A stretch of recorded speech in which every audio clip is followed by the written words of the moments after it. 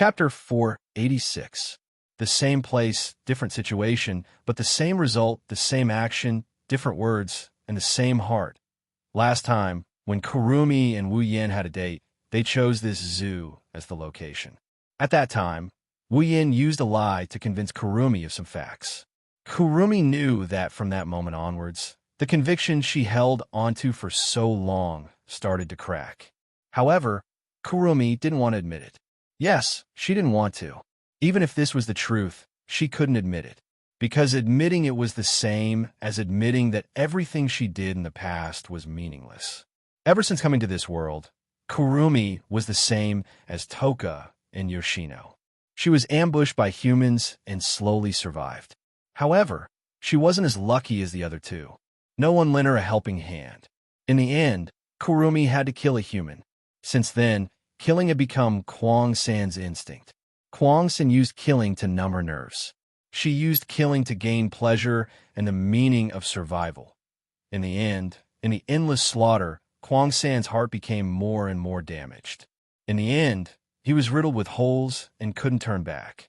At this time, Kwang San began to think. What was the meaning of his existence? In the end, Kurumi came to a conclusion. Her existence was meaningless because she didn't have a future. Since there was no future, she could only deny the past. Thus, Kurumi began to pursue the path of the past. However, the most ironic thing was that this path of pursuing the past was still achieved by killing people. Kurumi wanted to laugh. She did laugh, but it was enough to make people sad. Now, the path of pursuing the past was completely denied by Wu Yin. Kurumi couldn't help but go crazy. Since she had no future and no past, what was the meaning of her existence? Your existence is only for me. From now on, you are mine. Without my permission, you can't die. My existence is only for you. Kurumi absent-mindedly watched Wu Yin, who was gently wiping the tears off her cheeks. Her thoughts drifted back to that day when her doppelganger was killed by Xianxia. She hid in a corner and observed what happened after that. The man in front of her was also like this, wiping away the blood on her face when she was about to die. At that time, he said, "Abandoning the past is always an escape. Only by facing the past and accepting it can you face the future. If you don't even have the courage to accept your past, then how can you walk towards the future? How could he change the past?" Kwang San would never forget that time when the man in front of her looked at her past and whispered, "I really want to save you this time. Is it possible for me to be saved?" Kurumi subconsciously said this sentence, which made Wu Yin, who was wiping her tears, pause. Sighing, Wu Yin showed a sly smile, stroked Kurumi's cheek, and said with a smile, "You can't refuse me."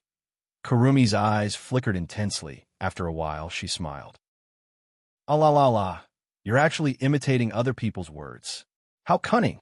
Wu Yin shrugged and shrugged. "Who told you to be so overbearing in the past? I can't help it. If I don't act overbearing this once, I will lose my standing in front of you in the future. But if I remember correctly, Shi Dao, you've refused me many times, so..."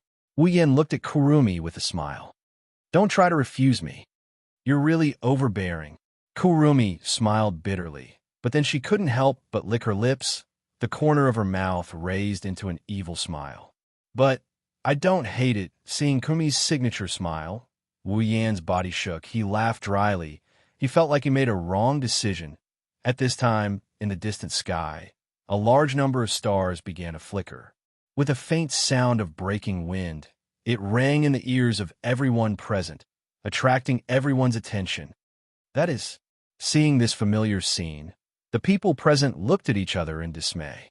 Then, they revealed a bitter smile at the same time. They're really like the police of the 21st century. They're either disrupting or cleaning things up. Wu Yin shook his head and laughed. He picked up Kurumi from the ground and walked to Kotori's side. "The people from AST are here. Let's go back to Fraxinus first. Should we bring her along?" Shina stood up with Toka's help. She looked at Kurumi in Wu Yan's arms and frowned.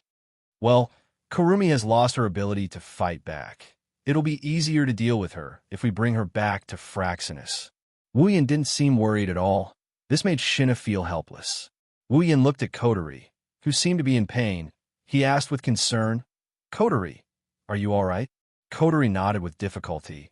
She didn't say anything, of course. It's possible that she can't speak. Anyone with a discerning eye can tell she can't hold on much longer. Wu Yin quickly said, "Coterie, hold on a little longer. I'll seal your soul force when we get back to Fraxinus." Wu Yin didn't wait for Coterie's reply. He spoke into the radio, "Rain, teleport everyone back." With that said, an illusory light enveloped everyone. When the light faded away, Wu Yin and Co. disappeared from the spot as well. Everyone's vision blurred, and when they could see clearly again, they saw the teleportation device in Fraxinus. Kanazuki Qei and Murasame Rain also ran in from an automatic door and stood in front of everyone. "Everyone, are you all right?" Murasame Rain looked at everyone. She then looked at Kurumi in Wu Yan's arms with dark circles under her eyes. "Rain, take Kurumi, Shina, and Shirori to get treated." Wu Yan handed Kurumi over to Murasame Rain. Wu Yan didn't know if it's just his imagination, but Murasame Rain seems to be more serious than usual. "Understand?" Murasame Rain took Kurumi from Wu Yan's arms. Kanazuki Qei also helped Shina up. He picked up Shirori and followed Murasame Rain out of the room. Wu Yan let out a sigh of relief after Murasame Rain and the others disappeared from behind the automatic door. He looked at Coterie and the others and raised his hand. "Seal." 3 sealing bracelets lit up in his hand. Red runes appeared on the edges of each bracelet. Coterie, Toka, and Yoshino's spirit energy gradually quieted down and was sealed away. But in the next moment, Wu Yan's eyes widened a few times. He looked at Coterie and the others in shock. In front of Wu Yan, the 3 girls' soul force is being sealed again. Their soul force is slowly fading away, revealing their delicate naked bodies. Looking at the 3 different girls in front of him, Wu Yan's eyes almost popped out of their sockets. The 3 girls didn't seem to be able to react as well. They just stared blankly at each other. The whole scene fell into an eerie silence as time passed. Coterie was the first to react. She lowered her head, raised her arms, crossed her chest, and kicked Wu Yan in the stomach. "Haven't you seen enough?" With a bang, Wu Yan turned into a parabola and smashed into the ground. There's only one sentence left in his mind. "Die without regrets, bird." Chapter 487. In her hazy state, she slowly regained her consciousness. Reason crept in her mind, and thoughts came to her heart. Kwangsen quietly opened her eyes. Her eyelids trembled for a while before opening. Looking at the strange ceiling, Kwangsan's head couldn't turn around. In a daze, her memories began to come back. Kwangsen realized that she had been captured. Perhaps this was the so-called tit for tat. After all, she had just captured someone. "Are you awake?" While Kwangsan was in a daze, a familiar voice came from her bedside. Kwangsan was startled. She calmed down and turned to look at the source of the voice. Naturally, it was Wu Yan who brought her back. At this time, Wu Yan was sitting on Kwangsan's bedside with his legs crossed. He was holding an apple in his hand and peeling it with a serious face. The red skin of the apple was pulled into a long strip. Kwangsan could see that someone was trying to peel the apple into an endless strip. Kwangsan couldn't help but laugh. She looked at the serious face of a man who was brimming with childishness. She couldn't believe that before this man had almost crushed her with his aura because she had kidnapped someone close to him. "How is it? Do you feel uncomfortable anywhere?" Wu Yan didn't turn his head and asked. He focused on the apple in his hand. Just a little bit more, and he would be able to peel the entire apple. But this made Kwangsen feel dissatisfied. She pouted and said, Ah. It turns out that for a scholar, an apple is more important than someone else. "You're so heartless, so heartless." Wu Yan turned his head around. His hand couldn't help but tremble when he turned his head. A long strip of apple skin was neatly sliced open before it fell to the ground with a clatter. Only a tiny bit of skin remained on the apple. Wu Yan's face stiffened. He angrily glared at Kwangsan, peeled off the last bit of skin from the apple, and threw it on a plate at the side. How could it be said it was very childish, so much so that the sickly girl couldn't help but laugh? Wu Yan rolled his eyes at Kwangsan. He then looked at Kuang San and nodded. Looks like your wounds have healed. As expected of an elf, your recovery ability is really strong. Sure Dao. Can I take it that you're making fun of me? Kuang San narrowed her eyes and looked straight at Wu Yan's wine-red pupils. Speaking of recovery ability, Kuang San didn't think that her natural recovery ability could be compared with this guy who couldn't die. She didn't know who else could be compared with Wu Yan in terms of recovery ability. Of course, it wasn't a special ability. Wu Yan smiled embarrassedly, trying to evade the topic. Since your wounds have healed, what do you plan to do? Wu Yan's face turned serious as he looked at Kuang San. Although Kuang San had already given up on her obsession, maybe it was just a moment of hesitation. Maybe this time, Kuang San will start to be stubborn again. Hearing Wu Yan's words, Kuang San's smile slowly disappeared. She lowered her head and became silent. Wu Yan didn't say anything. He quietly waited for Kuang San's choice for a moment. The entire room fell into silence. After a long time, Wu Yan's heart began to feel a little nervous. Kuang San's voice slowly came from under her bangs. It echoed throughout the room. If I choose to continue to change the past, what will you do? Wu Yan stared blankly. His wine-red pupils swept towards Kuang San's face under her bangs. He said loudly, if you choose to continue to persist in a wrong idea, I will continue to beat you until the day you wake up. After that, the room fell into silence again. Kuang San kept her head down under her long bangs. Her expression couldn't be seen clearly. Wu Yan could only see Kuang San's thin shoulders gently trembling, as if she was struggling with something, until a moment later, a sigh came from under Kuang San's bangs and passed into Wu Yan's ears. Kuang San raised her head with a signature evil smile on her face. With a sweet and tender voice, she said to Wu Yan, then Sure Dao, please advise me in the future. Wu Yan stared blankly for a moment. Then he reacted with an ecstatic expression. Looking at Kuang San's evil smile, for the first time, Wu Yan felt that her smile was so cute. He couldn't help but laugh out loud. After all, Kuang San was the most troublesome elf to deal with. Now that she finally acknowledged his existence, how could Wu Yan not be happy?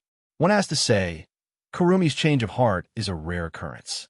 If Wu Yan and Kurumi's doppelganger didn't reveal their feelings to each other in the zoo, if Wu Yan didn't defeat Kurumi when she was at her craziest, if Wu Yan didn't empathize with her, changing her mind would be harder than ascending the heavens. With a series of factors, plus the previous blow, Kuang San finally acknowledged him. From a certain point of view, Wu Yan's previous idea was correct.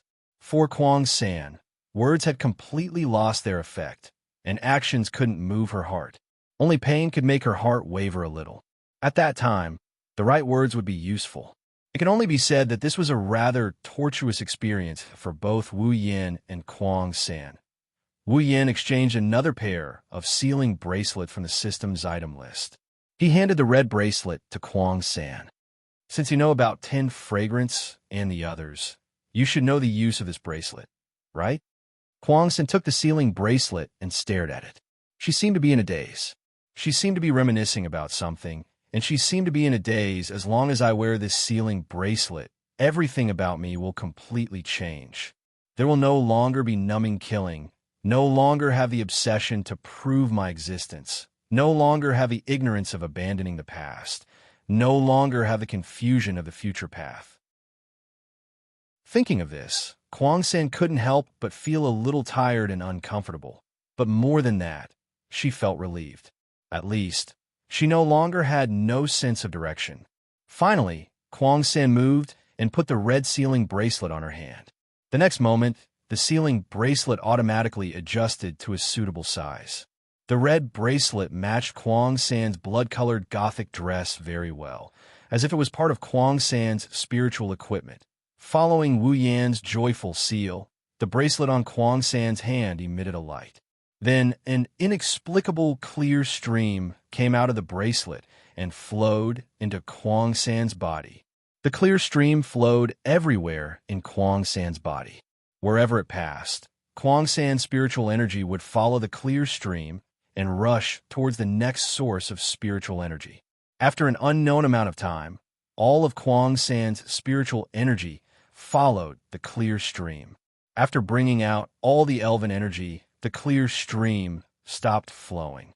Then it drew an arc and surrounded all the elven energy like a cage, imprisoning all the elven energy. Kuang San could feel that after the spiritual energy was imprisoned, the clear stream shook violently and sank into the deepest part of her body with the imprisoned spiritual energy.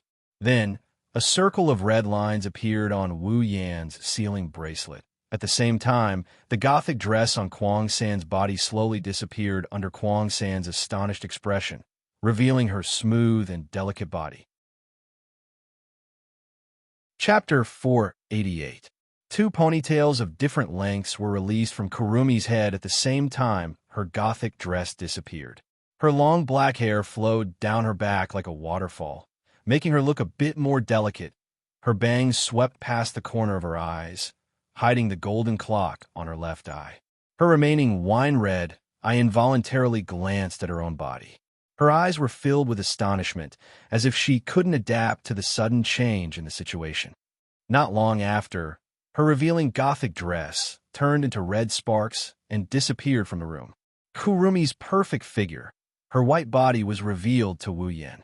Wu Yan's mouth slowly widened until it formed an O shape. Wu Yan looked at Kurumi's naked body and her round breasts. When Wu Yan saw the red sparks, he felt his nose itch. He couldn't stay calm anymore. He had just witnessed Kotori and the other elves being stripped of their clothes. How could he have forgotten that the elves' power was sealed and their spiritual equipment would disappear along with it? On the other side, Kurumi finally reacted to the accident of her body being exposed. The shock on her face turned into evil. She stared at Wu Yan with her wine-red pupils. As if she could see through his thoughts, Kurumi laughed. Era, Shurdao, did you forget, or did you do it on purpose? You're the only one who knows. Wu Yan abruptly regained his senses. He looked at Kurumi, who was still grinning at him. She didn't seem to care about her naked body at all. She waved her hands in panic. No, I really forgot. Wu Yan hurriedly explained. His eyes kept glancing at Kurumi, making his explanation unconvincing. I see. Kurumi narrowed her eyes and smiled seductively. She didn't even try to cover her body. Instead, she arched her body and placed her hands on the bed. Actually, I didn't mean to ask Shido to explain. If Shido wants to see, you can do it any time. If it's Shido. Wu Yan shuddered as he looked at Kurumi. She had a light pink blush on her cheeks. She looked very seductive. Her white and translucent body made him uneasy. He turned his head away with great difficulty. You should find something to wear first.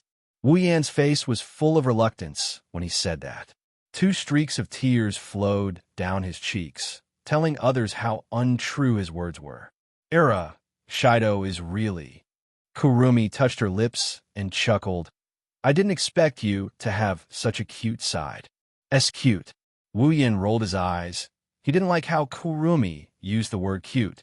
He didn't know what to say, so he helplessly said, All right, stop teasing me.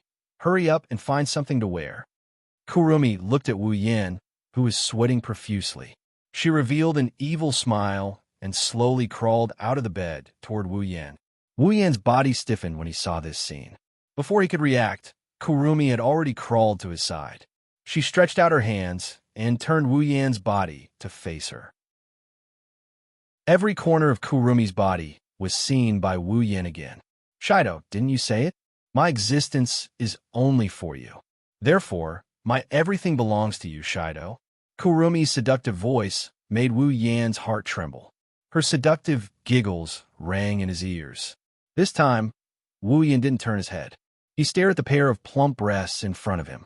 Kurumi's skin was as white as a pearl.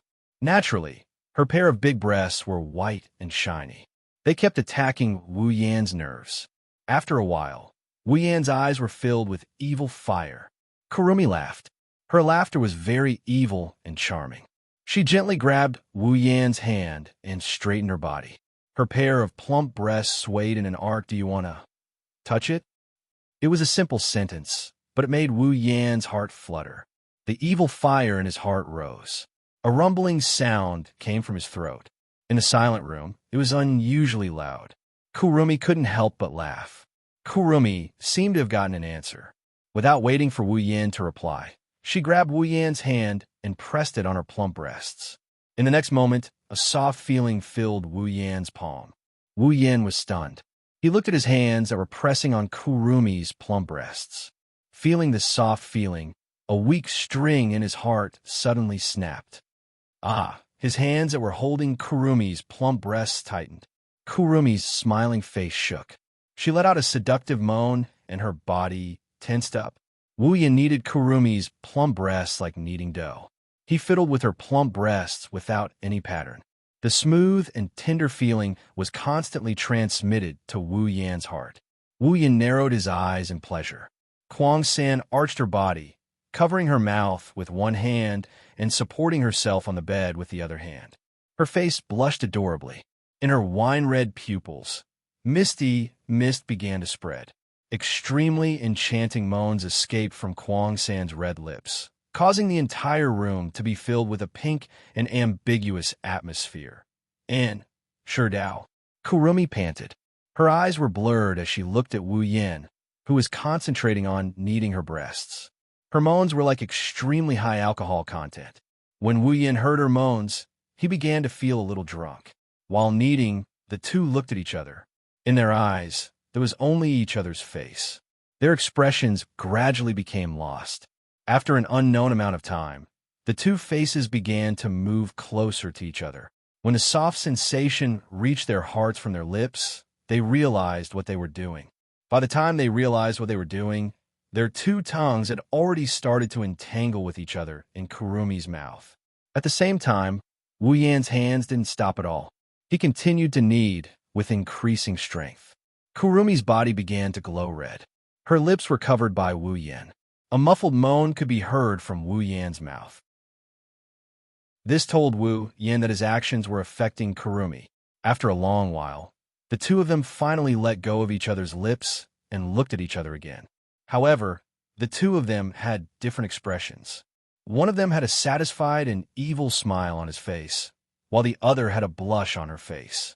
Her eyes were blurred, and she was panting. Gradually, Wu Yan began to feel unsatisfied. One of his hands that was kneading Kurumi's breasts began to slide down Kurumi's soft body. Kurumi's body violently trembled. As Wu Yan's hand moved down, her heart began to beat faster. Until a moment later, when her lower body was held in his hand, a deadly electric current rushed in her heart. She let out a long sigh. Her moans kept coming out her mouth. They were getting louder and more urgent. Not long after, Kurumi was moaning in satisfaction. Her chest heaved up and down. Seeing this, Wu Yan's hand stopped moving. His expression changed. He wanted to cry, but had no tears. That's it. What should I do? Perhaps Kurumi saw Wu Yan's depression. She got up from bed while gasping for breath. She came to Wu Yan's side and squatted down. Seeing this, Wu Yan was stunned. Could it be? In the next moment, as Kurumi lowered her head, Wu Yan sucked in a breath of cold air and closed his eyes. His face was filled with satisfaction. Chapter 489. A strong sense of excitement rushed into Wu Yan's mind. Wu Yan's face was full of satisfaction. He couldn't help but sigh. His heart was slightly excited. This was the first time someone was willing to do something like this for Wu Yan. In the past, no matter if it was the shy Kaisha-sama, the arrogant railgun, the bold Ju-sama, or the obedient Ikaros, none of them were willing to do such a thing for Wu Yan. There were countless times when Wu Yan had bad intentions, but he didn't dare to take the risk of being sliced by force. Unexpectedly, Kurumi, who had only known Wu Yan for a few days and met less than 10 times, took the initiative to accept his first time. How could Wu Yan not be excited? It could be seen that Kurumi had never done something like this before. Her movements were very jerky. There were a few times when she almost bit down. Her sharp teeth scraped against his skin. While Wu Yan was enjoying it, he was also scared to the extreme. However, after a few more attempts, Kurumi seems to have grasped a few tricks. She's able to control her strength very well. This allowed Wu Yan to relax, and he started enjoying himself. After an unknown amount of time, Wu Yan exhaled. Kurumi also let out a whimper. Then, the sound of her throat rolling continuously rang. Hearing this, Wu Yan's evil fire that had just subsided suddenly surged again. He began to pant heavily. His wine-red pupils emitted a wisp of fire. He abruptly stretched out his hands and picked up Kurumi, who was squatting under him.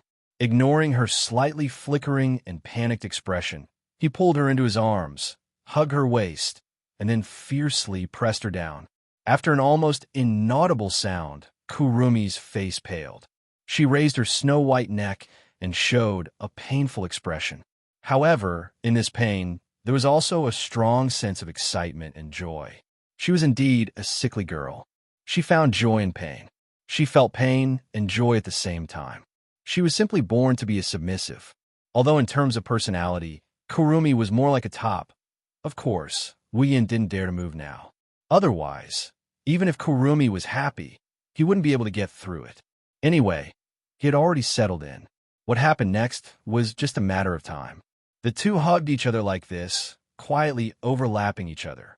After a long time, perhaps the pain had passed. Kurumi raised her head and looked at Wu Yan in a daze.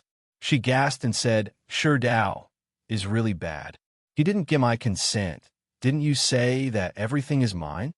Wu Yan smiled slyly, making Kurumi a bit angry. But soon, Kurumi smiled and leaned against Wu Yan. She gently hugged Wu Yan. The soft flesh of her chest kept rubbing against Wu Yan. This made Wu Yan's lust rise a lot. She slowly straightened her body. The friction and pain made Kurumi's delicate body tremble. But she still propped herself up and then sat down again. Ugh! Guangxing gasped for breath. Although her movements weren't big, this was already the maximum that the current Guangxing could do. Pleasure and pain coexisted, causing her entire body to be powerless. However, she still unwaveringly persisted in her actions. Gradually, Kurumi seemed to have found the feeling. The pain gradually disappeared, leaving only the purest pleasure. Kurumi's originally pale face began to redden. Her undulating speed also increased. Her pair of large breasts swayed up and down with her movements, making Wu Yan feel a bit dizzy. Wu Yan naturally didn't stay idle. His two large hands reached towards Kurumi's chest and began to knead the most magical part of her body. This made Kurumi feel even more excited. She let out a sound that made people's blood boil. As time passed, Kurumi began to lose herself. She fell into an inexplicable pleasure. She couldn't distinguish the scene in front of her. There was only one thought left in her mind, and that was to move. The pink halo on her body became darker and darker. Gradually, it turned red. At this moment, Kurumi seemed to be covered in a layer of red gauze. It added a bit of ambiguous atmosphere, making Wu Yan almost suffocate. Wave after wave of pleasure assaulted Kurong-san's nerves. She felt like she was flying into the clouds. The pleasure was surging like a tsunami, making Kurong-san moan tirelessly. She repeated the same movements. At a certain point, Kurumi let out a loud gasp. After another wave of pleasure, she finally reached the peak. She weakly laid on Wu Yan's body. Her face was bright red. Her mouth kept letting out soft moans. Her lips trembled as if she was kissing Wu Yan's chest. Her chest was violently moving up and down. Is it comfortable? After tidying up Kurumi's messy hair and kissing her cheek, Wu Yan smiled and said. His tone was very annoying. After all, he didn't move at all from the beginning. He let Kurumi do whatever she wanted. Her strength was almost exhausted. Kurumi opened her mouth as if she wanted to say something. However, when she opened her mouth, all that came out was gasping. She couldn't make any other sound. Seeing this, Wu Yan smiled again. He stood up and hugged Kurumi with both hands. Her whole body was on top of him. Such a violent movement made Kurumi moan. Maintaining this position, Wu Yan moved his body and quickly pounded Kurumi in his arms. Kurumi raised her head as if she was struck by lightning. She kept moaning and sweating. The pleasure stimulated Kurumi's mind. Her moans changed until they were nothing more than moans. Kurumi's mind is in a blur. She subconsciously wrapped her arms around Wu Yan's neck. She closed her eyes. She put all her work in her throat. Not long after, Kurumi reached the peak again. Her long sigh spread to every corner of the room. The 10-second long moan made Kurumi use the last of her strength. She was like a pile of mud, lying on top of Wu Yin. She only had the strength to open her mouth and moan. However, someone obviously didn't want to let Kurumi go. Ever since he came to this world of dating, Wu Yin hasn't enjoyed this kind of treatment except for the occasional flirting with Kotori, and that time in the hot spring. Wu Yin has no less than 10 wives, but this time, not even one came with him. At home, Kotori can't do it openly because Shirori is there. In addition, Kotori's sister mode hasn't appeared for a long time. Wu Yin didn't dare to go to Kotori. As for Toka, she looks like she's easy to push down. However, looking at her innocent and romantic look, Wu Yin didn't have the guts to do it. As for Yoshino, forget it. She's cute, but pushing her would be a lot of pressure. Thus, Wu Yin can only look on helplessly as the cute girls jumped up and down in front of him. None of them managed to get a bite. How could Wu Yin, who used to play Papa games with his wives every day, endure this? If this goes on, he'll get sick. Now that Kurumi delivered herself to his door, he'll feel sorry for the heavens if he doesn't do it. His eyes burning with lust, Wu Yin pushed Kurumi down on the bed and turned her body to lie in front of him. Wu Yin got on top of Kurumi's back and started to move impatiently. Not long after, Kwang-san's moans once again resounded through the entire room. Chapter 490. In the sky above Heavenly Palace City, inside Fraxinus, in a ward specially used for the sick and injured to rest, a series of continuous panting sounds rang out. There were no pedestrians outside the door. Even if there were pedestrians, unless they completely pressed their ears to the door, they would not be able to hear anything. People could not help but sigh at the soundproofing effect of the ward. Of course, if someone were to discover the secret inside the room, they'd definitely curse out loud. After all, if you ask who's inside the room, the first thing that comes to mind is the injured and the injured. Isn't he afraid of being despised for having sex with the injured or the injured in the room? It's really unbelievable. An hour ago, Kurumi was the owner of this room, and she was still in a coma. But now, she's doing something that's both physically and mentally draining. It's really hard to say what's good for her. You have to sigh at the conscience of a certain wolf. He actually pushed an injured person. However, Kurumi's injuries have mostly healed while she was in a coma. Although she's still lacking in physical strength, she's fine in other areas. You can see that from how she's still touching Wu Yin. Kurumi didn't actually want to have sex with Wu Yin, but because of the disappearance of the spiritual equipment and Wu Yan's performance, Kurumi couldn't help but want to have sex with him. As for the consequences of doing that, Kurumi thought she'd just let him have sex with her and she'd help him deal with it afterward. Who knew that she'd be the one to pay the price? Even if Kurumi didn't dislike the result, she'd still be angry. Of course, it's too late to talk about this now. After an unknown amount of time had passed, a long moaning sound once again sounded. The intermittent moaning gradually weakened. Other than some faintly discernible panting sounds, there was no other sound in the room. Wu Yin was lying there with a refreshed expression on his face. His wine-red eyes were slightly narrowed.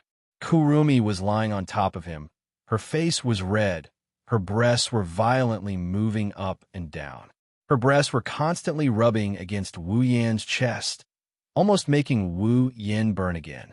After panting for a while, Kurumi finally couldn't bear the burden and slowly closed her eyes. Her breathing also became regular, telling Wu Yin that she was tired. "You've worked hard." Stroking Kurumi's long black hair, Wu Yin said with a guilty tone. Originally, with Kurumi's elf body, even if the two had sex for a long time, she wouldn't be so tired that she'd fall asleep. Unfortunately, Kurumi's injuries had just healed, and her strength was sealed, so her recovery was greatly reduced. Wu Yin, on the other hand, had been holding back for a long time, so he wanted to have a good time. Naturally, the weaker one would be lying on the ground. Moreover, even if she didn't get stronger, Kurumi still wouldn't be Wu Yan's opponent, let alone now.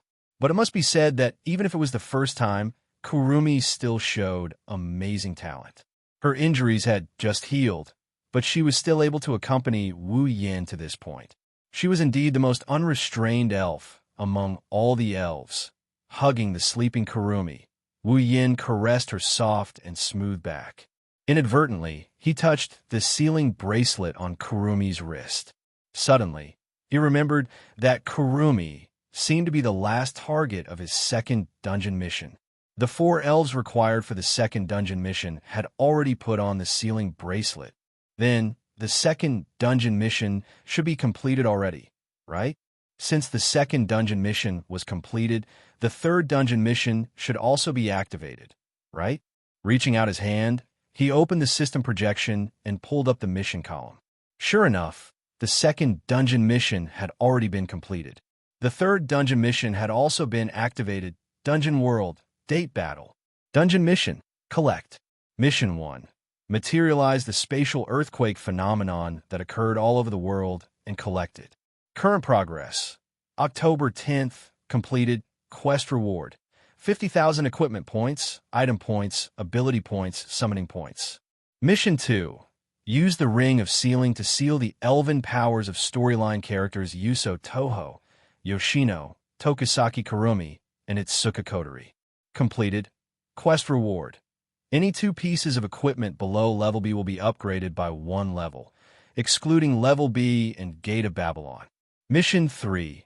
Use the ability of the Knight Never Dies by bare hands to turn Ladataskar's airship Fraxinus into a relic and store it in the Gate of Babylon. Quest reward. Level up by 1.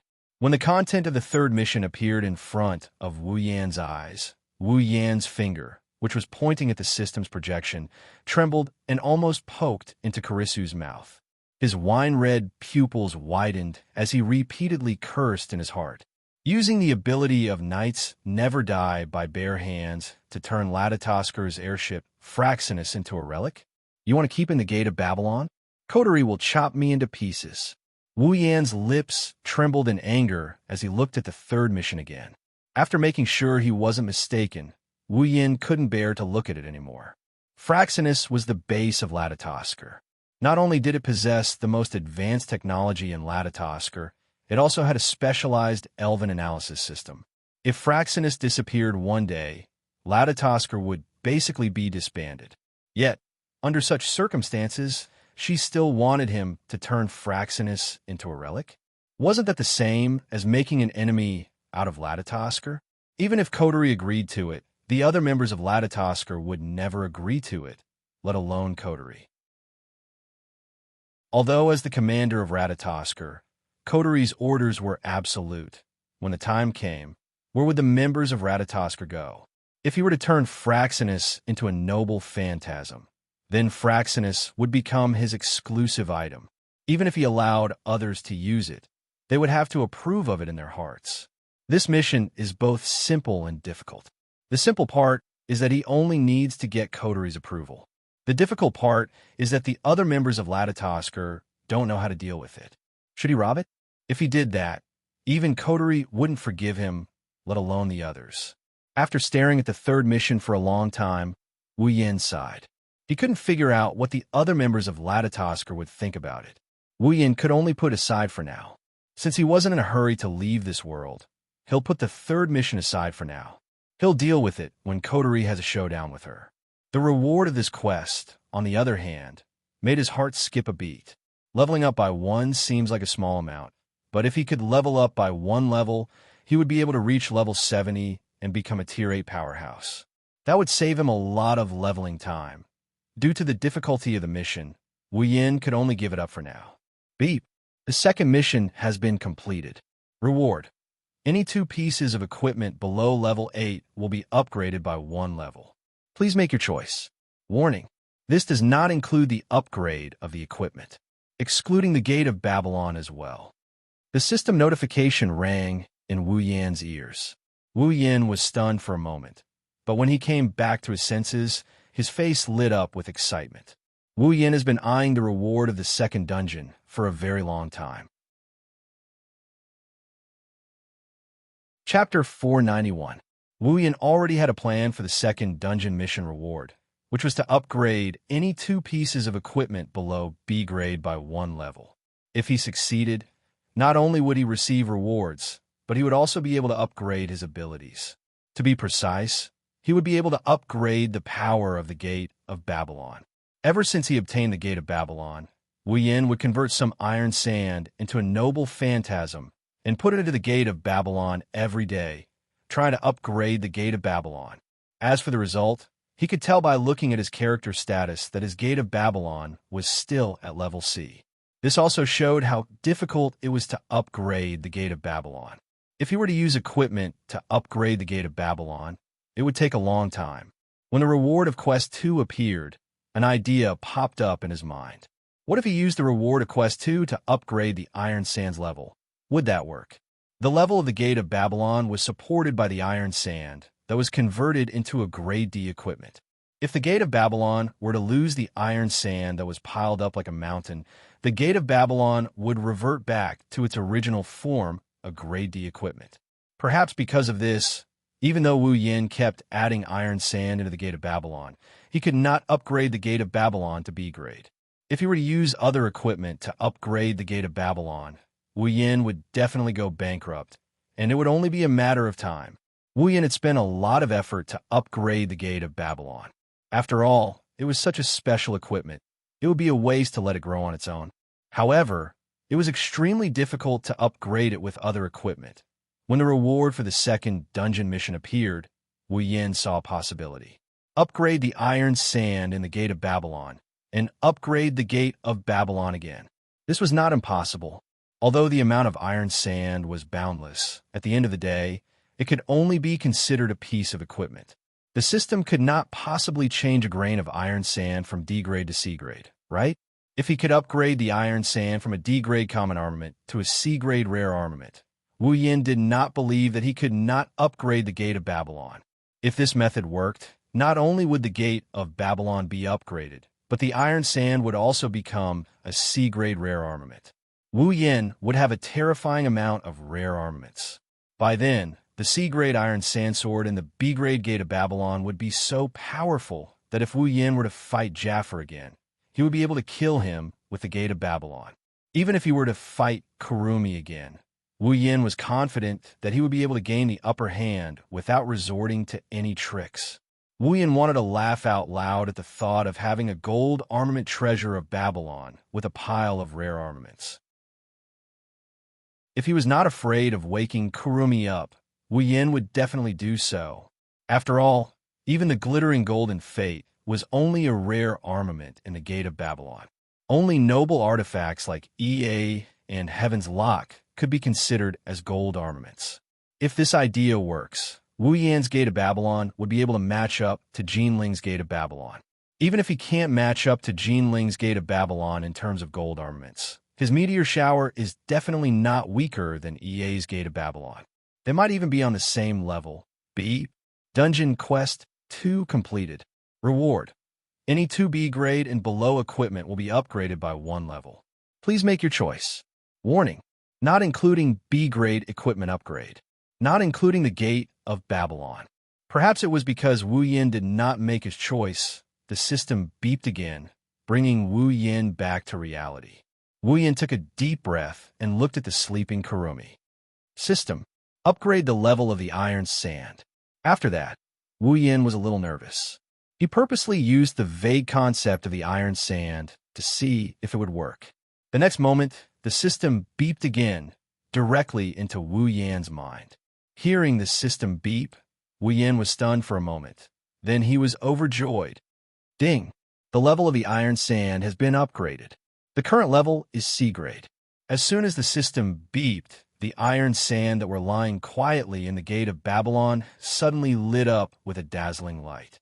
At the same time, blood-red, vein-like patterns appeared on their bodies. That was the phenomenon of the night never died by bare hands. Under the dazzling light, the blood-red veins started to vibrate slowly like a heart. An inexplicable force worked within the Iron Sand. Under the effect of this inexplicable force, the Iron Sand that was as big as a mountain and as big as a sea started to transform. Nothing could be seen from the outside, but inside, the quality of the Iron Sand was constantly increasing under the cleansing of an inexplicable power. Moreover, it had reached a certain critical point. and in the end, it even broke through this critical point with lightning speed. When the critical point was broken through, the blood-red veins on the iron sand flashed fiercely, then gradually dimmed until it completely disappeared as the light disappeared. The blood-red veins on the iron sand sank into the iron sand. If one looked closely, they would notice that the color of the veins on the iron sand had deepened a lot. When the iron sand was upgraded to C grade and became a rare armament, another system beeped. Ding! The level of the Gate of Babylon has been upgraded. The current level is B grade. Character: Wuxian abilities, true ancestor bloodline, endless martial training, knight never die by bare hands. Electromancer, LV5. Equipment: Gate of Babylon, B grade summons. Misaka Mikoto, Katsura Hinajiku, Ikaros, Astria, Flandra. Scarlet, Shokuho Misaki, Kinuhata Sai, Frenda, Takitsu Riku, Misaka Sisters 20,000 equipment points, 170000 item points, 50,000 ability points, 170000 summoning points, 230000 level, 69. Finally, it's level B, Gate of Babylon. Wuxian let out a sigh of relief when he heard the system beep. The nervousness in his heart dissipated, and a hint of joy appeared on his face. He was worried that his trick wouldn't work and the iron sand's level wouldn't be upgraded. Fortunately, the final result was undoubtedly gratifying. Not only did he obtain a pile of rare armaments, but his Gate of Babylon had also become a gold armament. With a gold armament level Gate of Babylon and the piles of rare armaments inside, Wuxian believes that the Gate of Babylon will become a killing machine in the future. His strength has increased by a lot. Of course, that's not the only thing that got upgraded. System: upgrade Nippon no Shana's level. Muttering in his heart, this time he's not going to be nervous. And I know Shana's level hasn't reached B yet, and unlike Tetsu, it's not a cheap trick to raise its level. It's a piece of cake. Ding! Nippon no Shana's level has been upgraded. Current level is B grade. The same thing that happened to the iron sand happened to Nippon no Shana again. However, due to the large amount of iron sand, the phenomenon caused by Nippon no Shana's level was smaller. After a while, Nippon no Shana's level was upgraded to B grade, a gold armament. With B grade Nippon no Shana, Wuxian's strength increased again. Chapter 492. The upgrade of Gate of Babylon and Shana made Wuxian, who was in a good mood after having a good time with Kurumi, even better.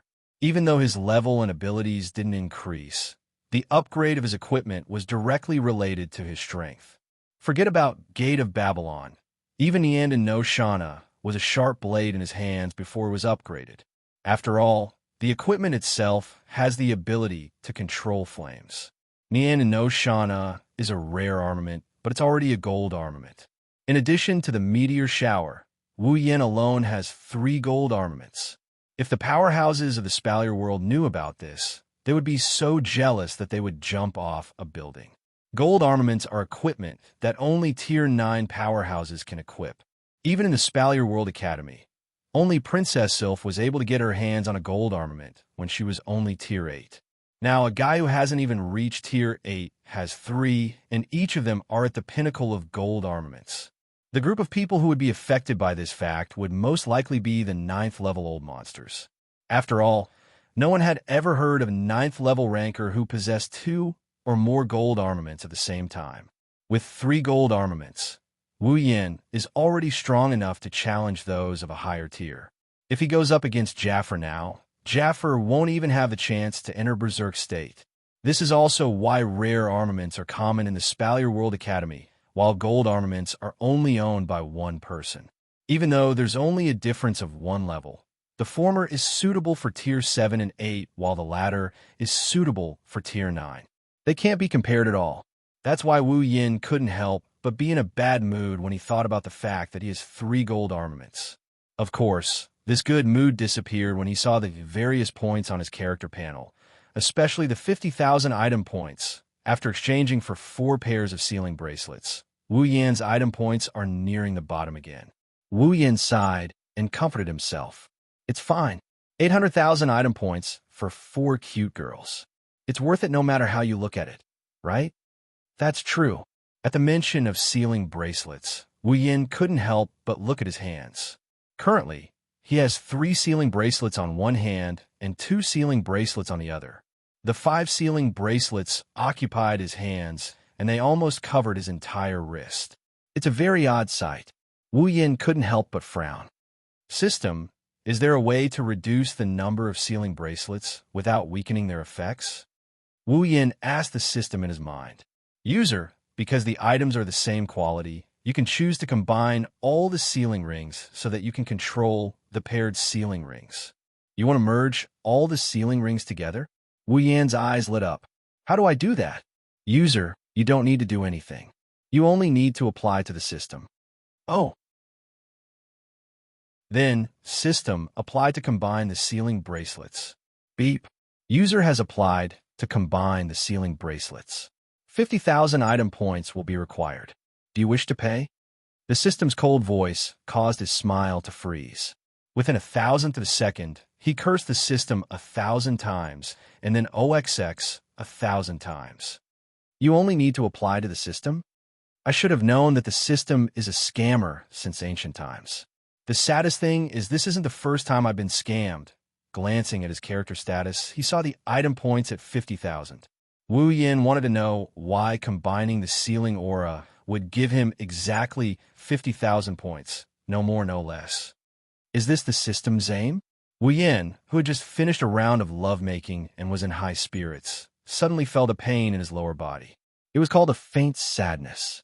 Rubbing his forehead, Wu Yin muttered weakly, yes, ding. The sealing bracelets have begun to combine. The combining function has been activated. The next time you combine the sealing bracelets, user will no longer need to pay item points. Hearing the system's voice, Wu Yin's gloomy mood improved a little. At the same time, the 5 white sealing bracelets on his hands began to change. Between the 5 sealing bracelets, a thread with flowing light suddenly grew out and connected to the closest sealing bracelet. As the 5 sealing bracelets connected, the 5 sealing bracelets began to vibrate. Then, under Wu Yan's astonishment, the 5 identical sealing bracelets, except for the first one on his right hand, all shattered into pieces after a crisp sound. Before Wu Yin could react, the 4 shattered sealing bracelets paused in midair and shot towards the last remaining sealing bracelet. After hovering around it for a while, they merged into it. Under Wu Yan's gaze, the remaining sealing bracelet, which originally only had 1 red pattern on its surface, suddenly had 4 identical red patterns.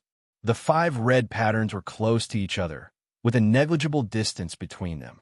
They complemented each other perfectly, as if they were made by heaven. These 5 red patterns each represented a seal. When the red patterns disappeared, the seal would be released. Of course, this was only possible with Wu Yan's approval.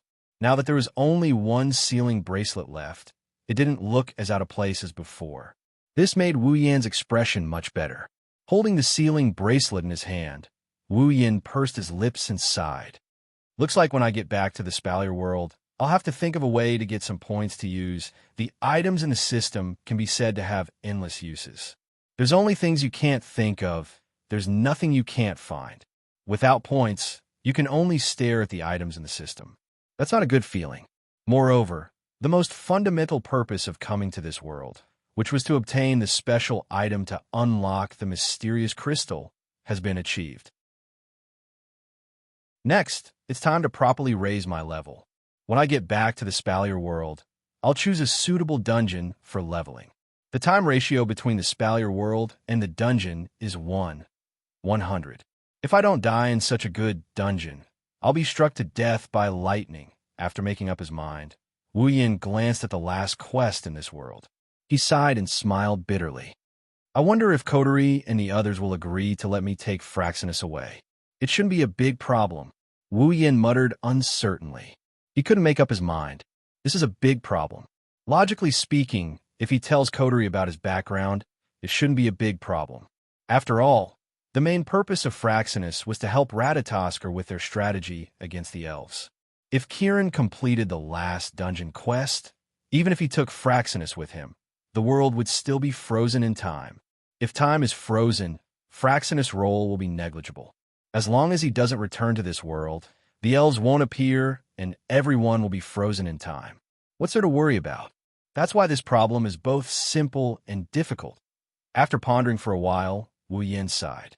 Let's put it aside for now. Chapter 493. Inside the room, Wu Yin is dressed in black.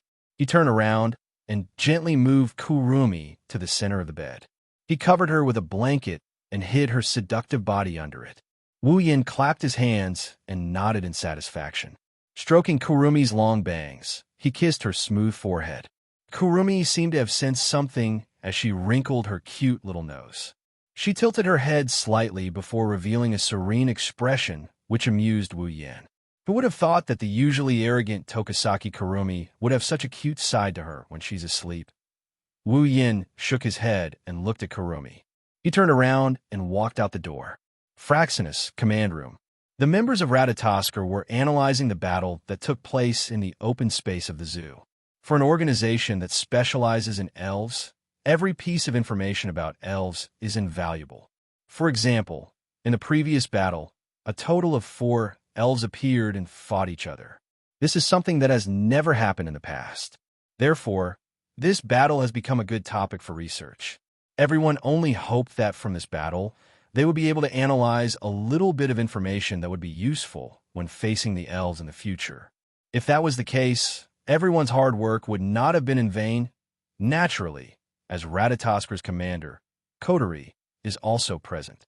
She almost lost control of her power after it was unsealed. It's best for her to rest now that she's sealed again. But for Coterie, it's better for her to check on the progress of her work rather than lying on the bed. Since there aren't any elves around, there's nothing important for her to do. Coterie only needs to sit on the command desk and watch her subordinates work.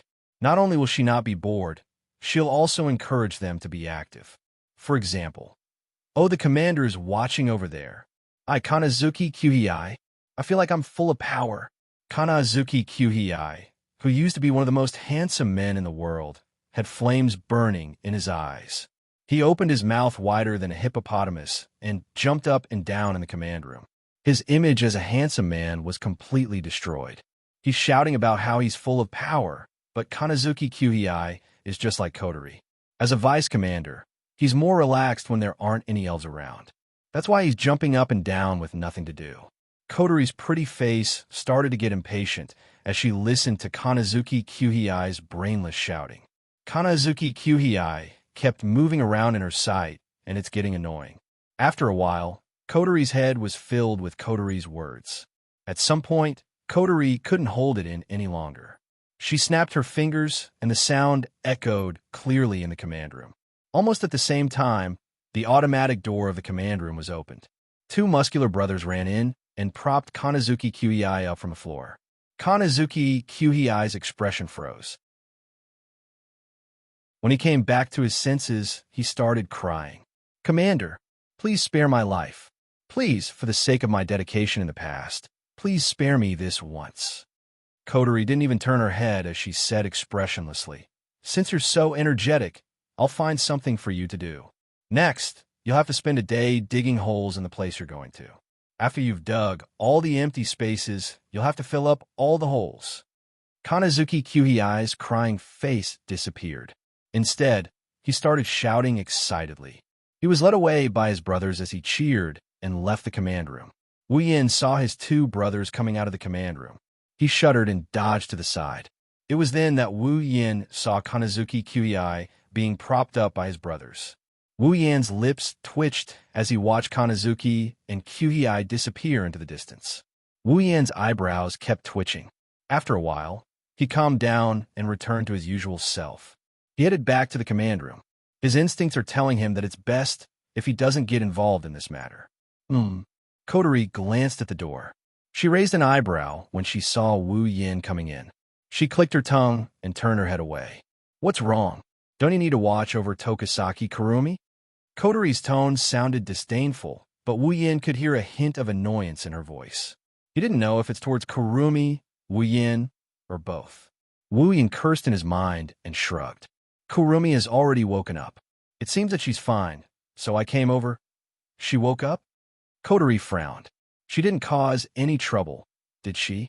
Based on Kurumi's past behavior, if she causes a ruckus in Fraxinus, the airship will be in big trouble. Kotori couldn't help but ask.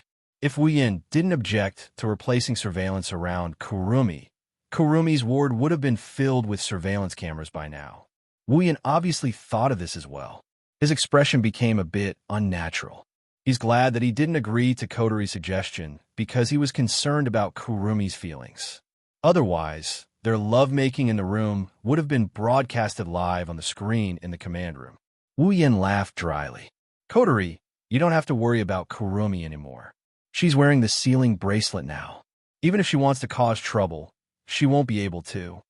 As soon as he finished speaking, the entire command room suddenly became incomparably silent. Kurumi is wearing the sealing bracelet? Kotori looked at Wu Yin with a pleasantly surprised expression. The other members of Ratatoskr were also looking at him. Under everyone's watchful eyes, Wu Yin nodded with much difficulty. He felt very uncomfortable. Why are you all looking at me like that? Is there something wrong? How did you do it? Kotori asked the question that was on everyone's mind. Kurumi's strength was obvious to all. She was supposed to be the most difficult elf to capture, but now she was taken down by the person in front of them without them noticing. How could they not be curious? How did I do it? Wu Yin smiled embarrassedly. That's a good question. How do you want me to answer you? Kotori stared at Wu Yin for a moment before turning around. She asked Rain Murasame, how's the analysis of the elven AI? Murasame Rain sat on a facility on the side and pressed a few buttons on it. Indeed, Tokisaki Kurumi's psychic waves can't be detected. There's a 90% chance that the elf's power is sealed. It should be correct. That's great. In the command room, all the members of Ratatoskr cheered happily. Kotori also let out a sigh of relief and smiled. One must know that ever since Kurumi appeared, she had caused a lot of headaches. Apart from her terrifying personality, her mental state was more or less unstable. In addition, she was an evil elf who had personally slain more than 10,000 people. For Ratatoskr, who advocated for the salvation of the elves, this was an unprecedented problem. But now, this huge problem had been solved without anyone noticing. How could this not make everyone feel pleasantly surprised? Everyone looked at Wu Yin with eyes full of admiration and admiration. Chapter 494. It's really a miracle. Rain Murasame, who usually doesn't care about anything, was now full of emotion. She shared her analysis of Kurumi on the big screen in the command room and said, Tokisaki Kurumi's favorability bar was only half full before, but now it's full. How'd he do it? Rain Murasame's last sentence was naturally directed at Wu Yin. Everyone on the scene saw Kurumi's max favorability on the big screen. Immediately, one by one, they used their worship skill on Wu Yin. Not only did he raise the favorability of such a difficult elf to max out, but he also completed the most important task of sealing her. This is a real god. Of course, in this worship, there's also a lot of doubt. In addition, they were curious. They were curious about how Wu Yin got Kurumi. Chuckling dryly, he felt everyone's gaze on him. He felt his scalp tingling. At this moment, even if these people's gazes were filled with worship, it still made him feel like they're piercing his eyes. To be honest, Wu Yin was also surprised that Kurumi's favorability towards him was maxed out. He didn't know when Kurumi had such a deep impression of him. Kurumi's temperament is really hard to fathom. Wu Yin truly experienced the feeling of a woman's heart from Kurumi. If he didn't have the advantage and know the characters well, he's afraid that Kurumi wouldn't be able to wear the sealing bracelet. However, Wu Yin didn't know why Kurumi's favorability towards him was maxed out. Could it be that Kurumi has a setting where she'll be loyal to someone after being Papa? Rubbing his head in distress, Wu Yin sighed and said helplessly, Don't ask me how I did it. I'm also confused. Confused? How can you capture a girl when you're confused? At the same time, Everyone flipped the tea table in their hearts. The worship and doubt in their eyes turned into speechlessness and disdain. Perhaps in their hearts, they thought that Wu Yin was faking it, a winner in life showing off in a roundabout way. If Wu Yin knew what they were thinking, he'd definitely go berserk. Is this showing off? Then what I did in the Tokuwadai dormitory with Sis Cannon and Queen Sama, isn't that a glory? Kotori blinked. Based on her understanding of Wu Yin, if Wu Yin really wanted to show off, she would be able to tell. When she saw Wu Yan's helpless expression, Kotori knew that Wu Yin was confused himself.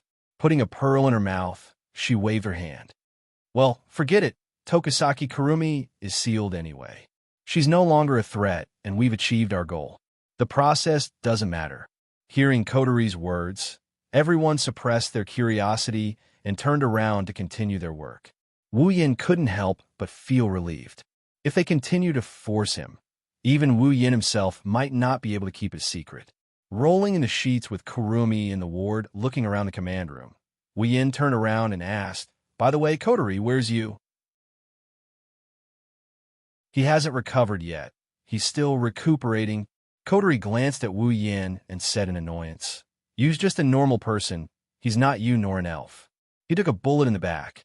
How can he recover so quickly?" "That's true," Wu Yin answered casually. He hesitated and asked, "Then, Kotori, what you plan to do with Kurumi?" Kotori stopped licking her pearl for a moment before she calmed down and said casually, "Originally, everyone wanted to treat Tokisaki Kurumi as a criminal." "Criminal?" Wu Yin turned around and looked at Kotori. Kotori narrowed her eyes and continued, "No matter what, he's someone who killed more than 10,000 people. Even if Ratatosker wants to save the elves, a crime is a crime. Just like how humans are imprisoned for murder, from a normal person's point of view, Tokisaki Kurumi has to pay the price for his past actions." Wu Yin fell silent. He was struggling in his heart. Indeed, from an ordinary person's point of view, Kurumi had killed more than 10,000 people with her own hands. She was a heinous existence. If Kurumi was an ordinary person, she would have been executed 1,000 times. That would have been more than enough. If it was in the past, Wu Yin would have thought the same. But now, the value of human life isn't as important as before in Wu Yan's eyes. Although he doesn't view human life as an ant, the dead are already dead. He can't bring them with him when he's alive, and he can't bring them with him when he's dead. Wu Yan's hands are stained with the blood of countless people. During the treasure hunt in the supply town, Wu Yin killed as many people as Kurumi. If possible, Wu Yin doesn't want Kurumi to bear the consequences. Not only did he not do it in the past, but now, Kurumi is even more so for his woman. Thus, Wu Yin couldn't help but ask, "Is there no way to salvage the situation?" Kotori turned around. Her red eyes stared at Wu Yin. She said with a bit of displeasure, "You seem to care a lot. How can I not care?" Wu Yin bitterly smiled. "I believe elves are kind beings. Kurumi's hands are stained with blood, but she was forced to do so. If she wasn't hunted by humans, she wouldn't have ended up like this. Kotori, I don't believe you can't tell if Kurumi's heart is kind or not." Kotori snorted and turned her head away. "If I didn't, she would have been in the shelter already." Wu Yin wasn't surprised. He was happy instead. "So, there's still room for negotiation in dealing with Kwang-san?" Kotori pursed her lips. She sighed and said in a bad mood, "Since Tokisaki Kurumi is an elf, and her situation is special, she will be exiled to be monitored. If she commits any more crimes, she will be imprisoned." "Exiled to be monitored?" Wu Yin tilted his head in confusion. "What does that mean?" "That means," Kotori bit her lips, she said with a bit of reluctance, "Kurumi will be taken in, and she might even belong to our family." "Really?" Wu Yan's face lit up with joy. He said with a smile. Kotori was annoyed. "Don't be happy too early. That's just a preliminary decision. I haven't approved it yet. Don't forget, we don't have any extra space in our house to take in anyone. Even see when Nice sleeps with Xianxia." "That's true." Wu Yan was a bit troubled. At this moment, a delicate voice rang in everyone's ears at the same time as the automatic door opened. This caused the entire command room to fall silent. Era. You don't have to worry about that. Everyone stopped what they were doing. They looked up and saw Kurumi in her hospital gown, walking in with a graceful smile on her face. She started walking towards Wu Yan. Wu Yan was confused. Kurumi hugged Wu Yan's arm and intimately leaned on him. I can share a room with Shido. What? Everyone exclaimed in shock, including Kotori. She stood up from her seat with a whoosh. Kurumi maintained her elegant smile. She looked at Kotori with fire in her eyes. Is there a problem? Chapter 495. Heavenly Palace City, Itsuka House. That's it. I'll be looking forward to your guidance in the coming days. In the hall, Shirori, Toka, Yoshino, and Kotori were standing together. They looked at Kurumi, who was standing in front of them, with an elegant smile and bowed. They looked at each other in dismay. Tokazaki-san. Shirori smiled a little bitterly and then carefully asked, Maybe I heard wrong. Can you please repeat what you said just now? The smile on Kurumi's face didn't change after hearing Shiori's words. She overlapped her hands and placed them in front of her. She smiled and said, Yes, Shirori. Because something happened in my family, I will have to disturb you for a while. So, please take care of me. Shirori blinked, looked at Toka, and then looked at Kurumi. So, Tokasaki-san, you'll be living in our house? Yes. Sorry for the trouble. Kurumi said with a smile. Shirori didn't know what to do. Of course, Shiori's impression of Kurumi is that she's just a classmate. She didn't want Shirori to be involved in the elf incident. So Wu Yin and the others didn't tell her that Kurumi knocked her out and kidnapped her. They only told Shirori that she fainted due to anemia. So Shirori isn't familiar with Kurumi. Fortunately, when Kurumi kidnapped Shirori, she chose to knock her out instead of keeping her awake like Kotori and the others. Otherwise, they wouldn't know how to make up for it. Now, a classmate who had just transferred over and whom she had only known for a few days was going to live in her house. Shirori subconsciously felt a burst of discomfort, but it was understandable. Shirji hesitated for a moment and said in distress, But we don't have any spare space in our house for people to live in. You don't have to worry about that, Shuri-san. Kurumi tilted her head and smiled, but there's something interesting in her smile. Shirori, Yoshino, and Toka were stunned while Kotori clenched her teeth in anger. Kurumi reached out her hand and pulled a certain someone who has been acting like a bystander since the beginning. She hugged his arm tightly and put her head on his shoulder. Then, she said the words that almost caused a commotion in the command room of Fraxinus. I'll live in the same room as Shido. Wu Yin covered his face with his hand. He couldn't bear to look at the other girls. It's not just because he doesn't want to accept reality, it's also because he knows the girls very well. Even if he used his need to think, he could already guess what would happen next. What? Shirori and Toka shrieked. They looked at Kurumi, who looked like she was asking what to eat today, and Wu Yin, who was covering his face with his hands. They couldn't believe what they saw. Live in the same room as Shido Gij. Yoshino covered her mouth with her small hand. She looked at Wu Yin and Kurumi with her big blue eyes. Her face turned red. How bold. As for Kotori, she already turned her head away from the crowd. No one can see her expression, but from the way she clenched her fists, it's clear that she's not calm at all. Absolutely not, Ten Incense shouted furiously. His voice was like a thunderclap. It went straight up with the purpose of overturning the roof of Wu He's house.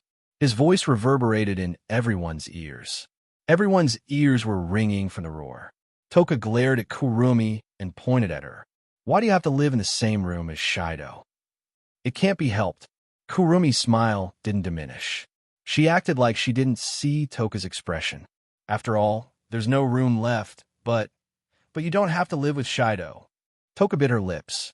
You can live with me too. Era, Toka classmate. What are you talking about? Kurumi covered her mouth and smiled. If I live in your room, what will happen to Yoshino? Toka choked and shouted. But you can't live with Shido. Absolutely not. Then what should I do? Kurumi pointed at her temple and said sadly. Does Toka classmate want to kick me out? It's not like that. Seeing Kurumi's sad expression, Ten Fragrance's voice gradually weakened. 10 Fragrance understood Kurumi's situation. Someone as pure and kind as her wouldn't kick Kurumi out.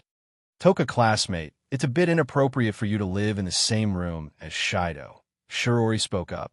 She mumbled to Kurumi before turning around to look at Wu Yan.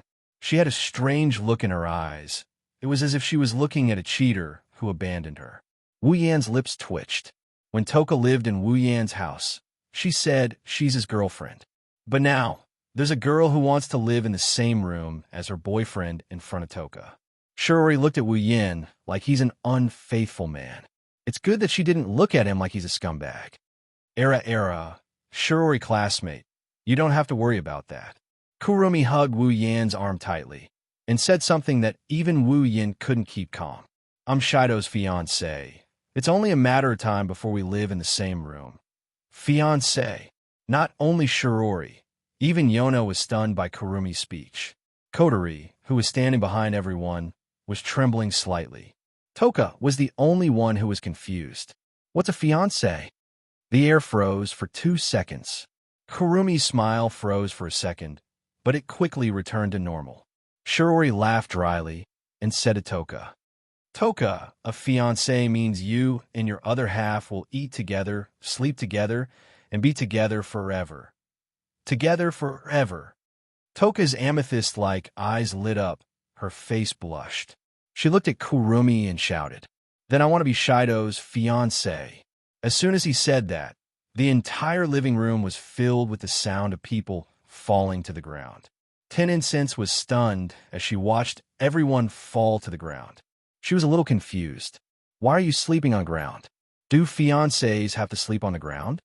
Toka. Shirji helplessly looked at the naive Toka. She was both angry and amused. Perhaps it was because Toka was so naive that she had a so-called fiancé. Shirji thought maliciously. Kurumi covered her face with her hand. Anyways, Toka classmate, as Shido's fiancé, I'm allowed to sleep in the same room as him, so... Toka's face turned red. She shouted again. I want to be Shido's fiancé. Chapter 496. I can't believe it ended up like this. Wu Yan laid on the sofa in the living room of Itsuka's house. He looked around at the dark living room, and he wanted to cry, but no tears came out. But that's fine too. If I really sleep in the same room with Kurumi under Kotori and the other's eyes, I'm afraid I'll have to worry about the door being kicked open for the whole night. Wu Yan sighed and shifted his body. He leaned his head against the high pillow on the sofa and looked at the ceiling. His wine-red eyes started to lose focus. I wonder how Chuju and the others are doing. It has been almost a month since Wu Yan came to the date battle world. In other words, Wu Yan has been here for almost a month. 1 month felt like a long time, but it felt like a short period of time. In such a short period of time, there were many more people around him who were tied to him. Based on the time ratio between the Spalier world and the Spalier world, I should be gone for about half a day. Half a day. I wonder if Inajiku and the rest will miss me. He mumbled to himself in a half-joking, half-serious manner. Wu Yan thought for a bit before his lips started twitching. In my opinion, there's an 80% chance that he's forgotten where I am. Wu Yan thought about the girls who are usually reliable, but sometimes unreliable. Especially Astria. He couldn't help but sigh. At the entrance of the hall, he heard a slight Kacha sound. Amidst the silence of the hall, Wu Yan could clearly hear the sound. He subconsciously turned around to look at the source of the sound. The door of the hall was pushed open and a small head popped out. 2 red ponytails were shining in the dark night, and a pair of black ribbons were quivering on top of her head. She looked like a kitten that was about to steal something. She was very cute. It was none other than Kotori. Due to the darkness in the living room, Kotori didn't notice a pair of wine-red eyes staring at her. She thought Wu Yan was asleep. She looked around and closed the door. She tiptoed towards the sofa. Wu Yan didn't react until he heard Kotori's footsteps. He placed his hand on his forehead and closed his eyes. He adjusted his breathing and pretended to be asleep. The living room at night is dark and silent. It's a bit of an exaggeration to say that you can't even see your fingers in front of you. With Kotori's eyesight, she can only see things that are closer to her. By the time Wu Yin entered Kotori's line of sight, she was already in front of the sofa. Kotori patted her chest when she saw Wu Yin sleeping. She stared at Wu Yan's sleeping face with her red eyes. After a while, she grumbled in a dissatisfied manner. Seriously, how old are you? Don't you know how to find a blanket to cover yourself with when you're sleeping? Kotori raised the thing in her hand. It was a blanket. Kotori laid the blanket on Wu Yan's body. She covered the sofa and Wu Yan's body with the blanket, leaving only his head exposed. Then she stood up. Kotori blushed when she saw Wu Yan's sleeping face.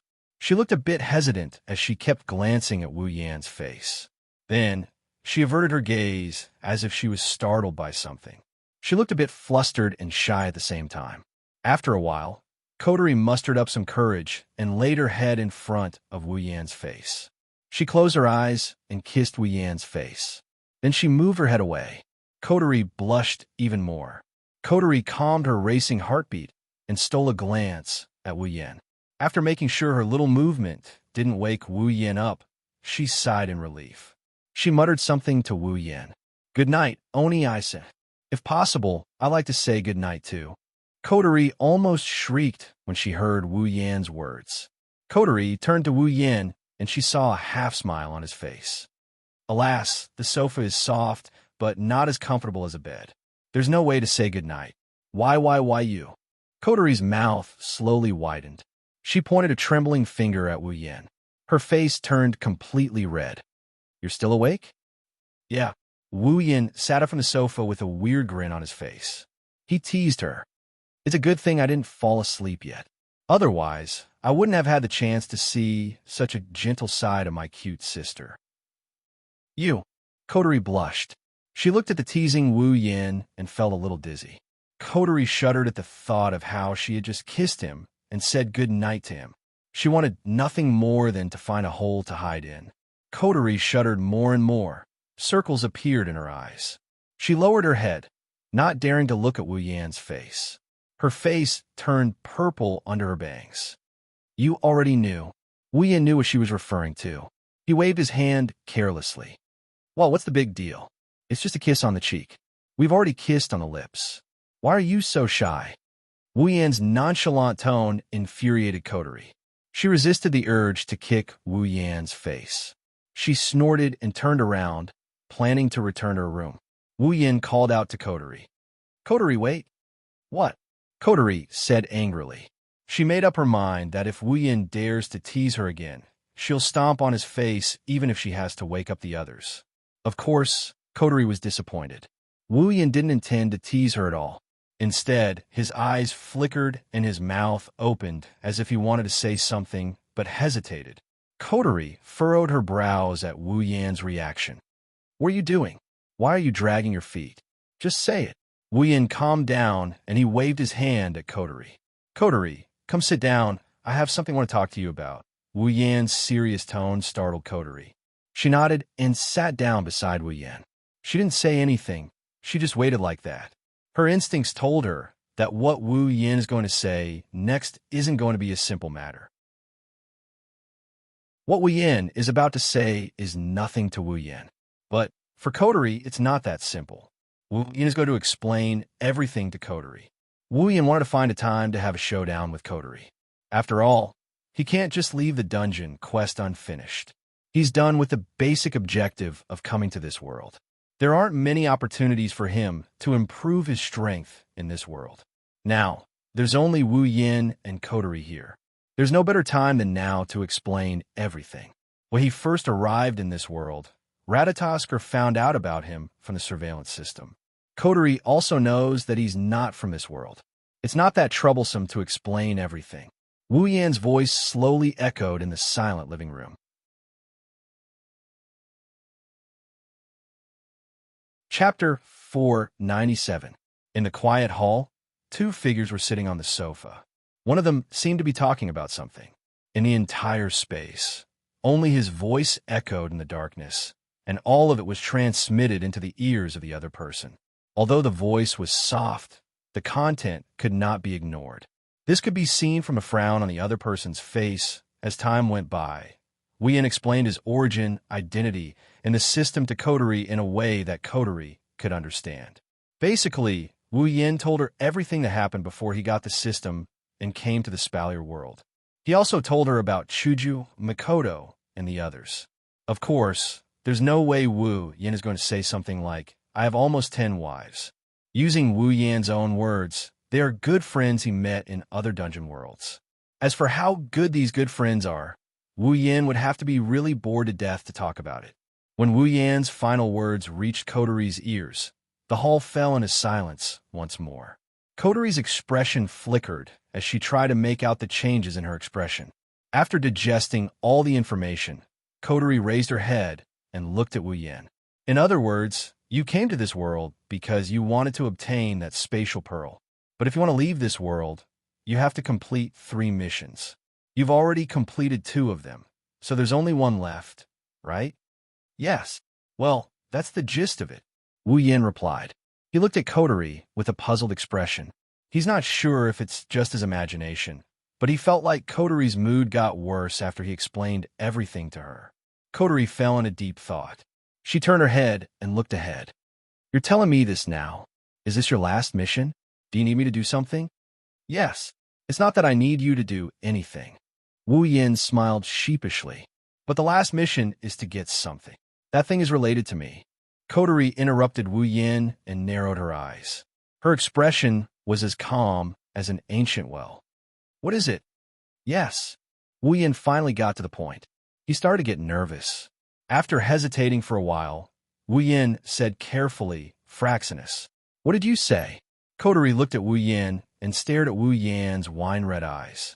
Wu Yin shrunk his head. Wu Yin scratched his face and raised his hand awkwardly. "I need Fraxinus." Coterie's expression turned cold. She sat on the sofa and stared at Wu Yin without saying a word. Wu Yan's expression changed. "You want the Fraxinus? The entire airship?" Coterie asked 2 questions in a flat tone. It's hard to tell what she's thinking. Wu Yin decided not to beat around the bush. He put on an "I'm going for broke" look, and he told Coterie, "Yeah, my last mission is to turn Fraxinus into a noble phantasm and store it in the gate of Babylon. That way, I will get the entire Fraxinus." Coterie pursed her lips and said with a faint smile, "Do you think that's possible?" I know that this request is too much. Fraxinus is Radatasker's main base. It plays a crucial role in the operation against the elves. If we lose Fraxinus, Radatasker will be paralyzed." Wu Yin bitterly laughed. Then he put on a serious face. "But, as you know, if I leave this world, the time in this world will be frozen. Even if I take Fraxinus with me, there won't be any negative effects. Even if I spend hundreds or thousands of years in another world, when I return to this world, it will only be a blink of an eye for the people of Radatasker." Wu Yin chuckled at this point. "So, Coterie, can't you just lend me Fraxinus for a blink of an eye?" Coterie went silent. She turned her head away. Her face is still expressionless, but Wu Yin can see that Coterie's hands are gripping her skirt so hard that her joints are turning white. "That's true. According to what you said, Fraxinus will only be gone for a blink of an eye. It won't affect Radatasker's operation at all."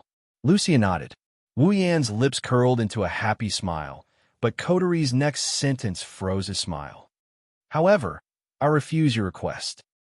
Wu Yin was stunned. His body shook. He looked at Coterie in disbelief. "Refuse?" The expressionless Coterie didn't even look at him. Wu Yin was stunned. Wu Yin expected Coterie to hesitate or even agree to his request. He didn't expect Coterie to reject him without even thinking about it. "Why?" Wu Yin said anxiously. "It's just a blink of an eye. Can't you lend it to me? Or was there some other reason?" "There's no other reason." Coterie turned to Wu Yin and said coldly, "I just don't want to lend it to you." Wu Yin raised an eyebrow. He looked at Coterie and frowned. "Why?" Coterie lowered her head. She bit her lip so hard she almost broke it.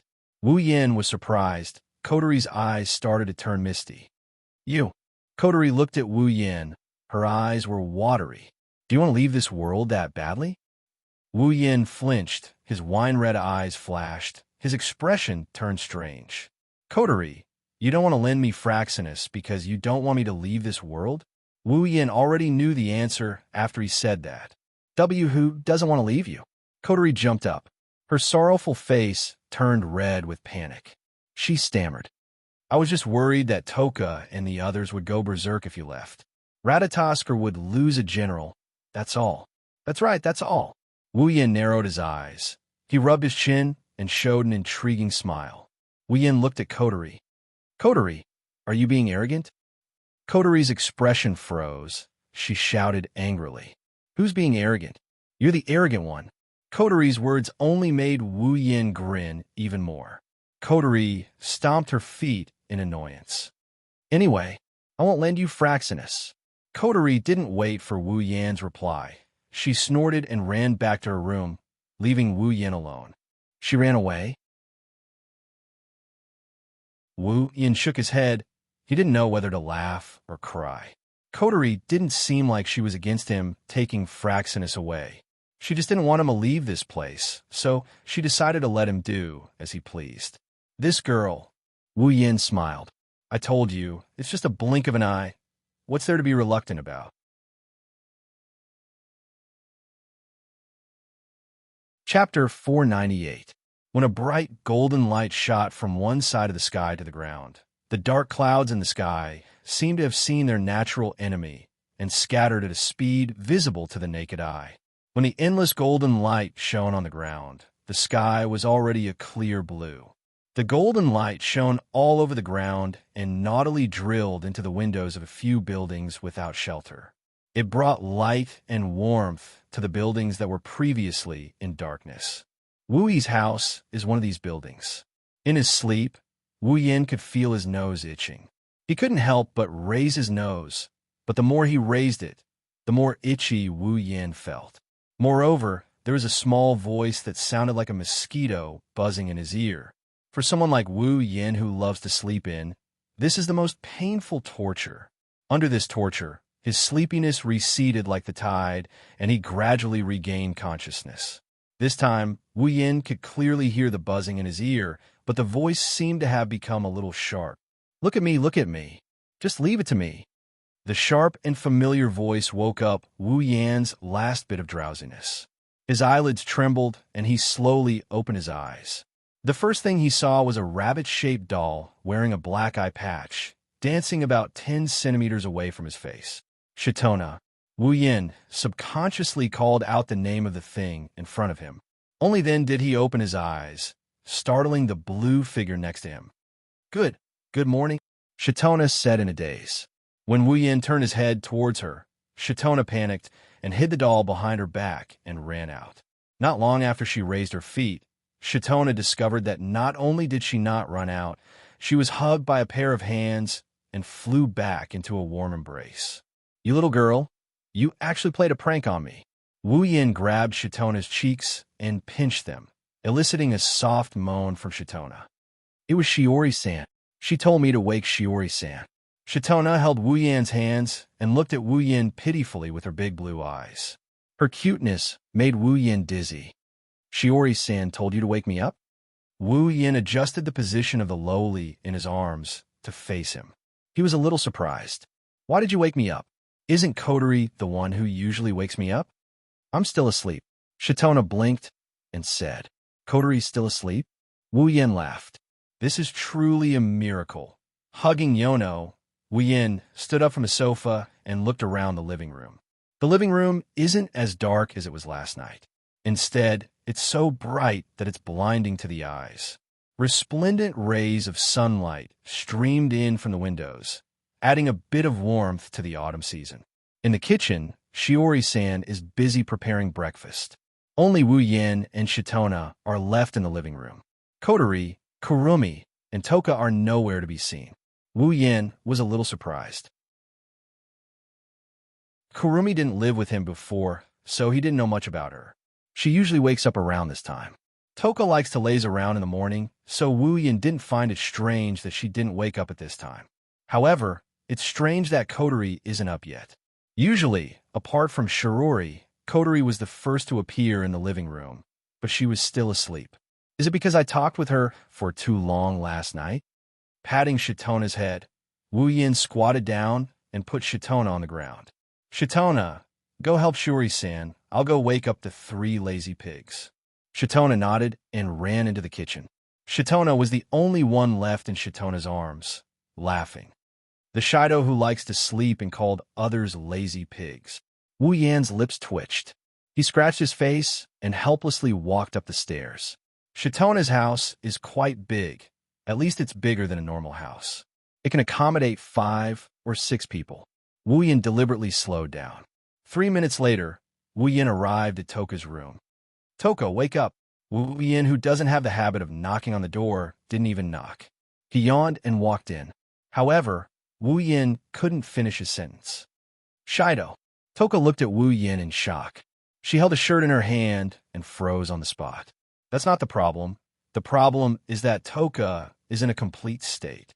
The two of them, one was yawning as he opened the door, while the other was preparing to put on her clothes. They were frozen on the spot, staring at each other in a daze in the silent environment. It's time to wake up. Shiori-san is about to make breakfast, Wu Yin said calmly. He scanned 10 fragrance from head to toe at the fastest speed he had ever done in his life. He finished scanning her in 1,000th of a second. Then, he slammed the door shut. The moment the door was shut, a scream came from 10 Fragrance's room. Wu Yin wiped the cold sweat off his forehead. He couldn't help but rejoice in his heart. Fortunately, he reacted quickly. Otherwise, without the obstruction of the door, 10 Incense's voice would have spread throughout the entire Wu He's house. In addition to rejoicing, Wu Yin was also in a daze. Thinking back to the last glimpse of 10 Fragrance's delicate body, his heart was slightly heated. One must know that in the morning, men were the most energetic. Wu Yin arrived at Kotori's room. Wu Yin forgot to knock on the door as he pushed the door open with ease. His eyes widened in shock as he stared at the door in bewilderment. Kotori is also in the room. She's also naked like Wu Yin. She's about to throw her pajamas away. Wu Yin. Kotori, the wine-red pupils and the red pupils looked at each other. The frozen scene that had appeared in Xiang's room just now appeared again. However, as time passed, the pair of red pupils began to become gloomy. Seeing the red eyes turn black, Wu Yin was shocked, and he quickly called out to her. Time to get up. Shuri is about to make breakfast. Following that, there was the sound of a door being slammed shut. After that, a series of cracking sounds came from the other side of the door. It was the sound of Kotori smashing something against the door. Someone rejoiced again. At the same time, he was also impressed by his speed of closing the door. I didn't expect to get 2 eye candy in one morning. Is this what they mean by the early bird gets the worm? Wu Yin mumbled to himself. He raised his head and looked at the door of his room. He laughed to himself. If you've got guts, give this bro 3 rounds. Wu Yin pushed the door open and the smile on his face changed drastically. His face contorted until his eyes turned into 2 beady eyes. In the room, Kurumi looked at the door in surprise. Her wine-red eyes were stunned for a moment before returning to normal. She covered her mouth and said with an evil smile, "Ah, sure Dao, if you want to see, just say it. It's not like I haven't seen it before." With an awkward expression, Wu Yin looked at Kurumi, who only has 1 cutie on her. He wanted to cry, but no tears would come out of his eyes. You guys made an appointment, right?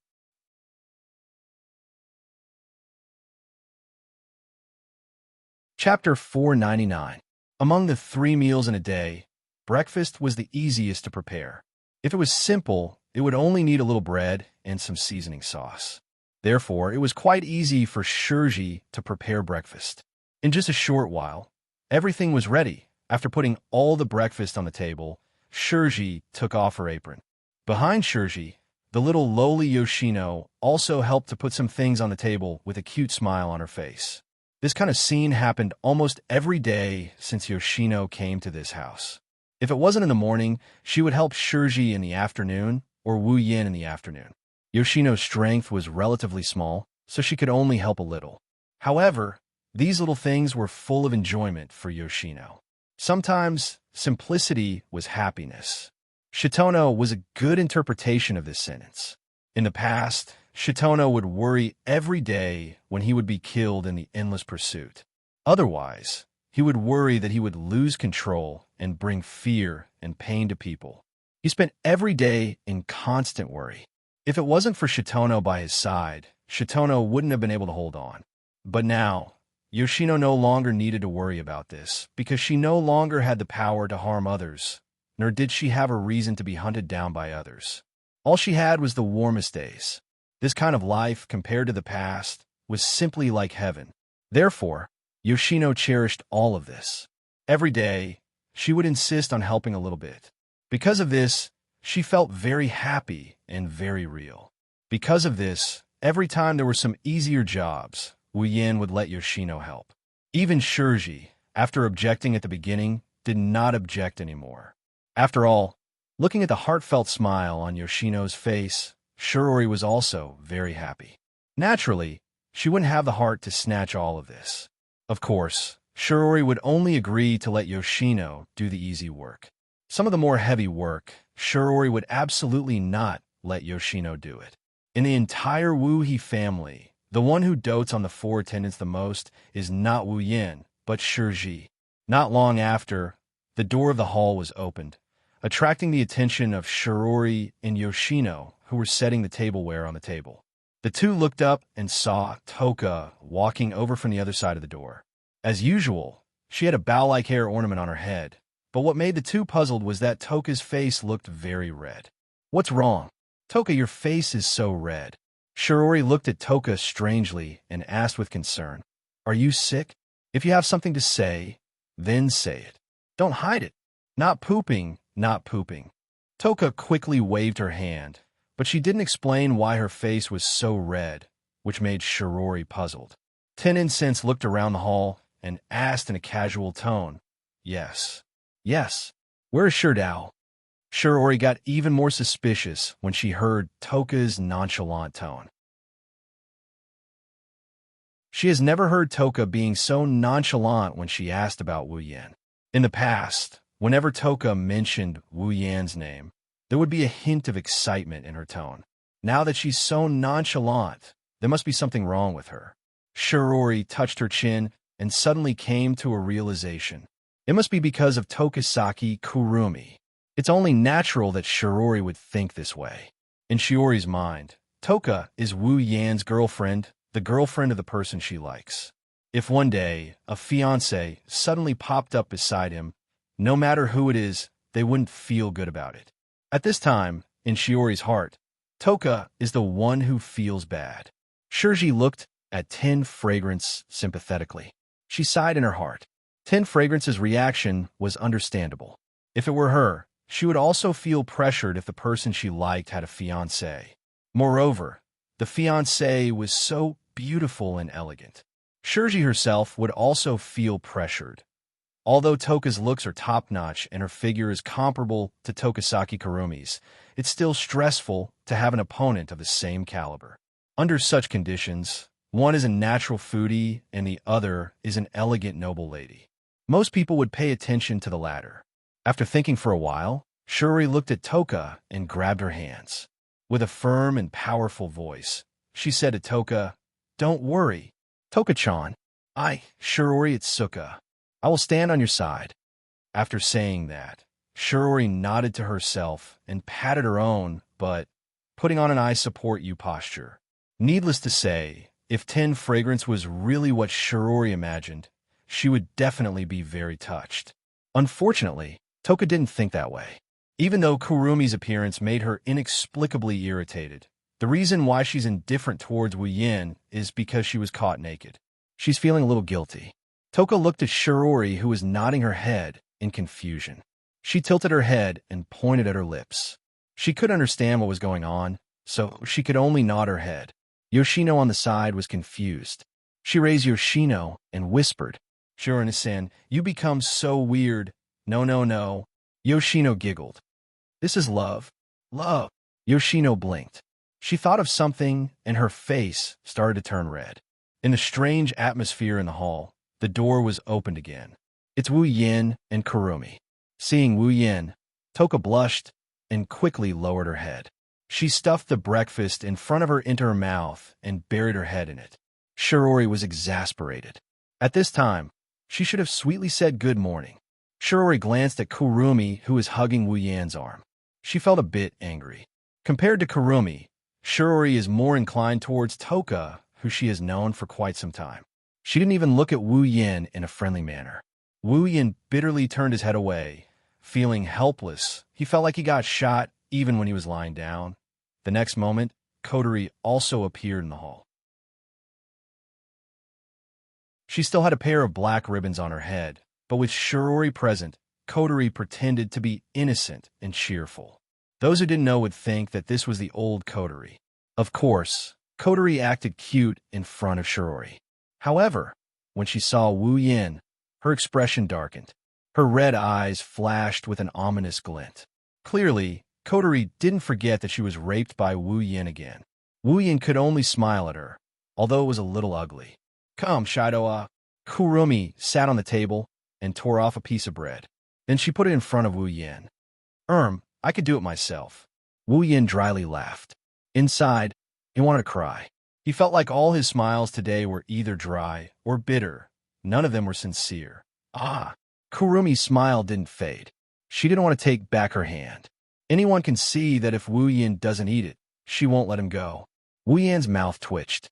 He had no choice but to open his mouth and eat. The bow on Toka's head shook. Her amethyst-like eyes flashed with a hint of contemplation. She looked at the bread in her hand with a reluctant expression, but it quickly turned into anticipation. Mimicking Kurumi, Toka stuffed the bread in her hand into Wu Yan's mouth with a whoosh. Shido. Looking at the bread 3 times bigger than his mouth and Toka's expectant expression, Wu Yan finally cried. Chapter 500. In the Spalier World. It has been a day since the Academy tournament ended. Inside Silveria World Institute, whenever you meet someone you know or don't know, you will unconsciously bring up the topic of yesterday's competition. Whenever you talk about yesterday's competition, your face would be filled with excitement and saliva would fly everywhere. You can't help but want to say that you were the one who was at the competition yesterday.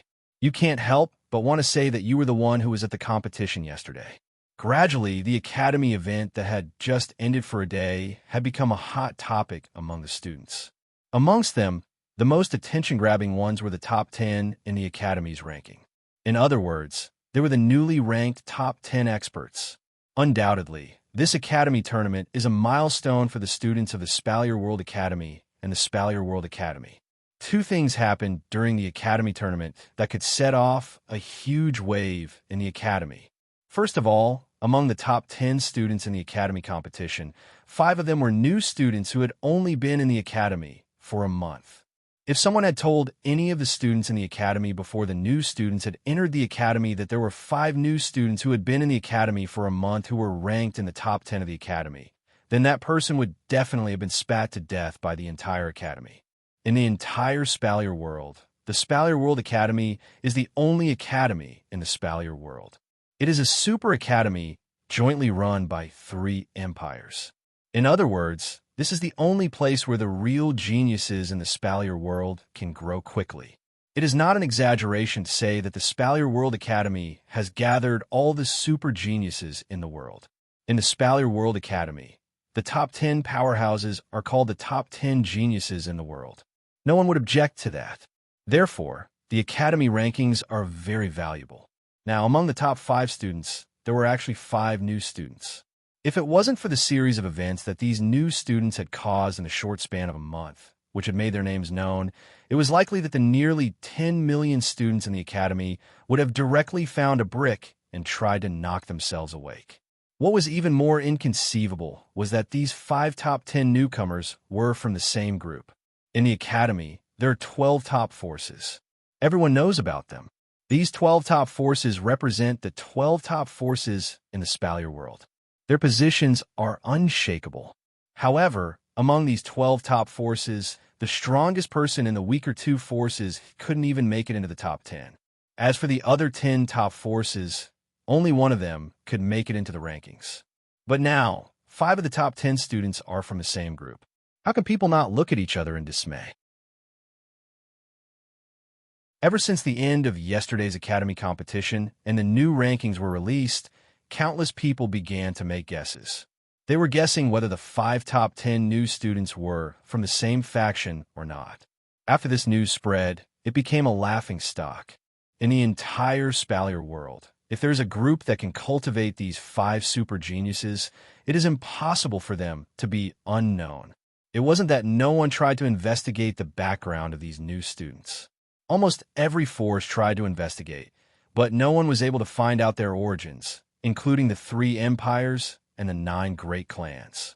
If even the 3 empires and the 9 great clans couldn't find out the origins of these new students, then there is no need to talk about the other forces. Suddenly, the 10 special students who entered the Spalier World Academy a month ago became the most mysterious existence. Just when the upper echelons of the 3 empires and the 9 great clans were planning to use other methods to obtain information from the new students, the 12-stage 9 powerhouses of the Academy Council spoke up at the same time. The 12-stage 9 powerhouses of the Academy Council gave the order to their respective forces to stop investigating the new students. In terms of their attitude towards the new students, they could try to be friendly, but they are not allowed to use extreme methods. The 12-stage 9 powerhouses of the Council were the highest existences in the 3 empires and the 9 great clans. Naturally, no one would object to their words. Thus, the investigation of this matter came to an end. Since the 3 empires and the 9 great clans had stopped their investigations, the other forces, after receiving the limelight, also gave up their investigations even though they were baffled. They were afraid of stirring up trouble. In a short time, the news of the new students other than the Spalier World Academy also became a hot topic among the other forces in the Spalier world.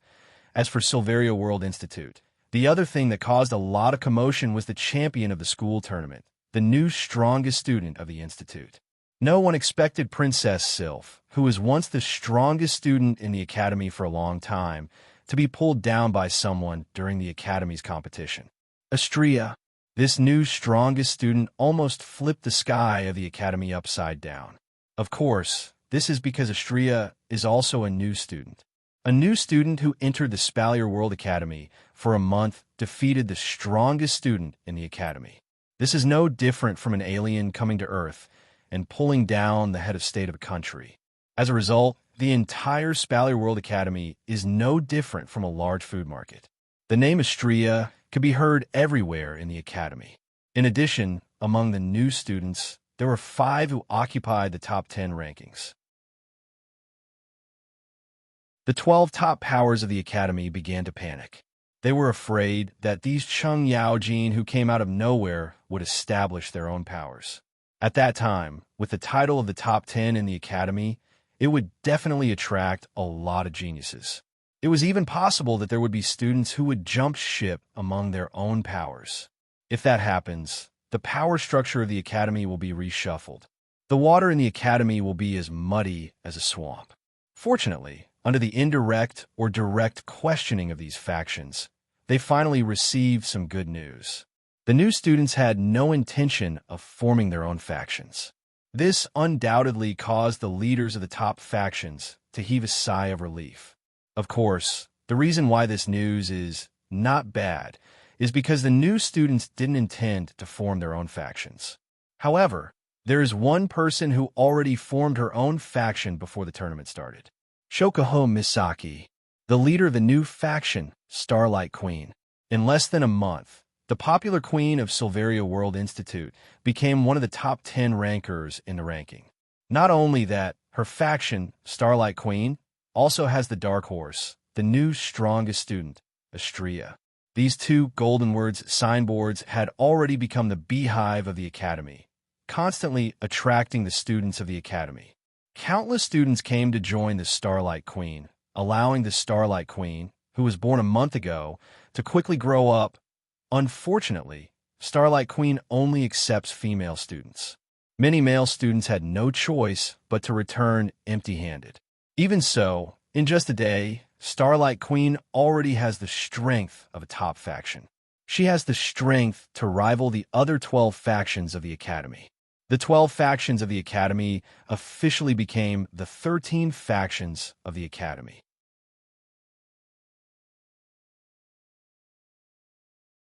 Chapter 501. Spalier World Academy, Villa District. Since the end of yesterday's Academy exam, the Villa area had become much more lively. All the students knew that in one of the villas in the Villa area, there were 3 powerhouses who were ranked in the top 10. But that's not the most important thing. The most important thing is that these 3 top 10 strongest individuals haven't joined any faction yet. Within the Academy, almost all the leaders of the forces were tempted. Even the forces that were usually not well known were the same. After all, if they could obtain the support of one of the top 10 experts, then no matter how weak the force was, it would definitely become famous. Moreover, it would be able to attract new members to join, not to mention 3 of them. Thus, after the event, the Villa District's entrance to Wu Yan's villa was almost broken by people. 90% of them came with the intention of befriending him. If they don't do well, maybe he'll take a liking to them and they'll join him. With this mentality, a lot of people came here with the intention of chatting and paying a visit, of course. These people don't think it's a big deal, but for Chuju, Mikoto, and the others, that's not the case. 1 or 2 is fine, 3 or 4 is fine, even 10 is acceptable. But 10 people in a row, almost as soon as the person in front stepped out of the door, the person behind him would take his place. It's been like this for an entire day. Who can stand this kind of chatting? Thus, Hinajiku and the rest closed the door to the villa, using the excuse that the owner of the villa is still recovering from his injuries at the academy and is still recuperating. Only then did the villa become a little more peaceful. But there are pros and cons to doing this. The good thing is that they can chase away those annoying people, but the bad thing is that the girls can't go out anymore. In the living room of the villa, Chuju and Mikoto are drinking the black tea that Ikaros brewed. They looked at each other for the umpteenth time and sighed at the same time. When is this going to end? Mikoto bitterly smiled. Her tone is full of bitterness. She's not the only one in the villa, but after staying here for so long, the active Mikoto is starting to feel bored. It should be over soon, Chuju said uncertainly as she placed the cup in her hand on the table. Those people are just hot-headed for a moment. That's why they came here to try their luck and see if they can get us to join them. After some time, they will understand that we don't want to join any force at all. But this after a while, how long will it take? Mikoto wanted to cry, but no tears came out. Even if you ask me, I don't know, Chuju said helplessly when she saw Mikoto's exaggerated expression. Although Kaisha-sama is more patient than Mikoto, it's only by a little. It's not easy to keep Chuju in one place unless there's something she's interested in. Mikoto sighed when she heard Chuju's words. You're fine. You just have to deal with those annoying people. Unlike me, I'm constantly being harassed. Chuju chuckled when she heard that. Who can you blame? You were the one who made an agreement with Sylph. If you lost, you would join her faction. Now that Astria defeated Sylph, she's cultivating hard and doesn't have the time to look for you. However, the higher-ups of her faction wouldn't let go of a chance to recruit a top 3 ranker. I didn't lose, Mikoto shouted angrily. I was just careless. Yes, that's right. When Sylph shows up, I will challenge her to a duel to get my revenge. Next time I won't lose. Mikoto clenched her fists and declared proudly. She can already see the moment of her victory.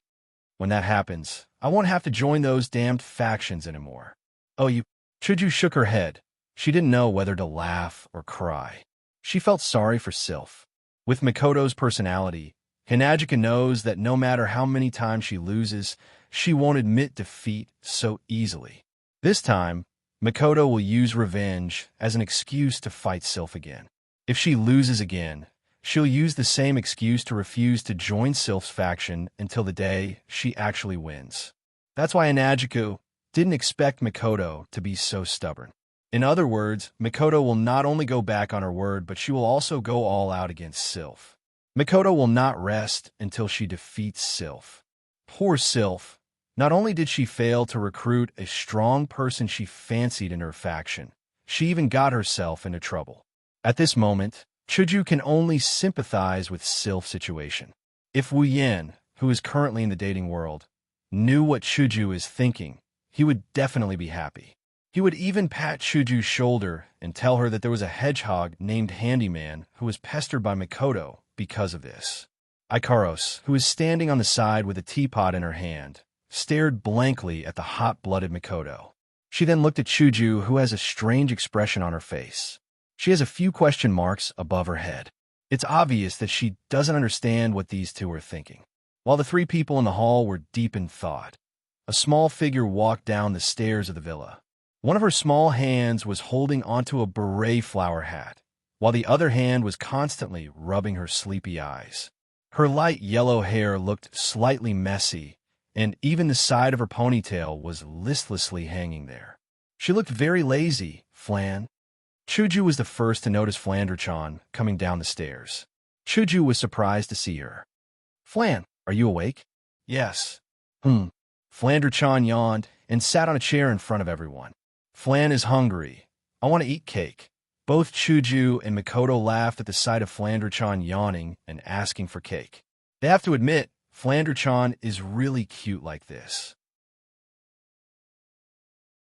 Chuju, who is closest to Flandre-chan, quickly helped her tidy up her messy hair before turning to Ikaros. Ikaros, is there any more cake? Cake. Ikaros nodded and pulled out a cake out of nowhere. She placed it in front of Flandre-chan. Flandre-chan couldn't help but smile sweetly at the sight of the cake. Flandre-chan took a bite of the cake, and the sweet taste flooded her taste buds, causing her to blush a little. But in the next moment, that trace of satisfaction on her face turned into depression. I really want Oni-chan to feed Flandre-chan cake. The moment she said that, the living room went silent. Hinajiku and Mikoto seemed to be lost in their thoughts. Ikaros's indigo eyes lit up.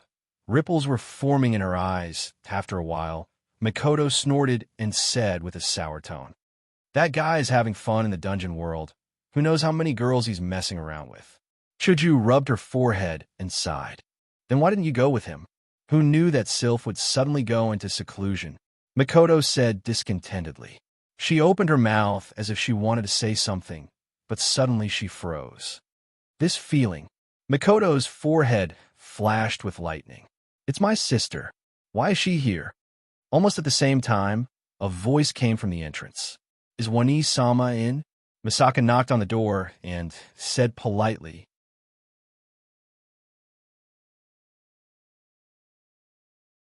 Chapter 502. Mikoto, Hinajiku, Mikoto, Flandre-chan, and Ikaros were all startled when they heard Misaka's sister's voice. Even Mikoto, who had a guess as to what was going on when she sensed Misaka's sister's electromagnetic field, was no exception. "Misaka-chan." Hinajika looked at the door in surprise and tilted her head in confusion. "Didn't Shokuhun Misaki send them to the behemoth forest to farm experience for us? Why are they here?" Mikoto didn't know how to react, so she nodded. When she did, she quickly ran to the door and opened it.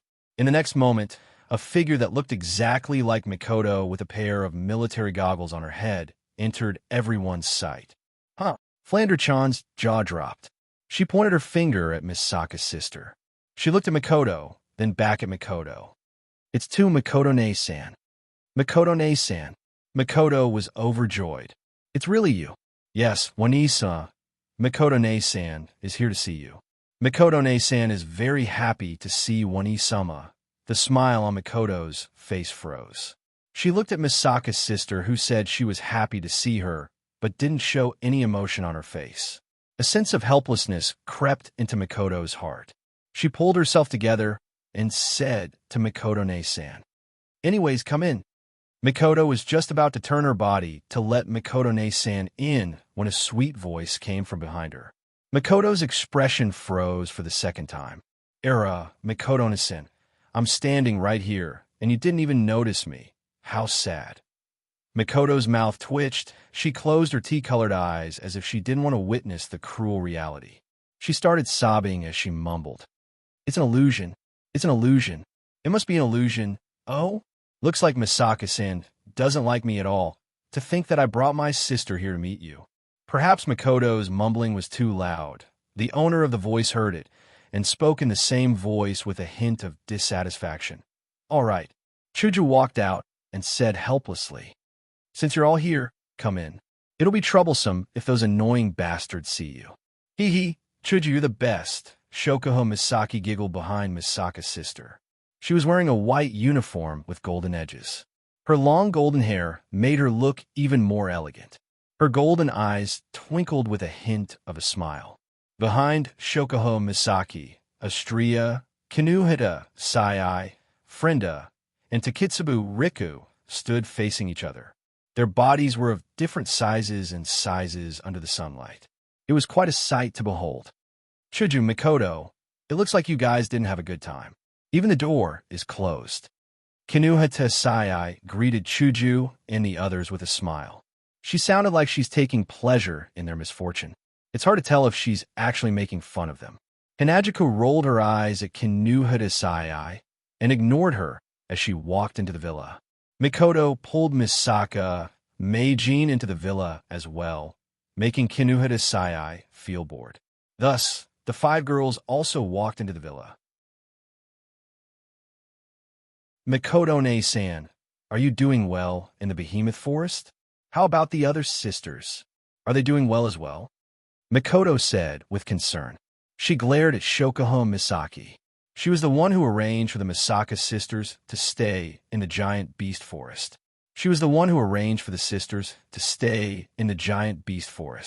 "Wani-sama, Mikoto-ne-san is doing well. The other sisters are doing well too."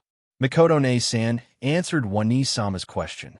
She started thinking if there's a good place for her to live. "You're still the same as always." That's a really annoying way of speaking. Chuju laughed dryly. Mikoto also felt a little helpless about Mikoto-ne-san's way of speaking. However, she has a lot of questions for Mikoto-ne-san, so she didn't have the time to complain. "Since you're back, are the other sisters back as well?" "No, only Misaka came back this time. The other Misaka are still in the giant beast forest." Misaka answered honestly. At the same time, she hesitated. "How should I tell my sister that I came back to ask for help?" Misaka's sister stood in front of everyone. Her face was as calm as an ancient well. She said something that shocked everyone. "Help!" Makoto stood up abruptly. Anxiety flashed through her brown eyes. "What do you mean? Why are you asking for help? Could it be that the other sisters are in danger?" Mikoto-ne-san shook her head. "Calm down. Oni-sama. The Misaka aren't in any danger." Misaka looked at the anxious Oni-sama and quickly said. Mikoto didn't relax after hearing Mikoto-ne-san's words. "Then why are you asking for help?" Shokuho Misaki, who was standing beside Mikoto-ne-san, suddenly spoke up. "It's better for me to explain this matter." As soon as Shokuho Misaki finished speaking, Misaka Mikoto stopped what she was about to say and looked at Shokuho Misaki. It was as if Shokuho Misaki was the leader, and this made Mikoto feel slightly displeased. Shokuho Misaki took 2 steps forward and said, "To put it simply, Mikoto-ne-san's request for help isn't accurate. To be more precise, she's asking for help." Asking for help. Everyone looked at each other and waited for Shokuho Misaki to continue. According to what Mikoto-ne-san said, something strange happened in the behemoth forest. Shokuho Misaki didn't beat around the bush and went straight to the point. In the past, demonic beasts in the behemoth forest, other than those that live in groups, they wouldn't gather together. That's because they see other creatures as enemies. If they bump into each other, they'll start fighting. But today, when Mikoto-ne-san and Mikoto-ne-san were hunting demonic beasts in the behemoth forest, they noticed that the demonic beasts that usually don't interact with each other suddenly gathered together. The demonic beasts gathered together. Chuju and Mikoto were shocked. How is that possible? We don't know the reason yet. Shokuho Misaki shook her head and her expression turned serious. Although I don't know why the magical beasts would gather in such a regular manner, their movements have brought a lot of trouble to my younger sisters. What's going on? Hurry up and tell us. Mikoto was so anxious that she couldn't even control the electricity in her body. One can only imagine how anxious she is. Don't panic. Even though Makoto-ne-san and Makoto-ne-san are in big trouble, they aren't in any danger for now. Shokuho Misaki said calmly. The demonic beasts in the behemoth forest didn't just gather together. They stopped attacking each other, and more importantly, these demonic beasts are on the same side. They're trying to expel the humans that appeared in the behemoth forest. Expel the humans? Chuju and Makoto looked at each other. Their eyes were filled with doubt. If that's the case, then something must have happened in the behemoth forest. Otherwise, the demonic beasts wouldn't have acted like this. Then, are Makoto-ne-san and Makoto-ne-san being expelled as well? That's where the problem lies. Shokuho Misaki sighed and said in a serious tone, due to the sheer number of Makoto-ne-san and their orderly behavior, they were able to resist the demonic beasts. They're still in the behemoth forest. However, due to their resistance, the Makoto-ne-san and Makoto-ne-san were accidentally trapped in the behemoth forest by the demonic beasts. What? Makoto was shocked.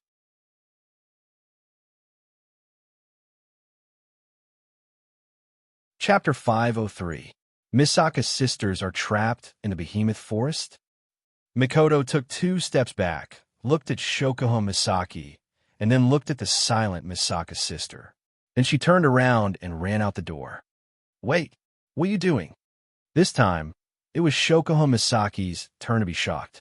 Astria, Kinuhita, Sai, Frenda, and Takitsubu Riku quickly ran up to Makoto and hugged her tightly. Let go of me! Makoto screamed and struggled with all her might. The sisters are in danger. I have to save them. Calm down, Makoto. Hanajuku also ran over and grabbed Makoto's hand. Didn't Shokuho Misaki say that? The sisters won't be in any danger. They won't be in any danger. Makoto was fuming. They're surrounded by an army of demonic beasts, and you say they won't be in any danger? Are you telling me that the demonic beasts will show mercy? Misaki-san, the sisters aren't in any danger at the moment.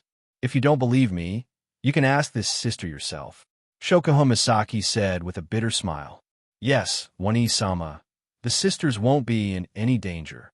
Makoto's sister walked over and said, even though the Misaka sisters are in a terrible situation right now, if we hold our ground, the demonic beasts won't be able to take us down. Don't worry, Wani-sama, Makoto said confidently. With the strength of 20,000 sisters, unless a tier 9 demonic beast appears, it'll be hard for us to take them down. Shokuho Misaki reminded him. Don't forget, while the sisters are helping us gain EXP, they're also gaining EXP themselves. Upon hearing this, everyone suddenly remembered that they had no idea how strong their sisters were. Thus, they quickly activated the system's sensing ability and looked at the sisters. Misaka 10032. Level 52. Level 52? 6th level? Makoto was taken aback. Looking at her sister's calm expression, she was shocked. Could it be that all 20,000 sisters have reached the 6th rank? What's so strange about that? Kinuhita Sai said nonchalantly. Even Frenda, Takitsubu, and I have transcended to the 7th order. So what's so strange about our sisters transcending to the 6th order? Huh.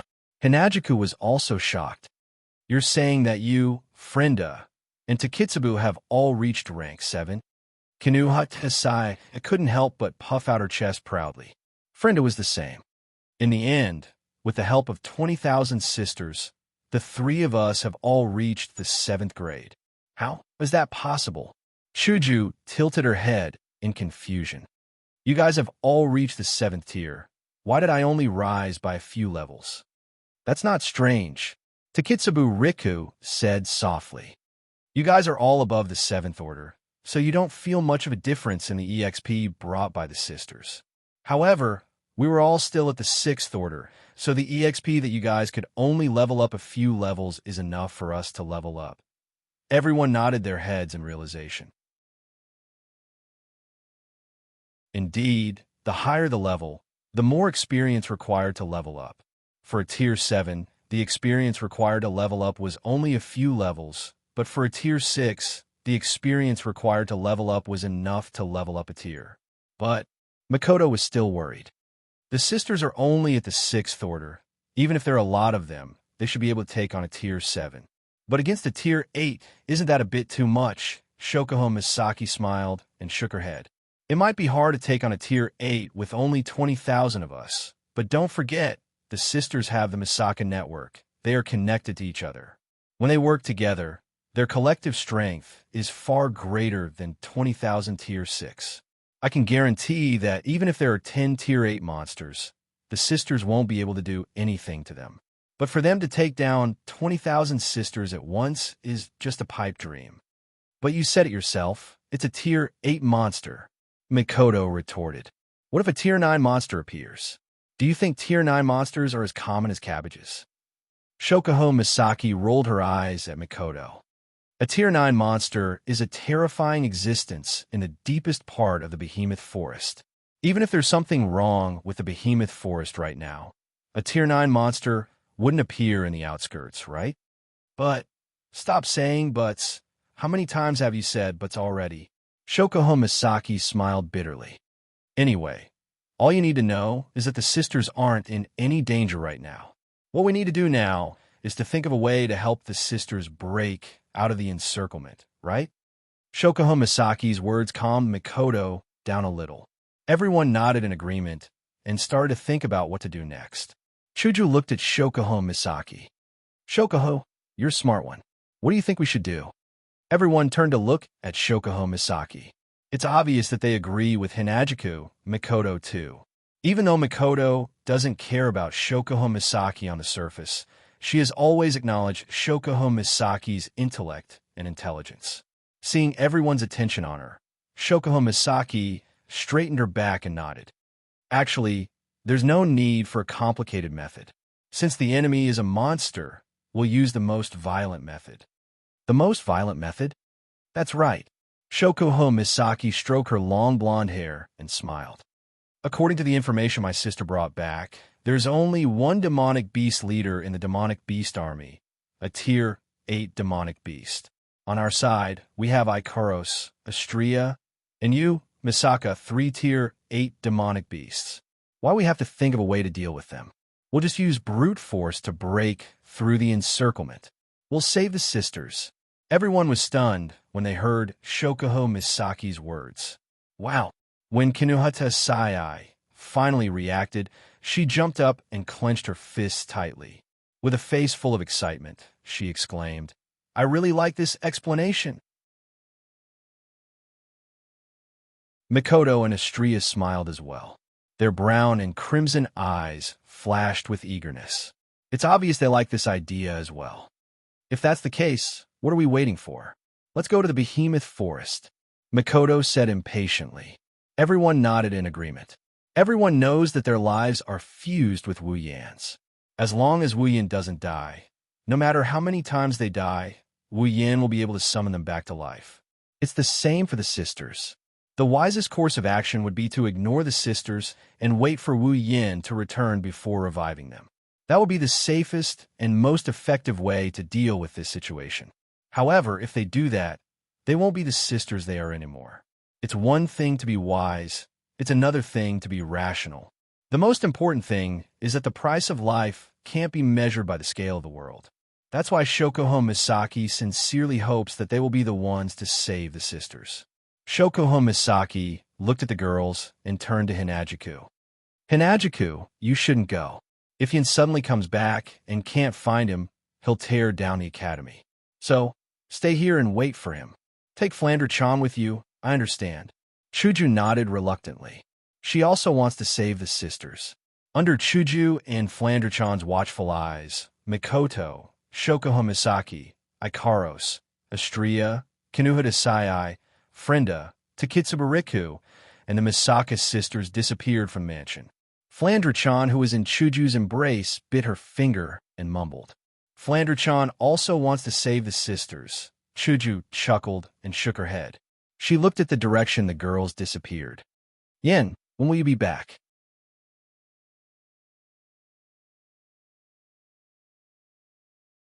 Chapter 504.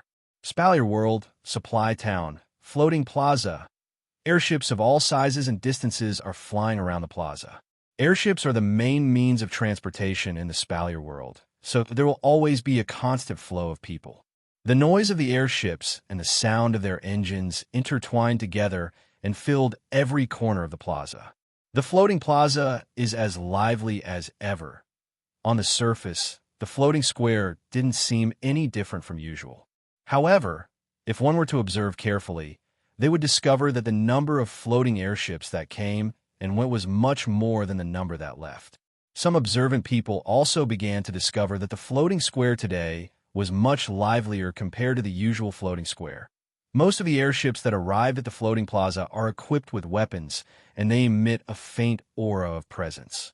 It's obvious that they aren't ordinary people. Groups of people would disembark from the airships, and after organizing themselves, they would head towards the same direction.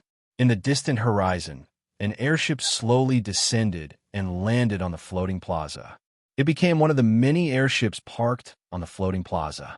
The moment it landed, a group of beautiful girls disembarked from the airship. For a split second, the entire floating plaza went silent for a moment before returning to normal. It was as if nothing happened, if you ignore the gazes that were directed towards the same direction. It's Mikoto and the girls who are here to help the sisters. Mikoto, Shokuho Misaki, Ikaros, Astria, Kinuhida, Sai, Frenda, Takitsubu Riku, and the Misaka sisters. 8 girls of different sizes disembarked from the airships. They waited until everyone else disembarked before they gathered together. Shokuho Misaki looked around the floating plaza and saw a group of people heading towards the same direction. She furrowed her brows. Why do I feel like the atmosphere is a little weird? The girls were startled and also looked around the floating square. When they saw those people who clearly didn't fit in with the people around them and seemed to have a very clear purpose, they all looked at each other. Mikoto pondered for a moment. Are these people going to the Behemoth Forest as well? Based on the direction they're heading towards, there's a high chance that they're heading towards the Behemoth Forest. Mikoto, tell Wani-sama the results of her analysis. The girls nodded. They knew the giant beast forest the best. After all, they had been here for quite some time. That's why they're so familiar with the forest. Kinuhata Sai looked around and said, why do I feel like there are a lot of people heading towards the Behemoth Forest? In the end, Frenda fell into deep thought. Do they have companions trapped in the Behemoth Forest? I don't think so. Takitsubu Riku clicked her tongue. There are too many of them. How can there be so many people trapped in the Behemoth Forest? Is that so? Astria raised her hand to her forehead. She stood on her tiptoes and looked into the distance. But Mikoto-ne-san has a lot of sisters. The girls didn't know what to say. They have to admit, Astria can be a little silly at times, but her words are always accurate. I don't care. Mikoto shook her head and clenched her fists. Who cares if they have companions trapped in the Behemoth Forest? Let's go to the sisters. The girls nodded in agreement. They passed through the airships parked at the plaza and joined the other teams heading towards the Behemoth Forest. The Behemoth Forest is the only place in the Spalier world where demonic beasts can be found. It covers a vast area that spans across the borders of 3 empires. Every demonic beast in the forest has great uses. Their fur can be used to make equipment. Their torso can be used to forge weapons and even armaments. Also, the Behemoth Forest is rich in all kinds of treasures. For the Spalier world, the Behemoth Forest is a natural treasure trove. Due to the Behemoth Forest, the supply town is very developed. There are a lot of resources here. All kinds of rare potions and items can be found here. Everyone who comes to the supply town will come here to look for treasures. However, the situation in the supply town today is a bit strange. A large number of people who came to the supply town didn't walk around. They didn't even look at the stalls on the street. Instead, they formed groups and rushed towards the Behemoth Forest aggressively. This attracted a lot of whispers from the locals. Mikoto's group is the weirdest of them all. Their expressions are serious, and they're rushing towards the giant beast forest. But instead of whispers, they're getting sighs and sighs from the people around them. After passing through the supply town, the girls came to the edge of the supply town, the entrance of the Behemoth Forest. When the girls saw the situation at the entrance of the behemoth forest, they were all stunned.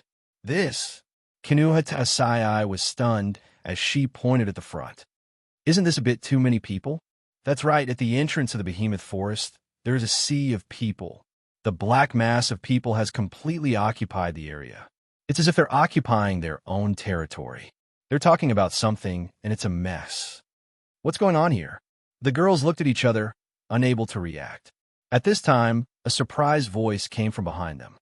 Mikoto, why are you girls here?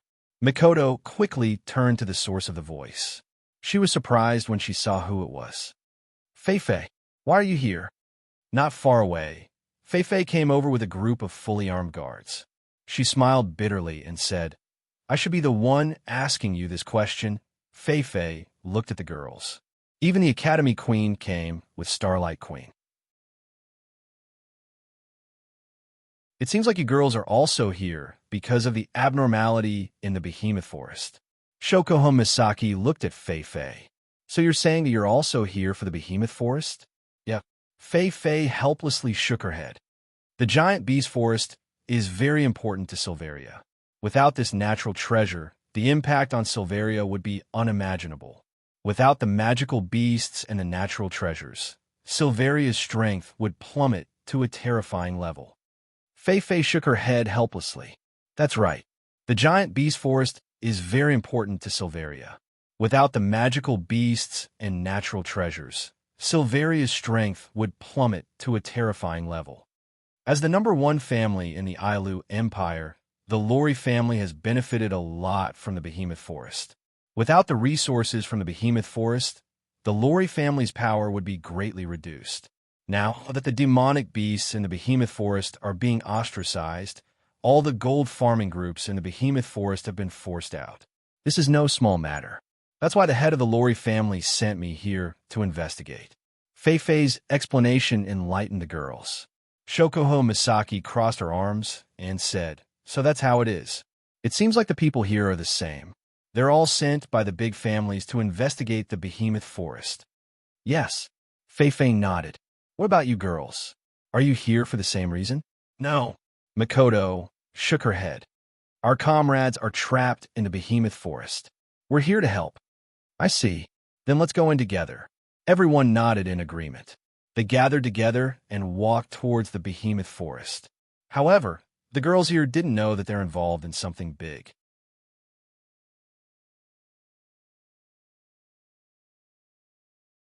Chapter 505. Wu Yan, who is currently in the date battle world, didn't know what was happening in the Spalier world. Even if he did, he probably wouldn't be able to do anything about it, because he was currently in an abyss of suffering. Wu Yan walked down the hallway of Duli Lichon High School with a smile on his face. He looked like a youthful and sunny teenager, causing the atmosphere around him to brighten up a bit. However, that cheerful smile on his face looked awkward no matter how you looked at it. His wine-red eyes glanced at Kurumi, who was hugging her left arm and leaning her head on it with a happy expression. Then he glanced at Toka, who was hugging her right arm tightly and glaring at Kurumi. On the surface, Wu Yan's face was already covered in tears. Wu Yan's smile didn't change as he received the hostile stares from the surrounding students. His forehead was already covered in sweat. Shirji, who was walking behind Wu Yan, Kurumi, and Toka, couldn't help but cover her face when she saw this scene. Even though she didn't see Wu Yan's face and didn't see his current expression, Shirji could guess that Wu Yan was about to tear his face into a hard object. If she was in his shoes, she probably wouldn't feel happy being sandwiched by two such beautiful girls. After all, the gazes of those envious and jealous people made it hard for her to stay calm. At this moment, Shirori was incomparably thankful that she was not a man and did not have good luck with women. Otherwise, she was afraid that every day rumors would be spread and she would be pointed at by others. Shirji didn't say this thought out loud.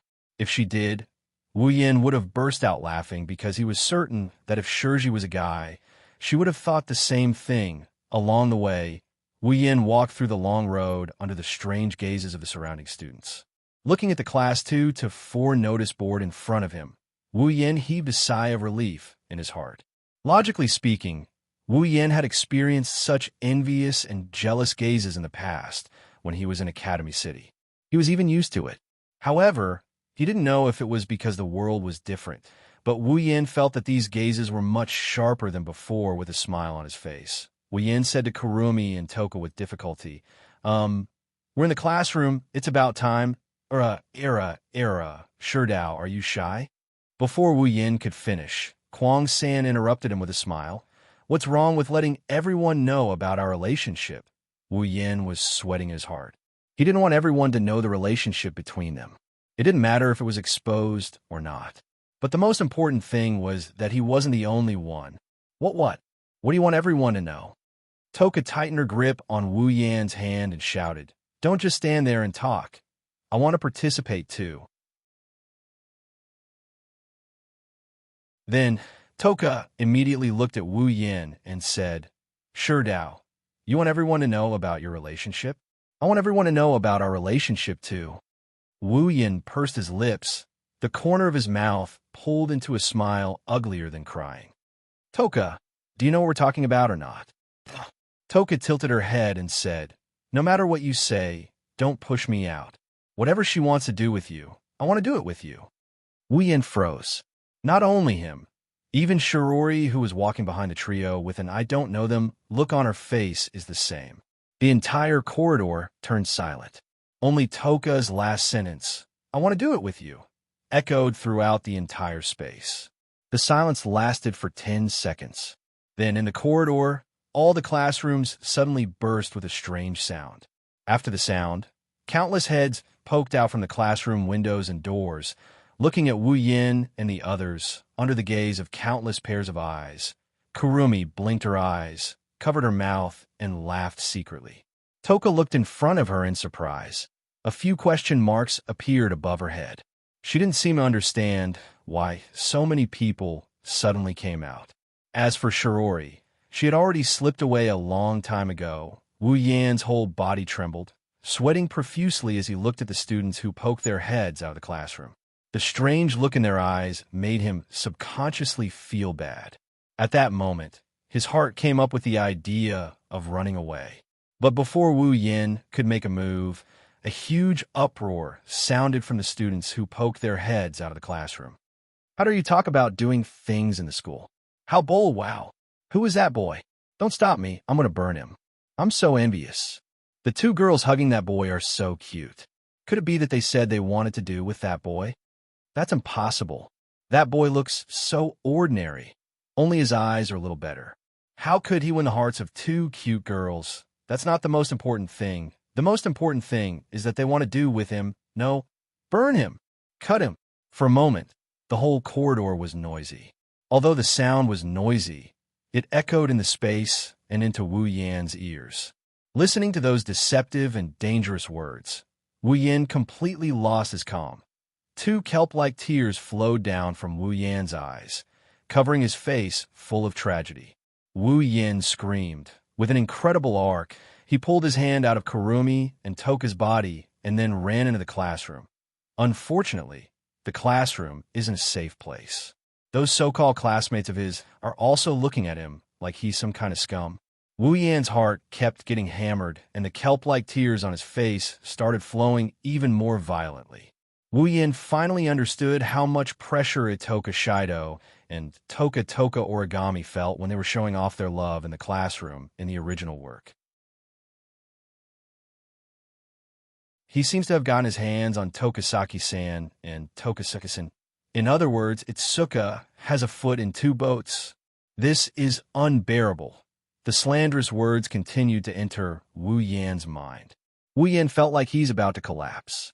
He sat down in his seat, lowered his head, and pretended to be dead. When the students saw Wu Yan's reaction, they stopped slandering him. They curled their lips and turned to look at Kurumi and Toka. One of the boys spoke. Tokasaki-san, Onishi Kami, are you really with Itsuka? The boy didn't finish his sentence, but everyone knew what he meant, except for Toka. Allah. Kurumi tilted her head and tapped on her lips. Her eyes suddenly turned, and she laughed.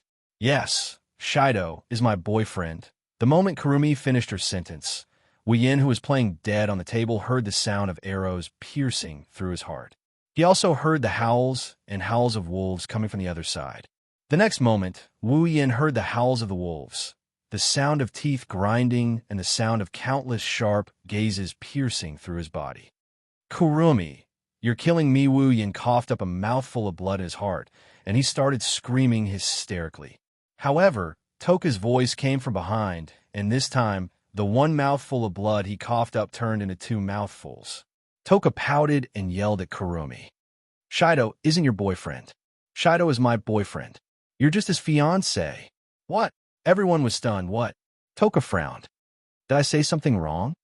Indeed, Toka was just stating the truth.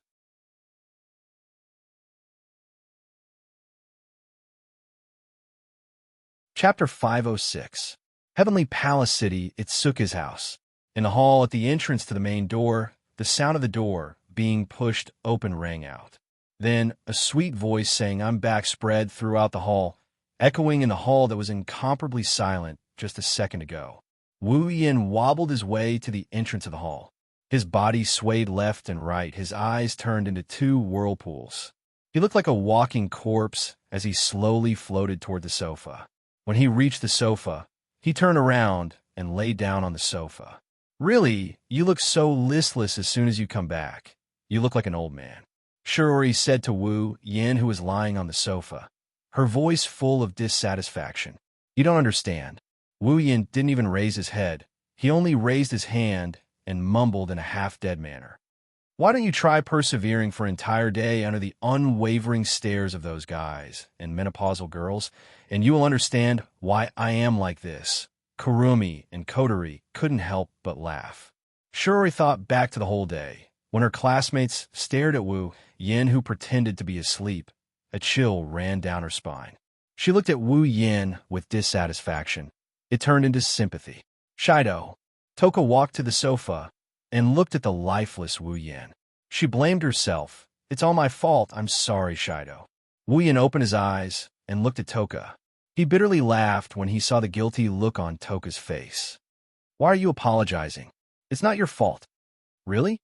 Toka carefully glanced at Wu Yin. "It's not because I said something wrong today that you're so listless, Shido. It's not your fault. It's not because of your words, 10 fragrances. It's just that your words have increased the pain I'm going through by a few times." Wu Yin couldn't say the last sentence out loud. He sat up from the sofa and patted Toka's head with a smile. "Okay, don't be like this. Cheer up. You should be the one who should cheer up the most, Shido." Shirori snickered. Kurumi and Kotori giggled again. Wu Yin also felt a bit awkward.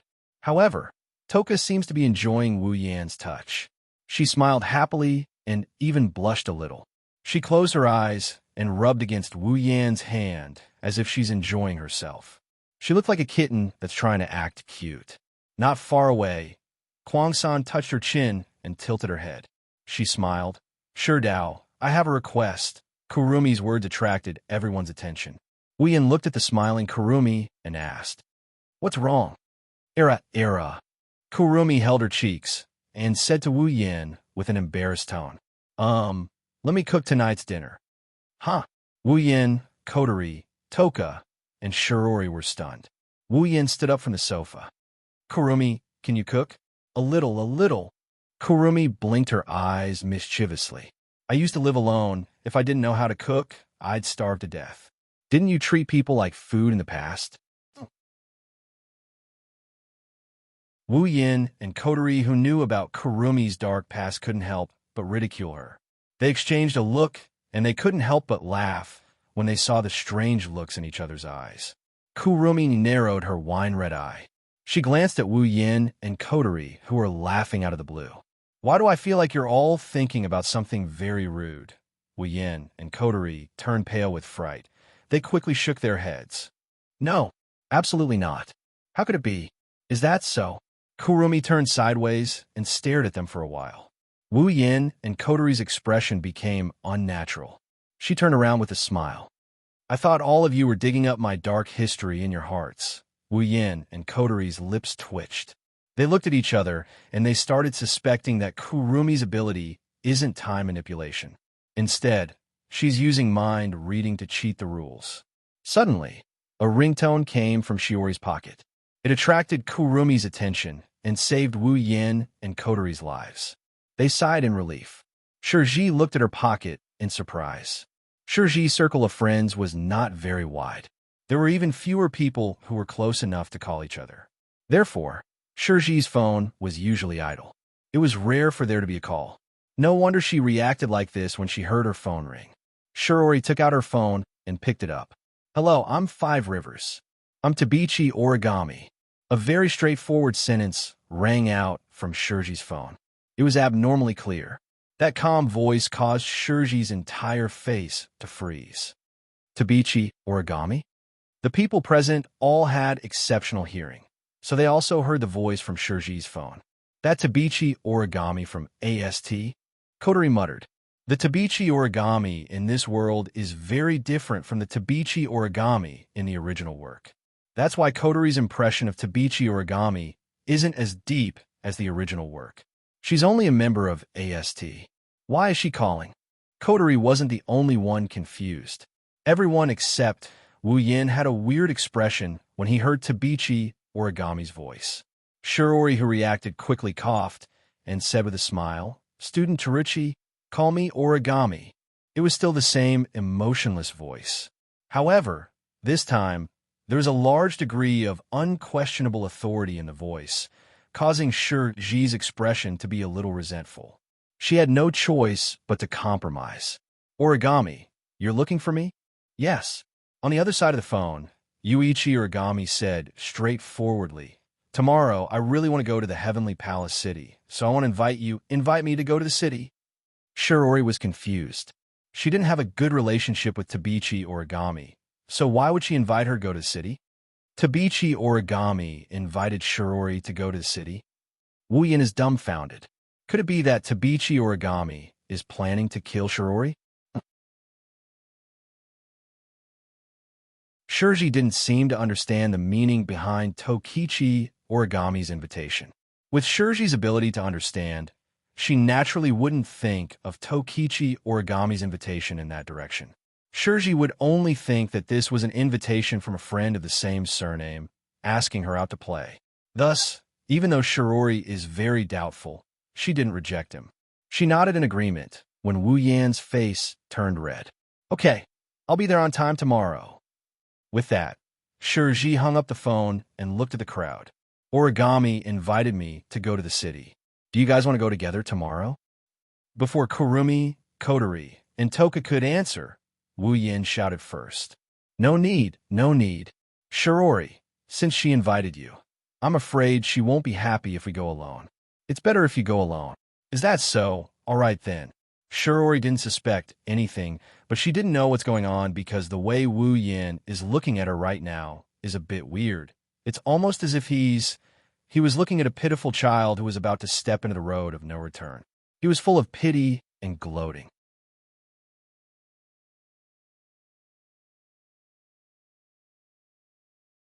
Chapter 507. The next morning, Shiji cleaned up all the plates that everyone had finished eating. She tidied herself up a little and carried a small bag on her back. Then, she casually said to everyone, "Thank you. Then I'm going out." "Got it, come back soon." Kotori, Toka, and Yoshino said in unison and then ignored her. For them, Shiori's trip is just an ordinary trip to the street. It's normal, a girl asking another girl to go out on the street. No one would think that way at first. Shiji had the same thought as well. She waved her hand and left the room. Following the sound of the door opening and closing, Wu Yin, who kept his presence low, suddenly raised his head. His wine-red eyes flashed with a strange light. Rolling his eyes, Wu Yin coughed, and he nonchalantly told the girls in the hall, I'm going out to buy some stuff. I will be back soon." "Going out to buy something?" 10 Fragrances raised her pretty face. She seemed to be very interested. "Shido, I'll go with you." "No need." Wu Yin quickly waved his hand. "I'm just nearby. I'll be back soon." "Is that so?" Toka nodded disappointedly. She listlessly leaned on the table. She's not interested in buying anything. She just wants to stay with Wu Yin. Wu Yin knew what Toka was thinking. He could only apologetically put his hands together and ran out without looking back. If he was any slower, Shirori would be gone by now. That's right, Wu Yan's purpose isn't to buy anything. He's here to watch a good show. Wasn't it interesting to watch a cute girl trying to woo another cute girl? From a certain point of view, Wu Yan's interests are truly vile. Heavenly Palace City, downtown. The rendezvous point with Origami Oriole was not far away. Shirori quickened her pace and ran forward. Soon, Origami Oriole dressed in casual clothes appeared in Shiori's line of sight. Shirori quickened her pace even more. Sorry, Origami. You've been waiting for a long time, right? Shirori ran in front of Toichi Origami and lowered her head to catch her breath. As she looked up and said those words. But when she looked at Toichi Origami, her voice became weaker and weaker. In the end, her voice was almost inaudible. No, I haven't been waiting for a long time. Origami with a few birds on her head and shoulders said. Is that so? Shirori laughed dryly. Her expression became a little awkward.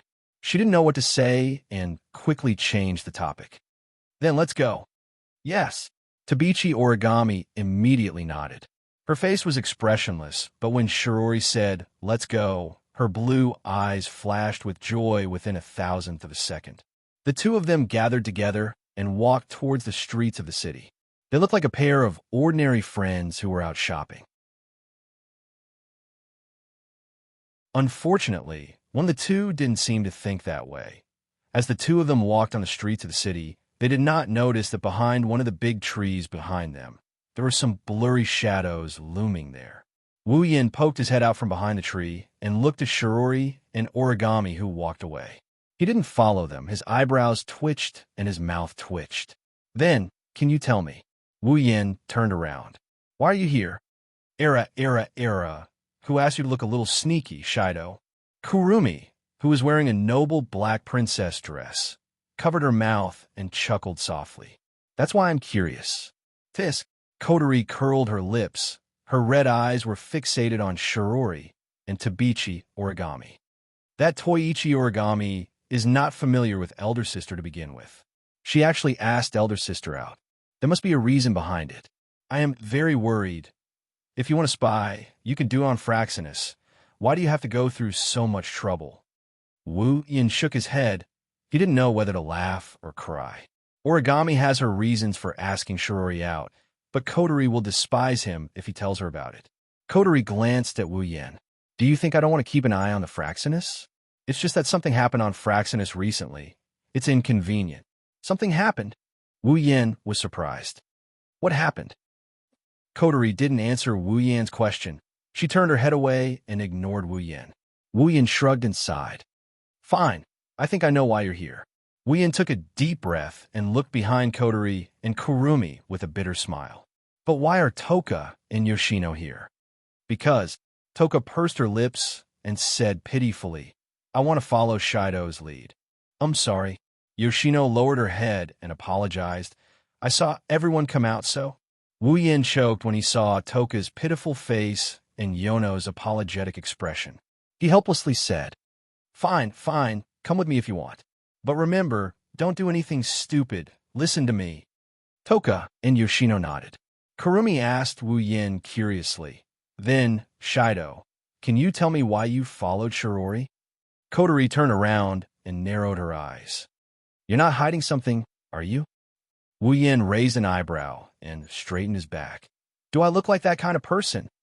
Kurumi, Kotori, Toka, and Yono looked at each other, and they nodded without hesitation. Wu Yan's righteous expression froze on his face. He pointed at the girls with a trembling finger, and he lamented. Am I that kind of person in your eyes? Shido, don't be so sad. Kurumi chuckled. Even if Shido is that kind of person, I would still like him. Wu Yan sucked in a deep breath, and he looked at Toka with a sad expression. Toka, do you think I'm that kind of person? Is there something wrong? Toka shrunk her head in confusion. Everyone says so. Wu Yan's heart skipped a beat when he heard Toka's words. Looking at Toka's confused expression, Wu Yan felt like he made the wrong choice by asking her this question. Maybe Toka doesn't even know what kind of person she's talking about. As for Kotori, Wu Yin doesn't need to ask. He has lost track of how many times he lost track of himself. Even if he were to talk about the end of the world, Kotori wouldn't change her mind about him. Thus, Wu Yin held on to his last hope as he slowly turned his head towards Yoshino. Yoshino blushed a little, and she looked away. Wu Yin caught sight of her shy expression. Her expression was like a sharp sword that pierced through Wu Yan's heart. She didn't say anything, but her expression hurt him even more. With a thud, Wu Yin fell to his knees with his body bent forward. His whole body turned ashen white. I've always maintained a good image in front of everyone. All right, stop fooling around. Kotori waved her hand and said impatiently, "They've gone far. Let's hurry up and follow them." The four girls left Wu Yin behind and rushed forward. Wu Yin's ashen skin got darker by a few notches.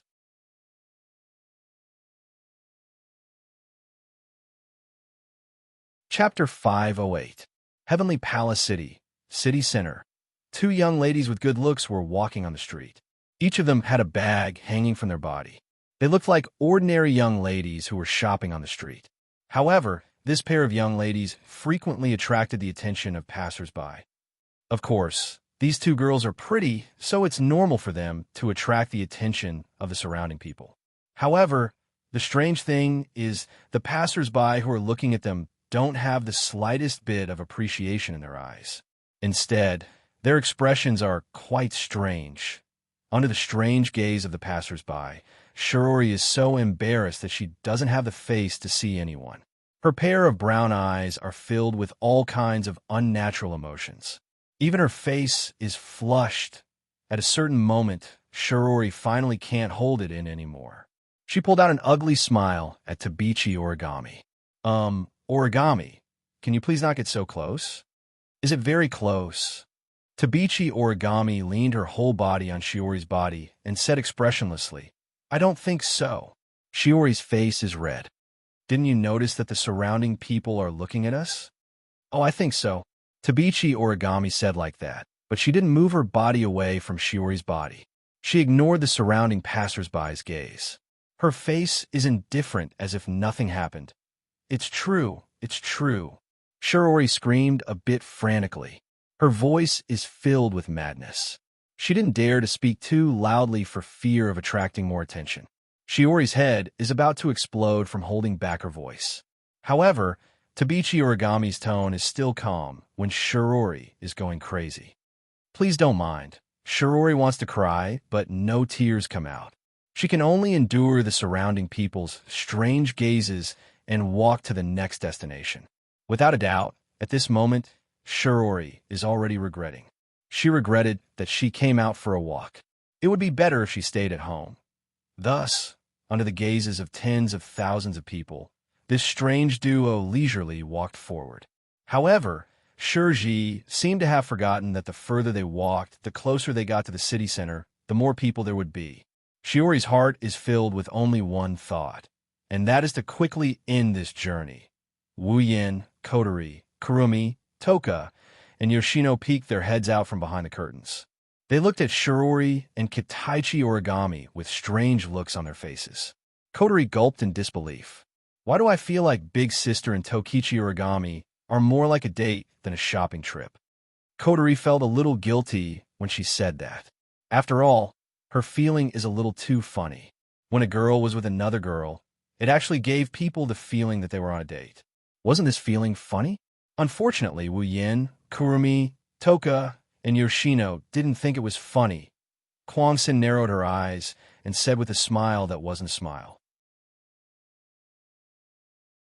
"Era, I happen to have the same feeling." Fourth Aunt clenched one of her hands into a fist and placed it beside her mouth to hide her shock. Her pair of large blue eyes had already turned into a pair of water faucets that were turned off. They were suffused with a thick light. Clearly, she also felt disbelief at her own thoughts.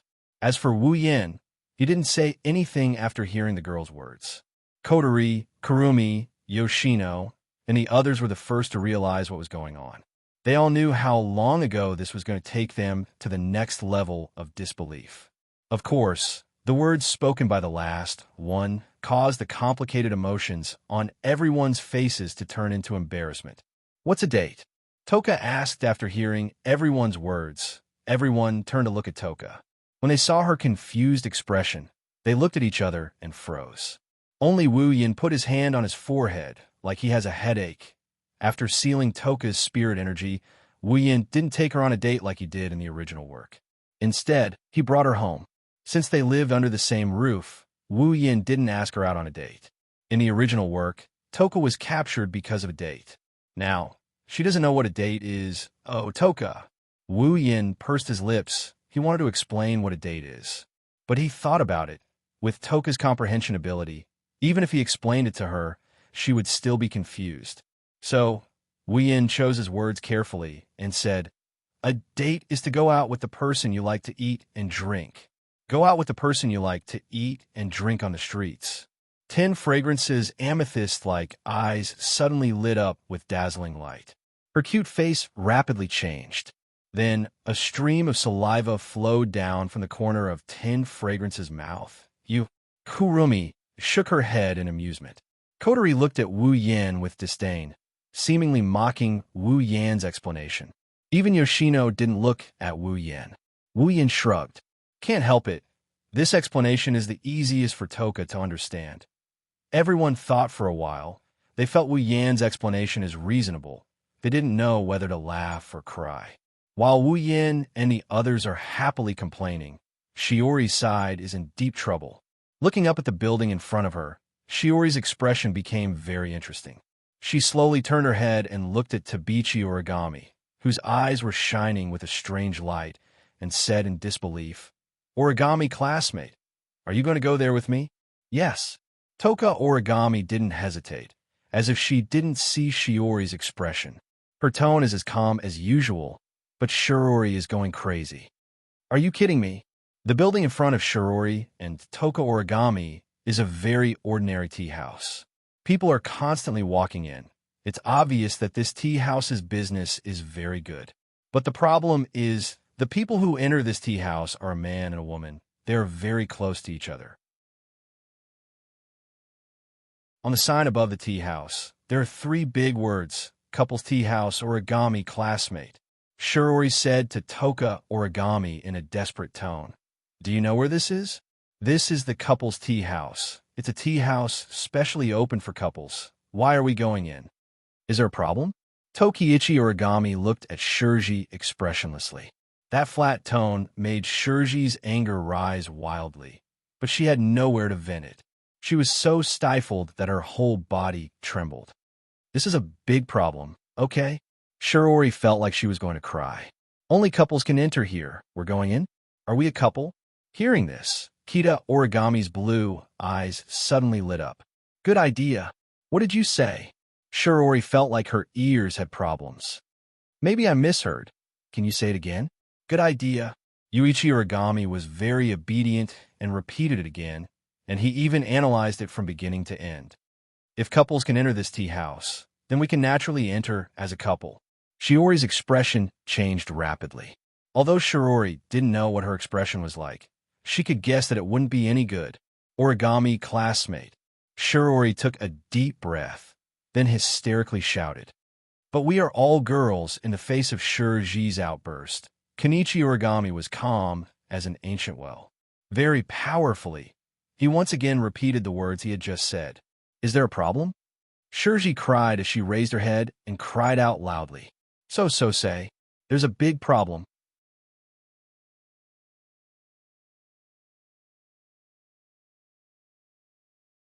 Chapter 509.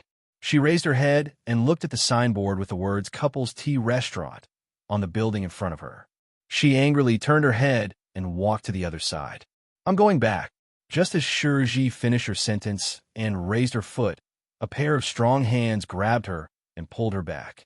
When Shirji turned around, Toyo Origami's expressionless face appeared in front of her. The corners of Yuichi Origami's mouth curled up into a rare arc that was so faint that if one did not observe carefully, one would not be able to see it. He smiled at Shirji, and this scene that was rarely seen in 10,000 years caused Shirji's heart to feel a slight chill. What do you want to do?" Shiori's heart thumped. An ominous premonition rose in her heart, causing her to subconsciously swallow a mouthful of saliva.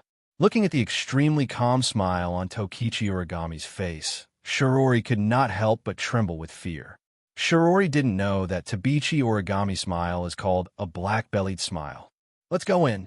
After saying something that Shirori couldn't accept in a flat tone, Tabichi Origami turned to the couple's tea restaurant and pulled Shirori in with an unquestionable attitude.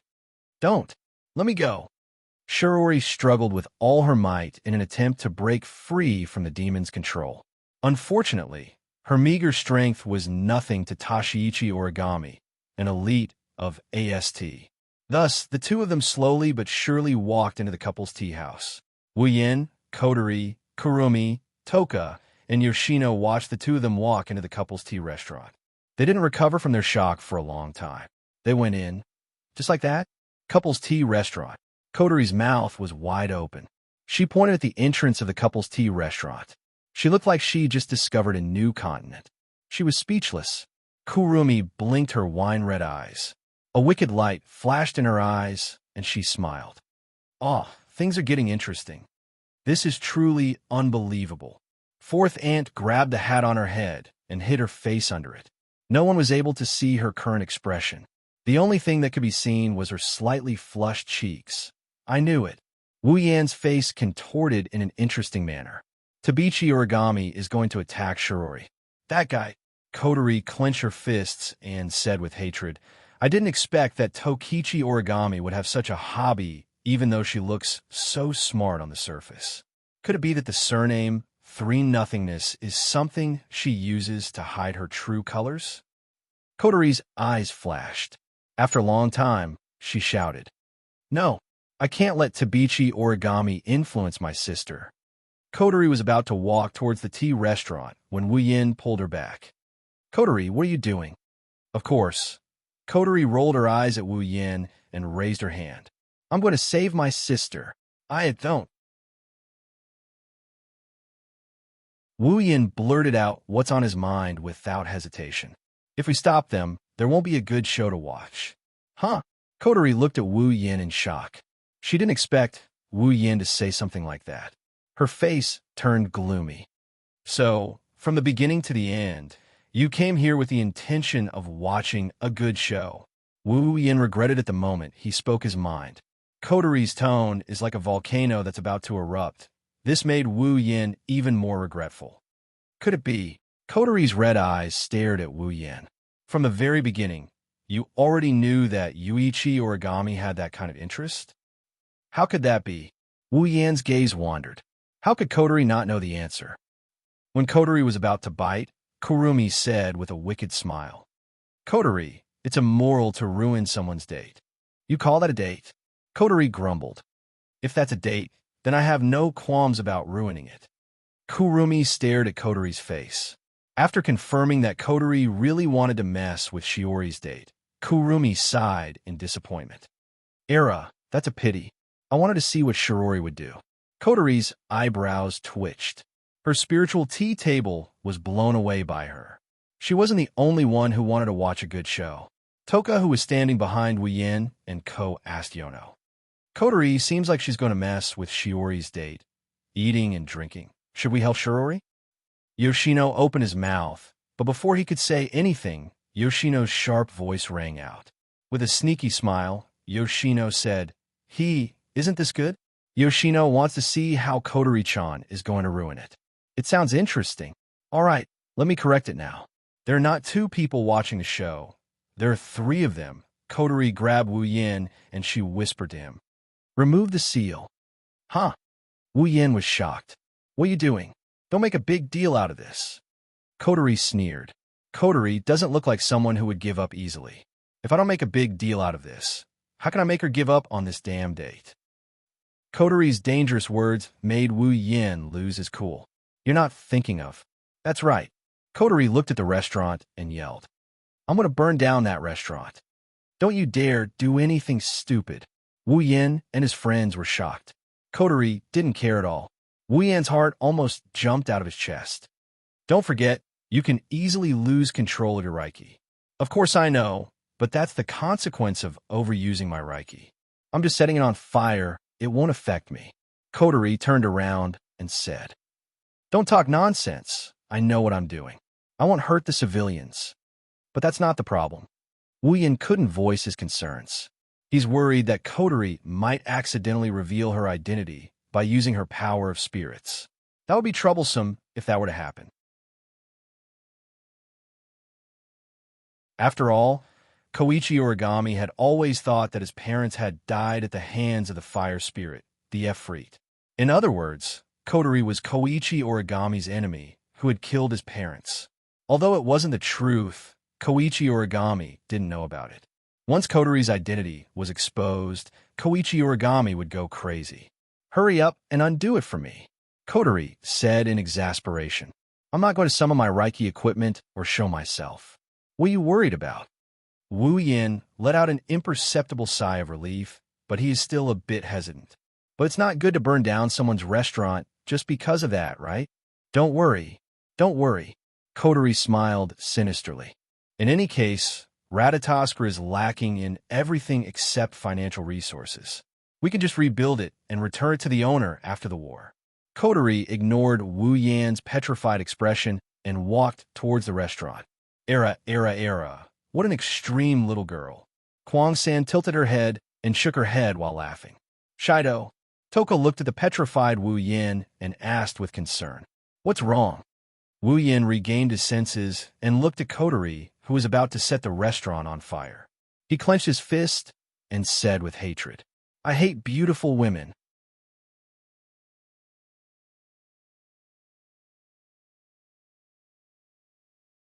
Chapter 510. Heavenly Palace City, downtown, in a couple's restaurant. Sitting at a luxurious dining table, Shirji stared at the menu in front of her. Her expression was extremely serious, as if she was about to win $5 million in the lottery. She didn't even blink her eyes. However, that little head of hers was slowly lowering down. Under those weird gazes, Shirori couldn't help but lower her head a bit faster. The tears in her heart already flowed through her soul. Now, Shirori finally understood how much pain Wu Yin must have felt when he had to bear the weird gazes of the entire class yesterday. Yuichi Origami, who was sitting opposite Shirori, was completely different from Shirori. He flipped through the menu in his hand and saw Shirori lowering her head. Yuichi Origami very naturally asked the question. What's wrong? I want to kill someone. I want to leave. I want to fight with you. If I don't succeed, I'll die. Try, Shirori fiercely shouted in her heart, but she didn't show it on her face. She said very quietly, Nothing. Let's order quickly and leave after we finish eating. It's not that Shirori didn't think of running away. Although it would attract strange gazes from the surrounding people, it's better than staying here and enjoying the strange gazes. However, Yuichi Origami, who was with her, is a very strange person. As long as Shirori had the thought of running away, Yuichi Origami would immediately notice as soon as she raised her foot. Then, that pair of indifferent eyes would shoot over like an arrow. Shiori's thoughts of running away would be strangled to death in her heart, causing tears to flow down her face. Now that things have reached this point, Shirori has already thrown caution to the wind. Even if time is passing by like a year, Shirori can only hope that this incomparably painful meal can quickly end. So, she's very straightforward when she acts. In a short moment, Shirori trained her face to the extreme. With an incomparably fast attitude, she finished discussing the menu with Yuichi Origami. Then, Yuichi Origami immediately went to order. Under the distorted expression of the waiter, Yuichi Origami calmly handed the menu to him and said the dishes they ordered. Then, under the situation where the waiter desperately tried to hold back his laughter, began the long wait. Looking at Shirori, who buried her head in the menu, Yuichi Origami suddenly said something. After we finish eating, let's go to the next place. Shiori's hand that was holding the menu trembled. She almost threw it at Tokichi Origami's face. On her forehead, large amounts of sweat began to flow out. Go to the next place? If we go to the next place, I will directly die of old age. Shiori's head drooped down like a corpse. Her entire young heart, under the ravaging of Yuichi origami, is already full of holes. Today, without a doubt, is the most difficult day for Shirori. Even she herself felt that after living through today, she doesn't know how many years of life she would lose. Fortunately, when Shiori's heart was about to wither like ashes, a savior finally appeared. On the ceiling of the tea house, a strange flame suddenly ignited, igniting the ceiling. The smoke from the flame floated above the tea house. A loud and clear alarm suddenly sounded. The sound of the alarm came without warning. In the tea house, the couples who were watching Shirori were inevitably shocked. When they all felt the abnormality and heat above their heads and looked up, they were collectively stunned by the raging fire burning on the ceiling in front of them. Fire! At some point, no one knows who it was, but at some point in time, someone shouted in the tea house, awakening the stunned crowd. When they reacted, all of the couple screamed and stood up with a face full of fear. Then, all of them ran out of the door like their lives depended on it. Ow! Shirori stared blankly at the fire on the ceiling. She didn't expect to encounter such a thing when she was suffering. Should she say it was good luck? Or bad luck? At this time, Yuichi Origami's quality as an elite member of AST was revealed. She calmly stood up from the table and said to Shirori, "Now, quickly go out and take shelter." Shirori nodded blankly and stood up from the table. When Shirori was about to escape, the people in the tea house were almost all squeezed at the entrance. Some of the guys even abandoned their girlfriends and ran out. Looks like after this incident, a lot of couples will break up. Shirori and Yuichi Origami belong to the category of girls with weaker physiques. It's impossible for them to squeeze at the entrance with the strong guys. At this moment, the two of them could only stand behind a group of people who were squeezing at the entrance and watch as they desperately tried to squeeze out. They fell silent. If everyone could leave the scene in an orderly manner, they would have already left by now. However, these people did not think about this at all. They only wanted to escape as soon as possible.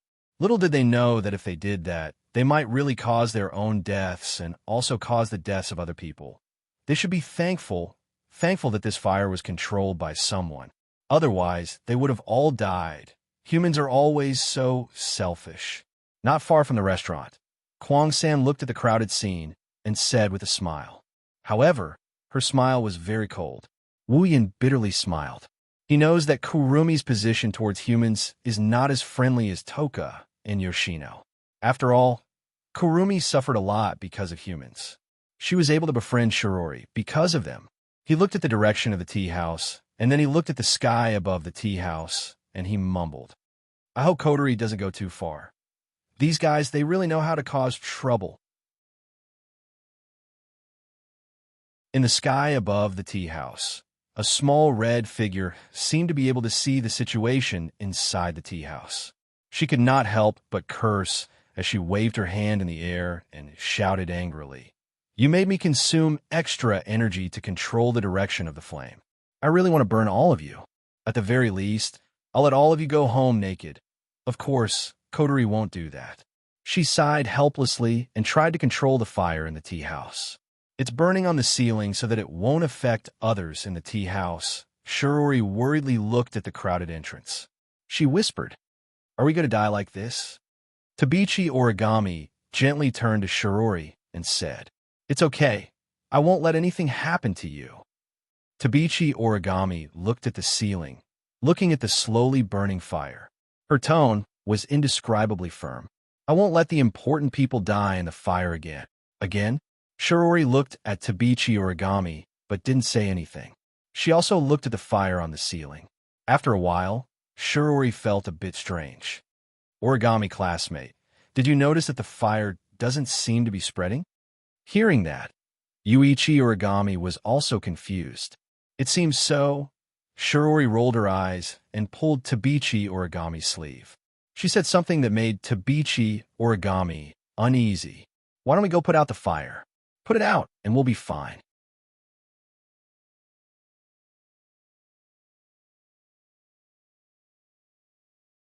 Chapter 511.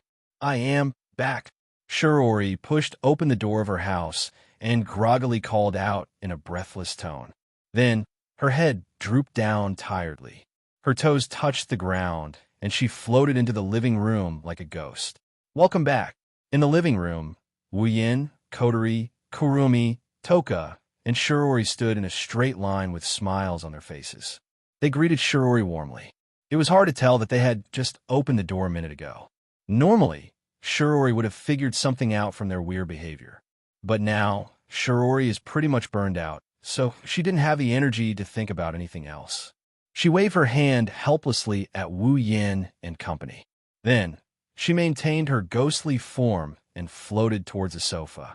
She turned around, and with a bang, she laid down on top of it. Wu Yin, Kotori, Kurumi, Toka, and Shirori blinked and looked at each other. They didn't know whether to laugh or cry. I say, Shirori. Wu Yin stepped forward and laughed.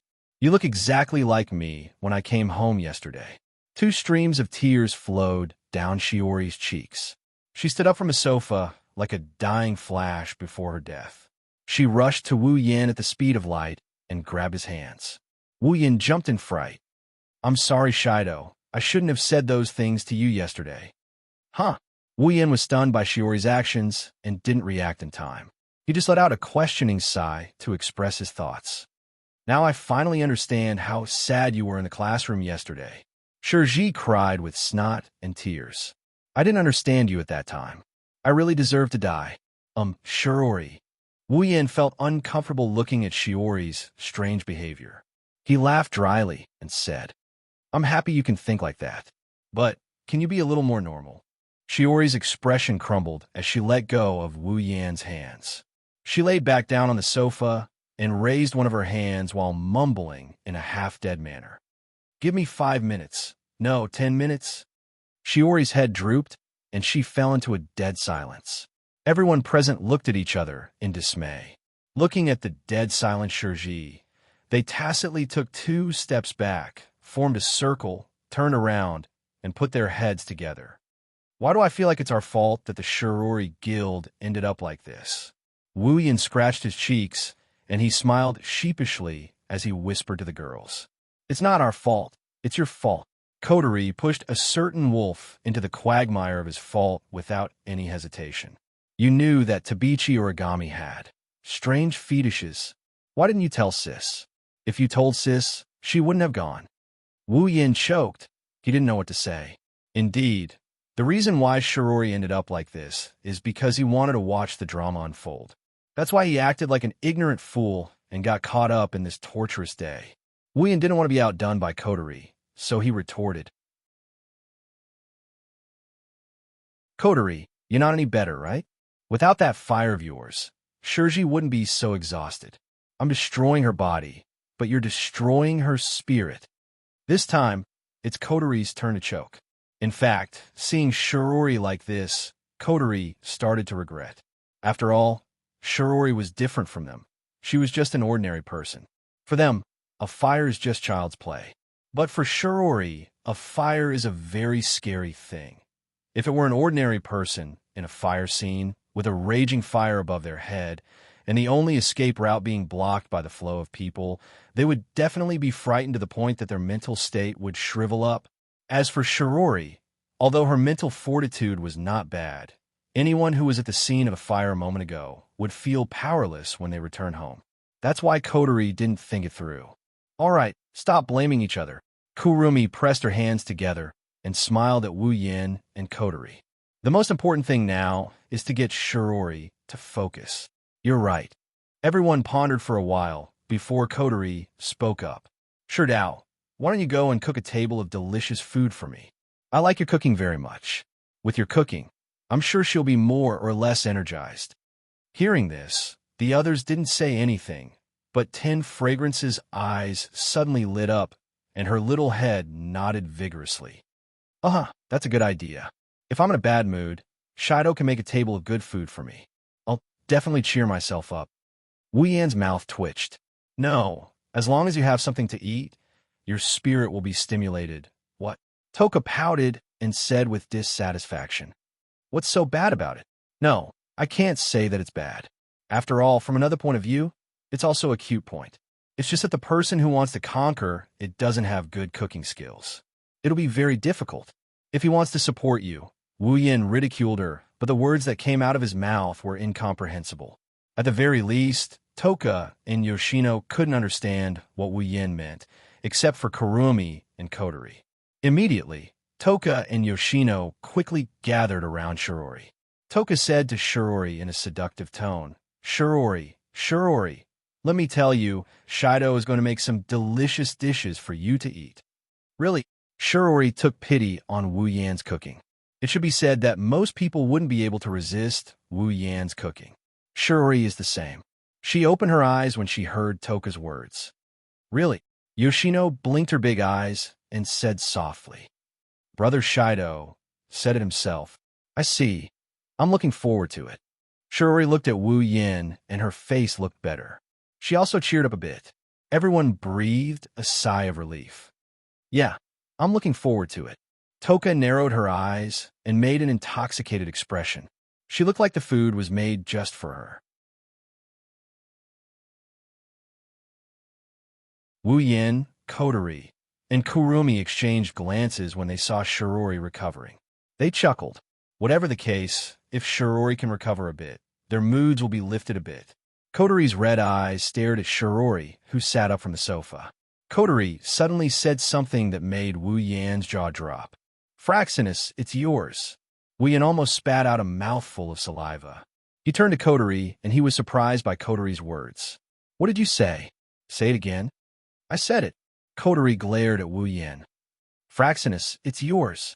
It's mine. Wu Yan pointed at his nose and asked in disbelief. I thought you were against it? Kotori gulped. Then Rin shouted. I'm agreeing now, can't I? Wu Yan opened his mouth and recalled Kotori's words. Could it be that what you just said about Fraxinus has something to do with this? Are you going to put Fraxinus into your gate of Babylon in front of all the Ratatoskr members? Kotori said in a huff and turned around. I've given everyone a day off. Do as you see fit. Wu Yan looked at Kotori, who had her back facing him. He resisted the urge to hug her and whispered, Thank you, Kotori.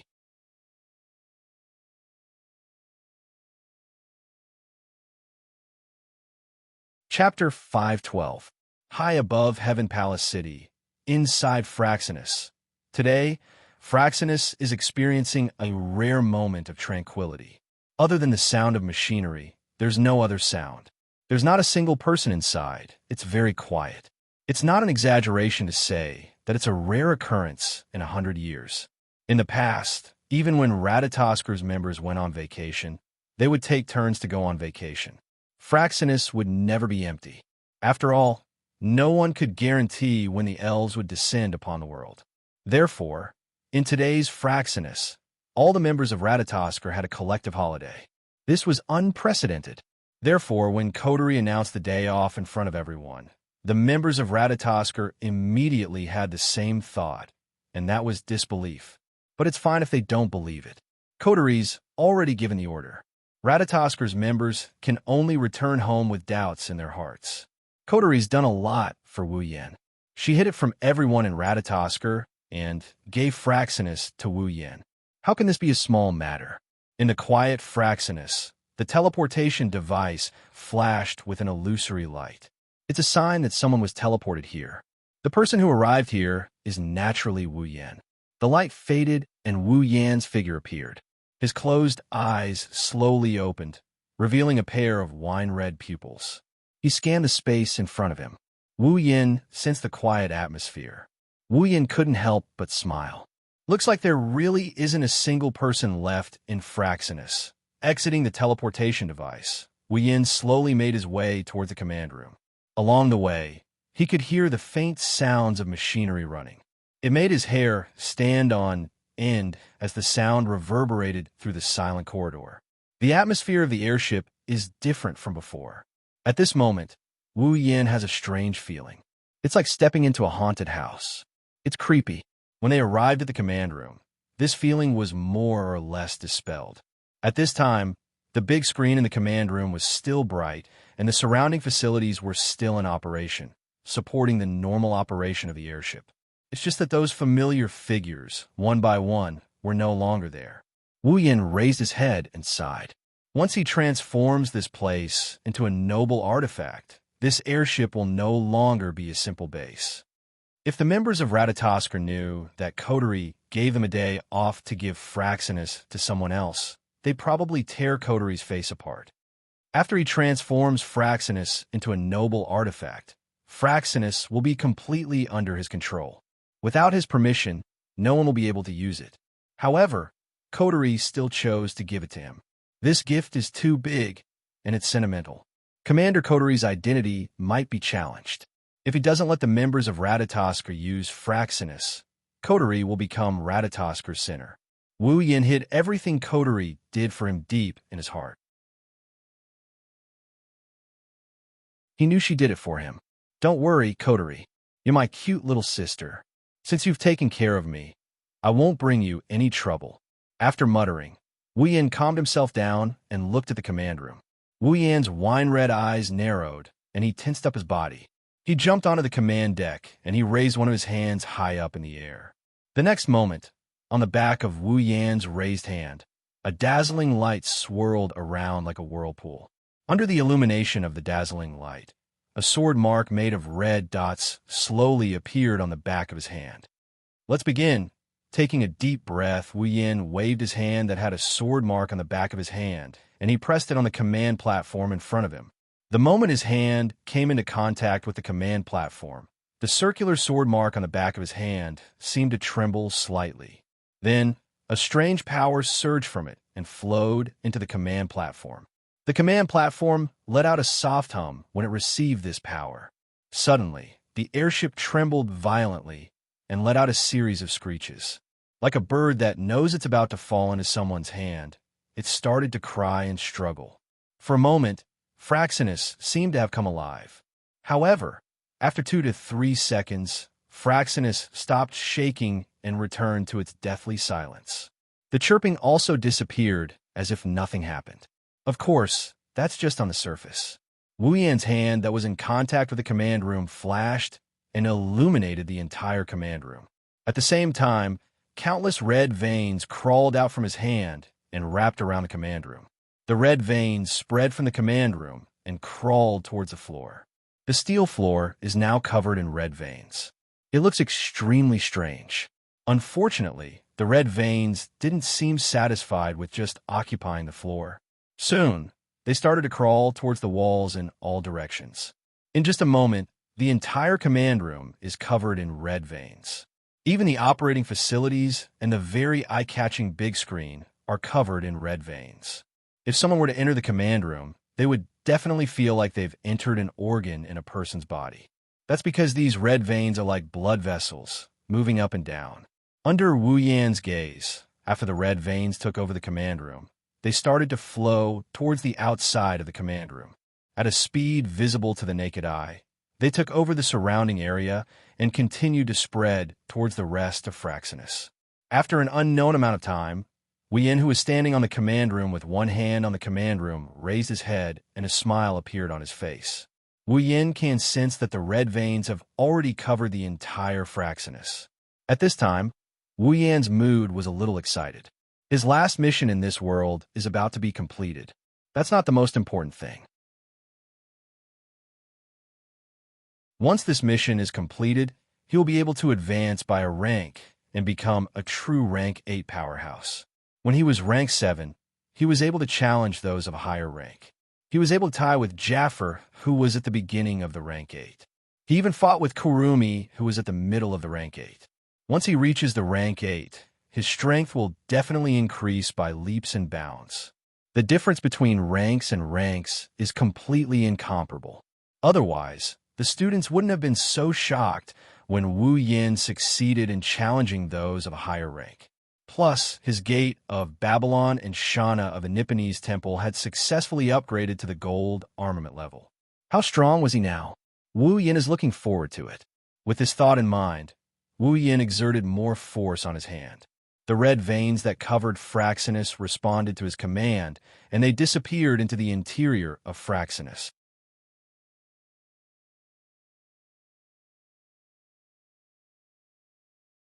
Chapter 5:13.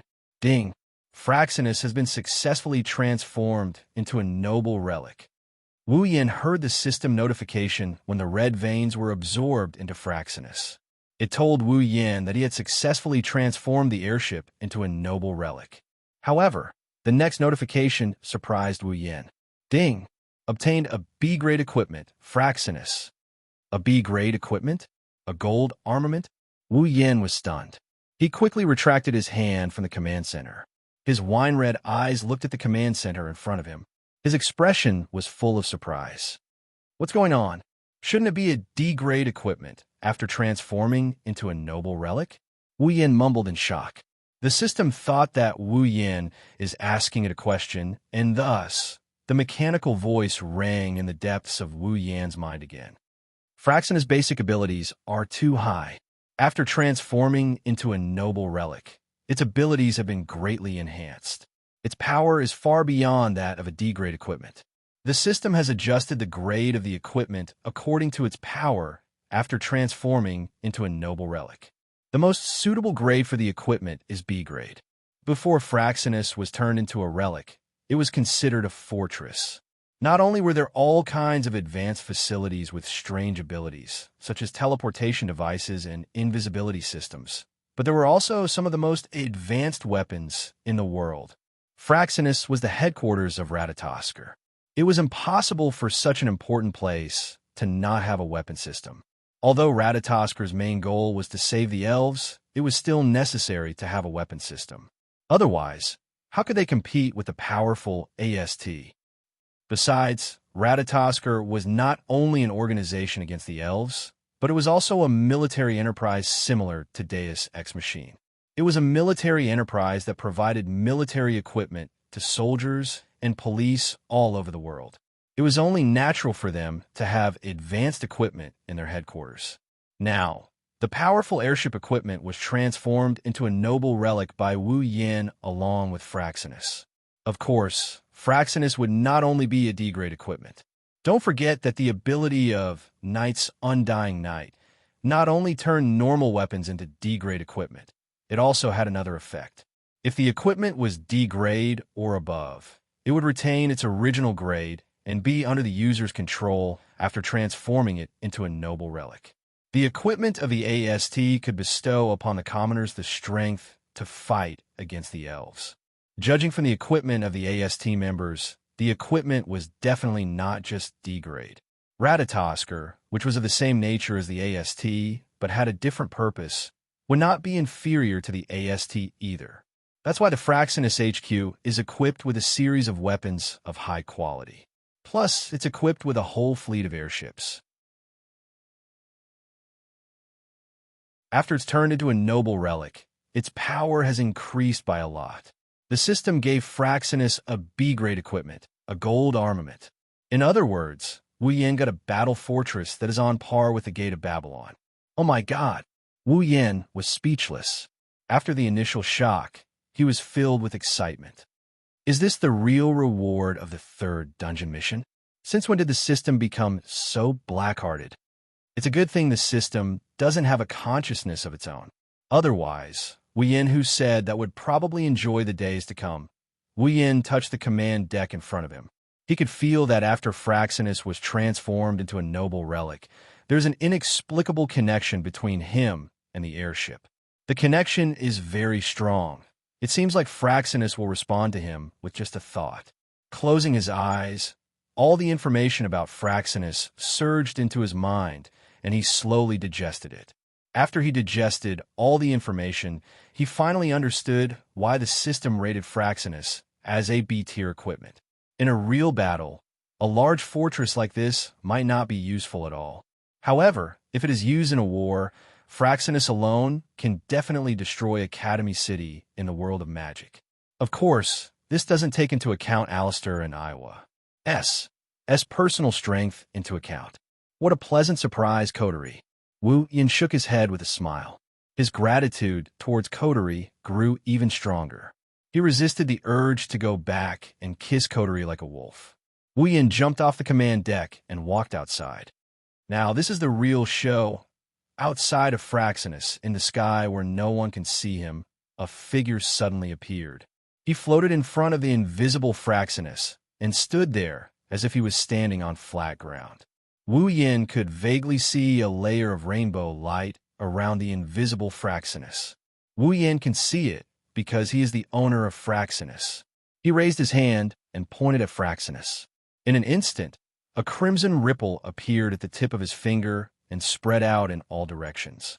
The crimson ripple is like a red lotus blooming in the sky. It spread across a flat area and got bigger and bigger until it was the same size as Fraxinus. The ripple stopped expanding and stopped there. Wu Yin raised his other hand and waved it at Fraxinus. Fraxinus floated into the crimson ripples like a boulder thrown into a lake. The gate of Babylon shuddered violently, and the ripples around it were extinguished by Wu Yan's action. In the end, Fraxinus safely entered the gate of Babylon and was put away by Wu Yan. Wu Yan's final mission in this world is complete. Ding! Mission 3 completed. World Date Battle. Mission Collect. Mission 1. Materialize all the spatial quakes around the world and collect them. Current progress. 10 completed. Reward. 50,000 equipment points, item points, ability points, summoning points. Mission 2.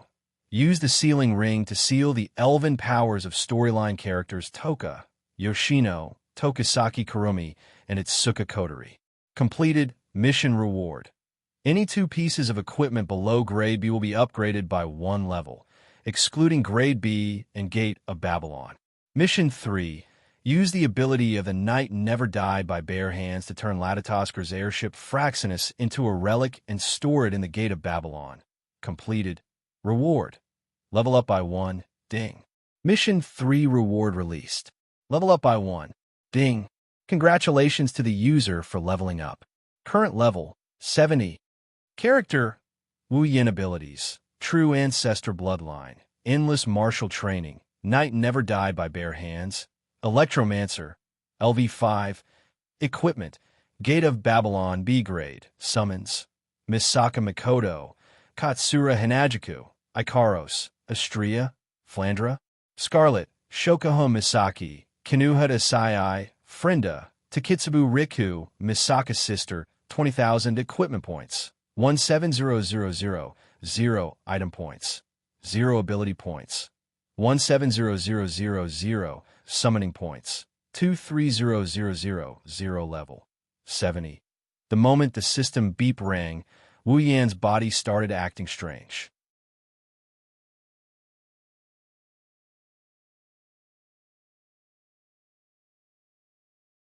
Chapter 514. Wu Yan, who was standing in the air, suddenly trembled. A surge of pressure burst out from Wu Yan's body, blowing away the surrounding atmosphere. The sudden force caused the surrounding atmosphere to gather into a shock wave. After a muffled sound, the shock wave spread in all directions. At the same time, the sound of bones breaking came from Wu Yan's body. It was unusually loud in the air, where there was only the sound of the wind. The sound grew louder and louder. Towards the end, there was even a bang-bang sound similar to that of drum. Under the echo of this sound, Wu Yan's body trembled even more violently. What's going on? Wu Yan felt the abnormality in his body in horror. His wine-red eyes were full of panic. I've never heard of such a change after advancing to rank 8. Shouldn't I be like Mikoto when I advanced to rank 8 and be covered in lightning? Not long after this thought came to his mind, Wu Yan felt a strange itch coming from inside his body. Wu Yan's thoughts were drowned out. Oh! The unbearable itch made Wu Yan hug his body and squat down in the air. His eyes were slightly protruding and a vein was popping out on his forehead. It could be seen that this itch was absolutely incomparable to the usual itch. What is going on? Wu Yan gritted his teeth and clenched his hands into fists. He was desperately trying to endure this itch. A strange red color had already appeared on his skin. However, Wu Yan didn't know all this. His mind was already occupied by the itch. Inside his body where Wu Yan couldn't see, the blood that was originally flowing orderly in his blood vessels suddenly accelerated and flowed rapidly. If the normal blood flow was the speed of an ant, then the current blood flow was the speed of a faucet running at full speed. The blood surged wildly in all parts of his blood vessels. The rapid blood flow caused the blood vessels to swell. They couldn't bear the burden and let out a whine. However, the blood didn't seem to be affected. It continued to flow through Wu Yan's body at an extremely fast speed. In a short while, all the blood vessels on Wu Yan's body had appeared from under his skin. His entire body was covered with bulging blood vessels. Even the tissues on his face were the same. At this time, Wu Yan's entire body was incomparably ferocious. Especially his expression, it was almost comparable to a hairless lichen. Under such circumstances, the blood in Wu Yan's body flowed even faster. The itch feeling also became more and more intense. Wu Yan's fists clenched and unclenched.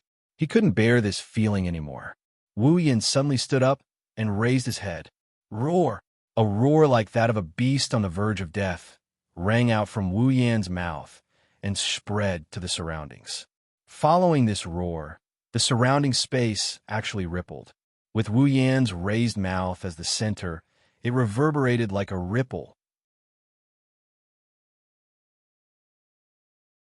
Wu Yan didn't notice that when he couldn't help but roar out, the rapidly flowing blood in his body also rippled. The ripple also spread throughout Wu Yan's body. After a while, it was all absorbed by the organs and tissues in his body. The bright red color on his skin began to recede. His blood vessels gradually calmed down. Inside his body, the rapidly flowing blood also slowly returned to its original speed. Everything returned to its original state. It was as if nothing had happened at all. However, the system's prompt immediately told its owner that everything that had happened just now was not an illusion. Ding! User's level meets the bloodline requirement of True Ancestor Bloodline. True Ancestor Bloodline awakened. Ding! Bloodline ability Red Jade obtained. The system notification reverberated in his mind like an echo. Wu Yan, who just regained his consciousness from the itch, got knocked out of his mind. True Ancestor Bloodline awakened? Bloodline ability? Wu Yan shook his head in a daze. What entered his sight is the endless blue sky. His eyes that had turned golden at some point in time turned back to a wine-red color. The wine-red color is even deeper than before, but the expression in his eyes is one of confusion. What's going on? Wu Yan said this for the third time. He didn't know what to do with this sudden development. As if seeing Wu Yan's confusion, the system answered. Because the user's previous level could not fully accommodate all the mysteries of the True Ancestor Bloodline. The True Ancestor Bloodline automatically hides within the user's body, so the user can only use the True Ancestor Bloodline's Immortal Body ability. Only when the user's level meets the bloodline requirement of the True Ancestor Bloodline, will the True Ancestor Bloodline be able to unleash its true ability and awaken. Hearing the system's monotonous voice, Wu Yan gradually calmed down. In other words, the current me truly has the ability to become a true ancestor? Yes. The system answered Wu Yan very simply. In a way, it was telling Wu Yan that he was too weak in the past and couldn't even unleash the full potential of his bloodline. However, Wu Yan wasn't upset at all. Instead, he smiled. This meant that the current him finally had the qualifications to become a true ancestor. Moreover, the awakening of the bloodline had brought him many benefits. Wu Yan himself felt that his physical strength had increased by at least 3 or 4 times. His body's recovery ability had also increased by a lot. This didn't even include the part of the increase from the advancement. It was all because of the bloodline. Also, that bloodline ability, Red Jade, exclusive ability of the True Ancestor Bloodline, cannot be exchanged. Turn the blood of a living creature into a piece of Red Jade and fuse it into the user's body. When a user activates the Red Jade in the user's body, for a certain period of time, the user will obtain the same ability as the Blood Master that formed the Red Jade, including the level. Even if the Blood Master's ability and level increase, the Red Jade in the user's body will also grow and obtain the same ability as the Blood Master that formed the Red Jade. The greater the difference in ability between the Blood Master and the user, the shorter the activation period of the Red Jade will be. Conversely, the longer the activation period of the red jade will be. After activation, the red jade will not be activated again within 24 hours. Note, the user can fuse up to 3 pieces of red jade. The red jade can be discarded. It can't be. Staring at the bloodline ability in the system list, Wu Yan's mouth gradually opened and his mind went blank. There was only one thought left in his mind, that is, this is awesome. The ability to obtain the full strength of the Blood Master. If this is Flandre Chan's blood. Wu Yan swallowed his saliva and his heart started to pound. However, Wu Yan didn't notice it at all. His wine-red eyes were still staring at the description of the red jade, afraid that he was mistaken. Am I dreaming? Wu Yan pinched himself stupidly. When the pain entered his senses, Wu Yan knew that all of this was real. I'm going to defy the heavens. Wu Yan's face, which had gained a lot of charm due to the awakening of the bloodline, became extremely distorted and destroyed the charm completely. He was so excited that his whole body trembled. It's impossible not to be excited. Obtaining the full strength of the Blood Master that made up the red jade. What does this mean? It means that when Wu Yan returns to the Spalier world and obtains a drop of blood from Flandre Chan's body and transforms it into the red jade, after activating the red jade, Wu Yan will have the same level and ability as Flandre Chan. In other words, when the red jade is activated, Wu Yan will become a Tier 9 powerhouse. Moreover, he was a powerhouse of the 9th stage who could use the ability.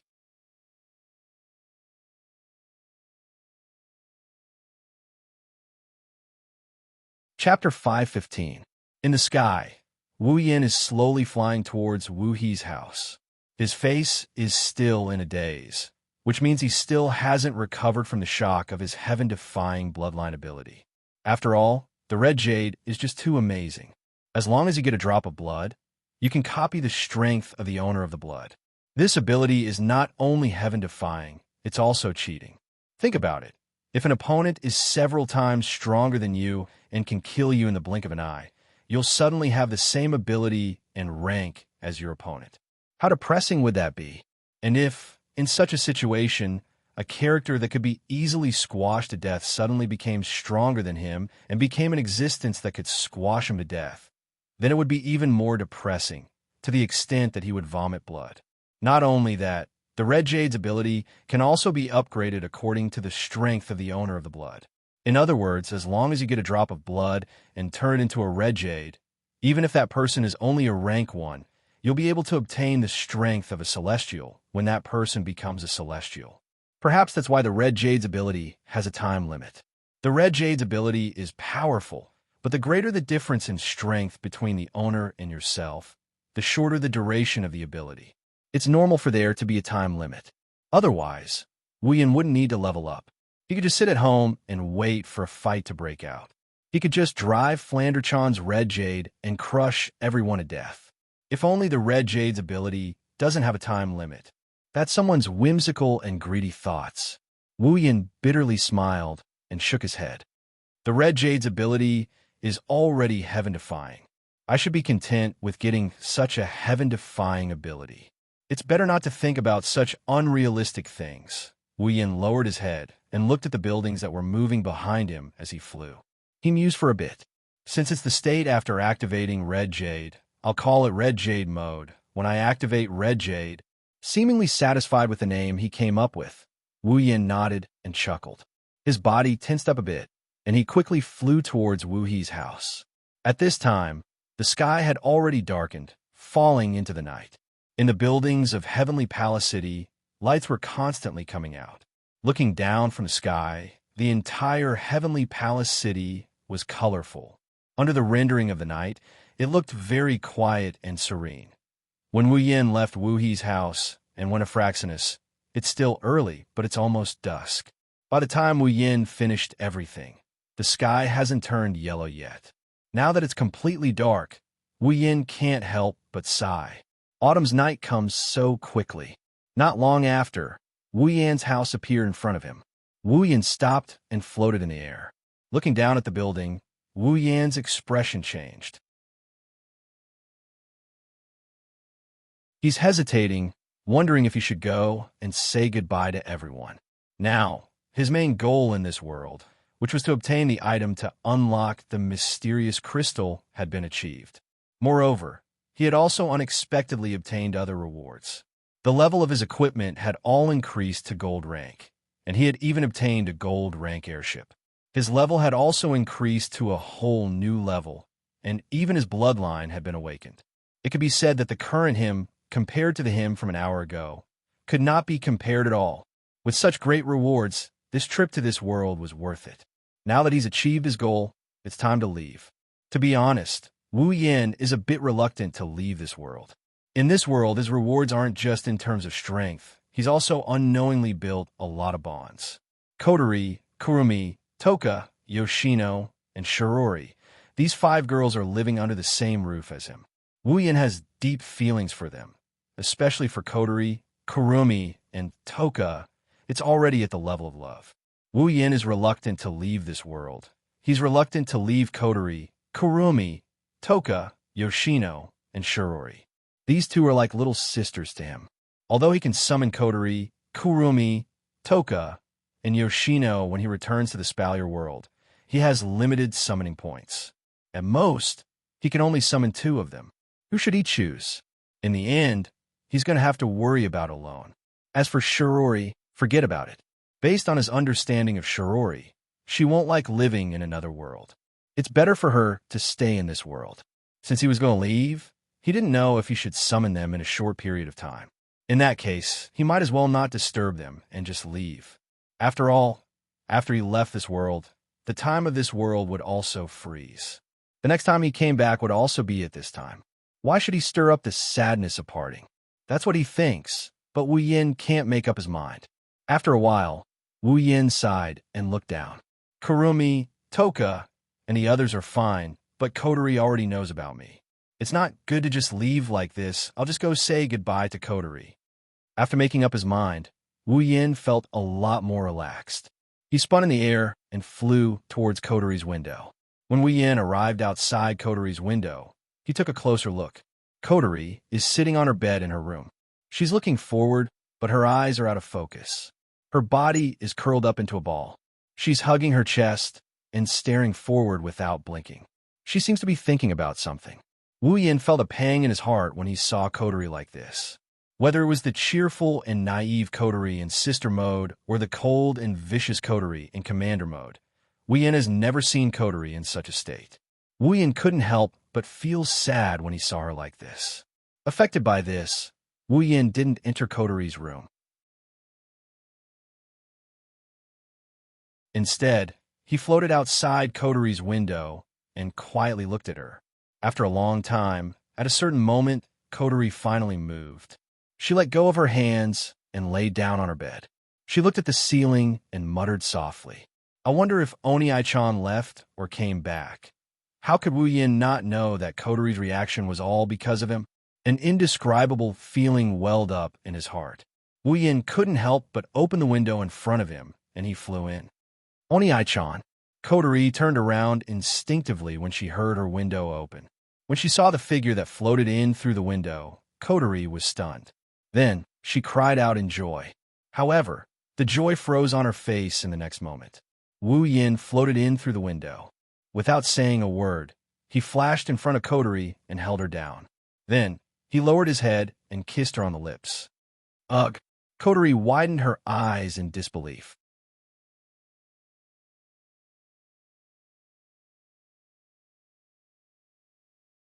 Chapter 516. Kotori was dumbfounded, completely dumbfounded, looking at the familiar face that was right in front of her, pressing down on her body and kissing her lips. Her pair of red eyes had already widened to the maximum, filled with a thick sense of disbelief. Kotori didn't expect him to suddenly appear when she missed him. She also didn't expect him to treat her like this as soon as he appeared and before she could even say a word. Kotori couldn't react in time and just stared blankly at Wu Yin, who was teasing her lips. It wasn't until a soft tongue pierced her teeth and entered her mouth, capturing her tongue and wrapping it around it, that Kotori finally realized what was going on. Wu. Kotori's cheeks flushed red when she felt her tongue being entangled. She clenched her fists and pounded on Wu Yan's chest. She whimpered and complained about Wu Yan's tyrannical behavior with monotonous words. Coterie twisted her head left and right in an attempt to break free from Wu Yan's control. Unfortunately, Wu Yan seemed to be able to read her mind. Coterie's head moved to the left. Wu Yan's head also moved to the left. When Coterie's head moved to the right, Wu Yan's head also moved to the right. His lips were tightly pressed against Coterie's. Gradually, the sounds of their tongues intertwining entered Coterie's mind. She slowed down her swinging movements, and her fists that were pounding Wu Yan's chest became weaker and weaker. In the end, Coterie stopped all her movements. Her eyes were glistening with tears. The weakening and disappearance of Coterie's resistance only served to further fuel a certain someone's arrogance. He lowered his head, and their lips, which were already stuck together, became even more glued to each other. Their tongues ran wild as they played with Coterie's soft tongue here and there, having the time of their lives. As Wu Yan's actions intensified, the tears in Coterie's eyes became more intense. Her cheeks became redder and redder. Her body became weak, and she could only place her hands on Wu Yan's chest. She helplessly accepted Wu Yan's invasion and occupation of her lips. After an unknown amount of time, Coterie found it difficult to breathe. When she was about to suffocate, Wu Yan finally moved away from her lips. However, he didn't get up from her body. The two faces, one big and one small, were panting slightly while the other was panting heavily. Their red and wine-red pupils were looking at each other. Their eyes were flickering with a strange emotion. The two of them looked at each other, and time seemed to have stopped at this moment. When Coterie's breathing calmed down, she realized she was bullied by Wu Yan again. She couldn't help but get angry. "What are you doing? You came back and you're not allowed to object." Wu Yan domineeringly interrupted Coterie. His body pressed down heavily on Coterie's body. Coterie's complaint turned into a muffled groan. "Today is the only day you're not allowed to be arrogant." Who's being arrogant?" Coterie shouted in exasperation. However, she quickly reacted. "Today is the only day. Why do you say today is the only day? Is there something special today?" Coterie ignored the fact that Wu Yan is on top of her. She met Wu Yan's gaze. When she heard Wu Yan's words, Coterie had a guess. Because of this, Coterie's heart sank to the bottom. She had a bad premonition. Wu Yan shook his head and smiled helplessly. "Haven't you already guessed it?" This indirect admission made Coterie's expression change. She bit her lips. You're leaving? Don't make such an expression, okay?" Wu Yan bitterly smiled when he saw Coterie's reluctant and sad expression. "I should be the one feeling reluctant. Once Wu Yan leaves this world, the world will enter a state of frozen time. Everything will come to a halt until Wu Yan returns to this world. Only then will the world's time restart. Therefore, no matter how long he spends in the Spalier world or other dungeons, it will only take an instant for Coterie to see him again. Even if Wu Yan summons Coterie in another world, it will still be the same. The one who should feel reluctant is indeed Wu Yan. Coterie's longing can only last for an instant, but Wu Yan has to wait until he returns to this world or summons Coterie. Coterie learned a lot about Wu Yan from Wu Yan that night. She knows that it will only take an instant for her to see Wu Yan again. Her expression improved a lot. However, Wu Yan's face is only 10 centimeters away from Coterie's. He can see that she still feels reluctant. Wu Yan didn't know whether to laugh or cry. "Didn't I say it will only be an instant? What, you still feel reluctant? It's none of your business." Coterie turned her head away, blushing a little. "I'm not reluctant. Is that so?" Wu Yan giggled as he leaned forward a bit. "Didn't I tell you? You're not allowed to be arrogant." Coterie glared at Wu Yan. She's obviously unhappy with Wu Yan's use of the word arrogant. However, when she remembered that Wu Yan is about to leave, she opened her mouth but didn't say anything. Coterie shifted her gaze away when she saw Wu Yan's huge face at such a close distance. She twisted her body a little. Get up. Get up."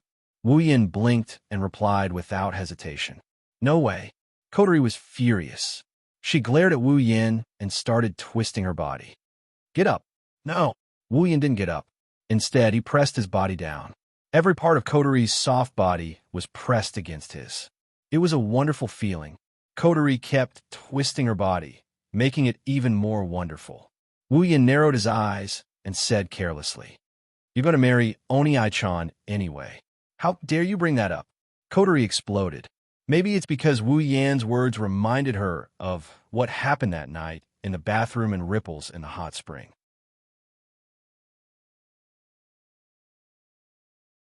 Her face turned bright red, and she looked incredibly adorable. Kotori's cute and embarrassed expression touched the softest part of his heart. He licked his lips, and he moved his head closer to Kotori's lips. Kotori stopped struggling, and a trace of panic appeared in her eyes. She watched as the face grew larger and larger in her sight. Kotori's heartbeat sped up. Her lips were about to be occupied by the man in front of her. She closed her eyes as if she had resigned herself to her fate. As expected, it was soft and beautiful. Kotori couldn't help but whimper when she felt the other party's tongue pushing against her teeth, and a nervous expression appeared on her face. Including the previous kiss, Wu Yin and Kotori have kissed less than 5 times. In the past, Wu Yin was the one who stole the kiss before Kotori could react. This is the first time Wu Yin kissed Kotori so much that she was mentally prepared for it. In a sense, this is Kotori's first kiss. How could she not be nervous? The familiar sensation of their tongues intertwining with each other assaulted Kotori's mind. Kotori let Wu Yin tease her tongue. She fell into his gentleness, and she couldn't extricate herself from it. You're tuning into the Eternal Immortal Ballad YouTube channel. Don't forget to subscribe and join us on this journey to catch the most captivating stories.